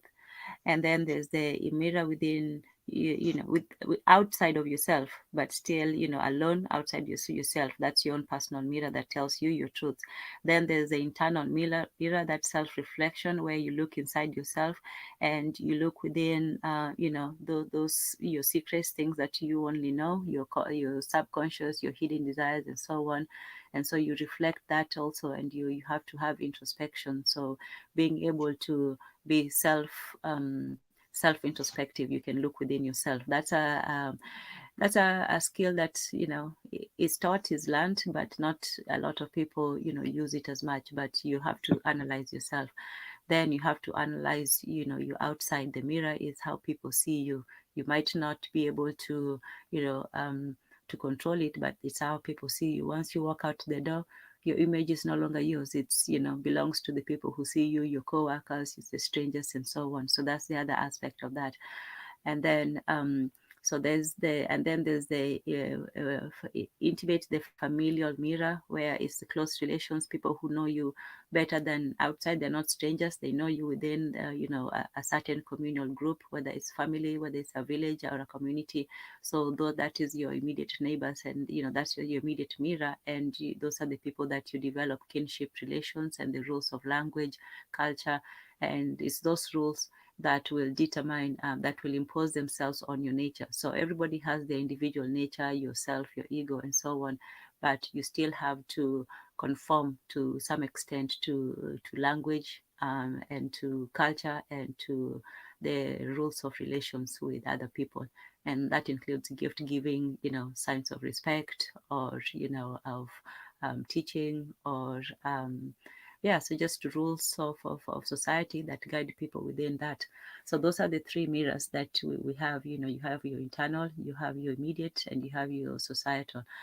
And so for people who do not get those needs met, their desires met, not just desire for food and basic needs, but also the human desires for safety, security, guidance, and so on, they develop, those symptoms of primary narcissism. So primary narcissism is what, as a child, every child is narcissistic. Every child wants, to satisfy their desires. It's only when they are slowly introduced to the world, to society, that they learn not just to cry when they want something, but to ask for it nicely.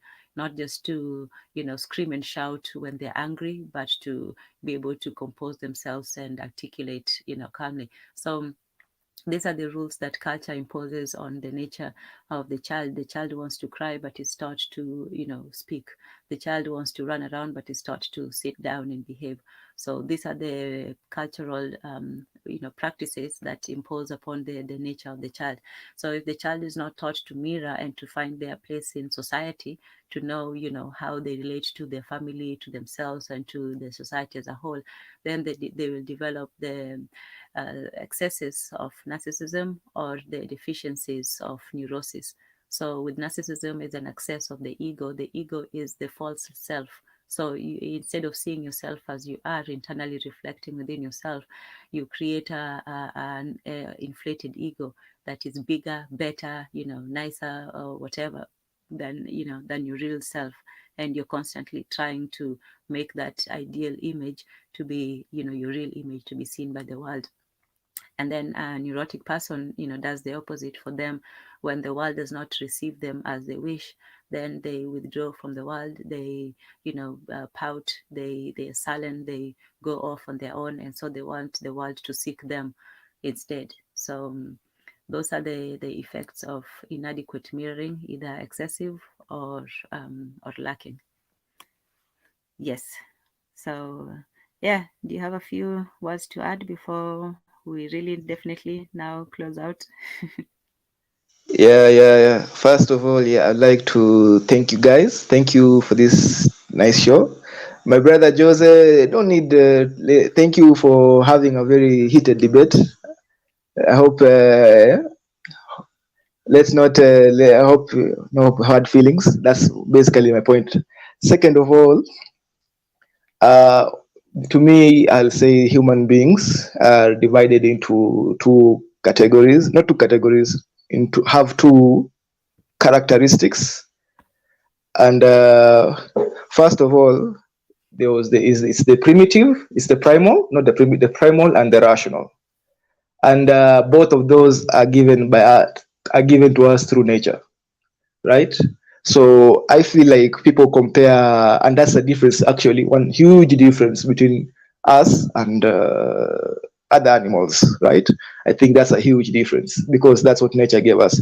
So to just look at one and forget the other, or like as if this is, or give into one and forget the other, especially giving into the primal, and say that is just natural.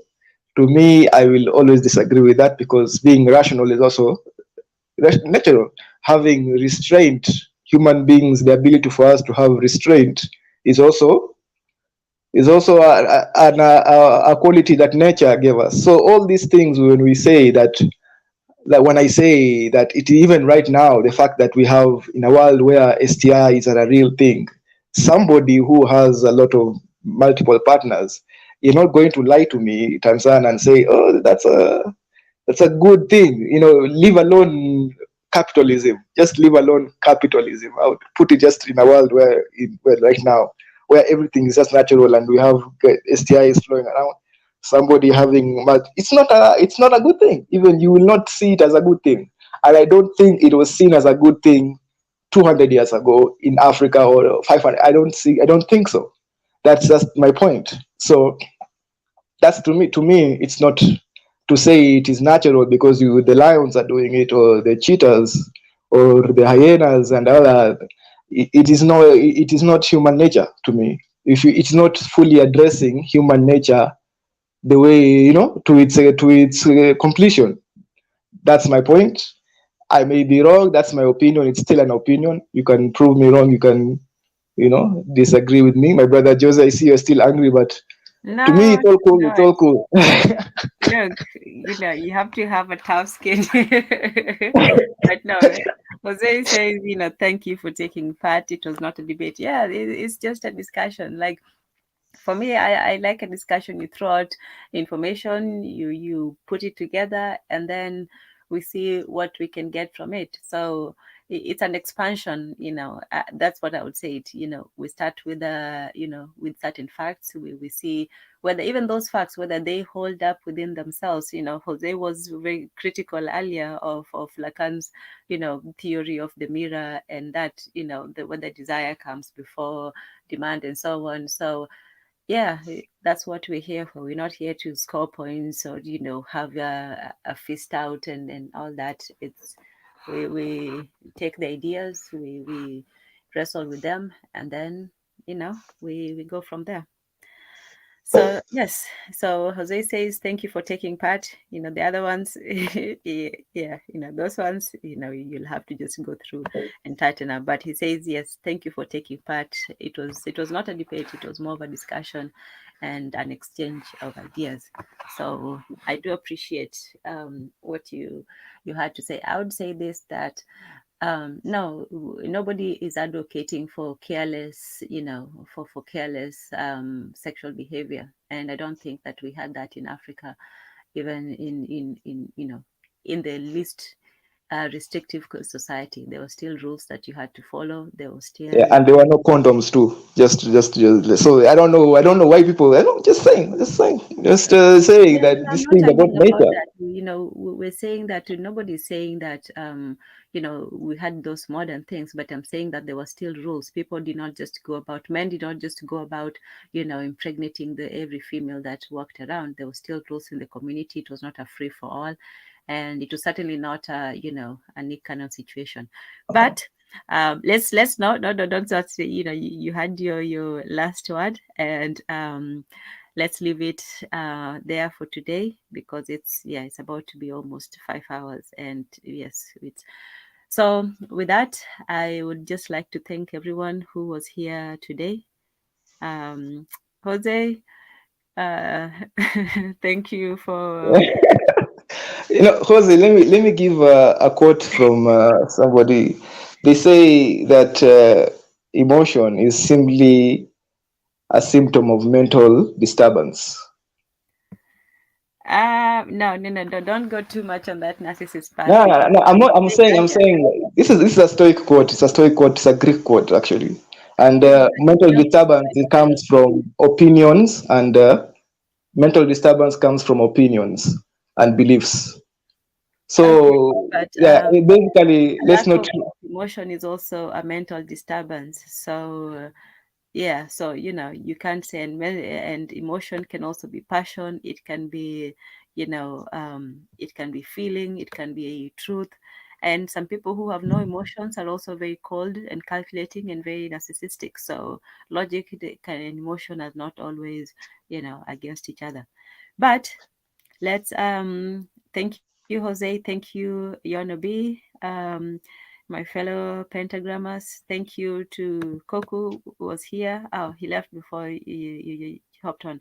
Thank you, Coco, from the Beta Medicine podcast. Oh, so it's usually on Saturdays at 8 p.m. as we said, but Coco said tomorrow it might change. So we'll see. We'll see.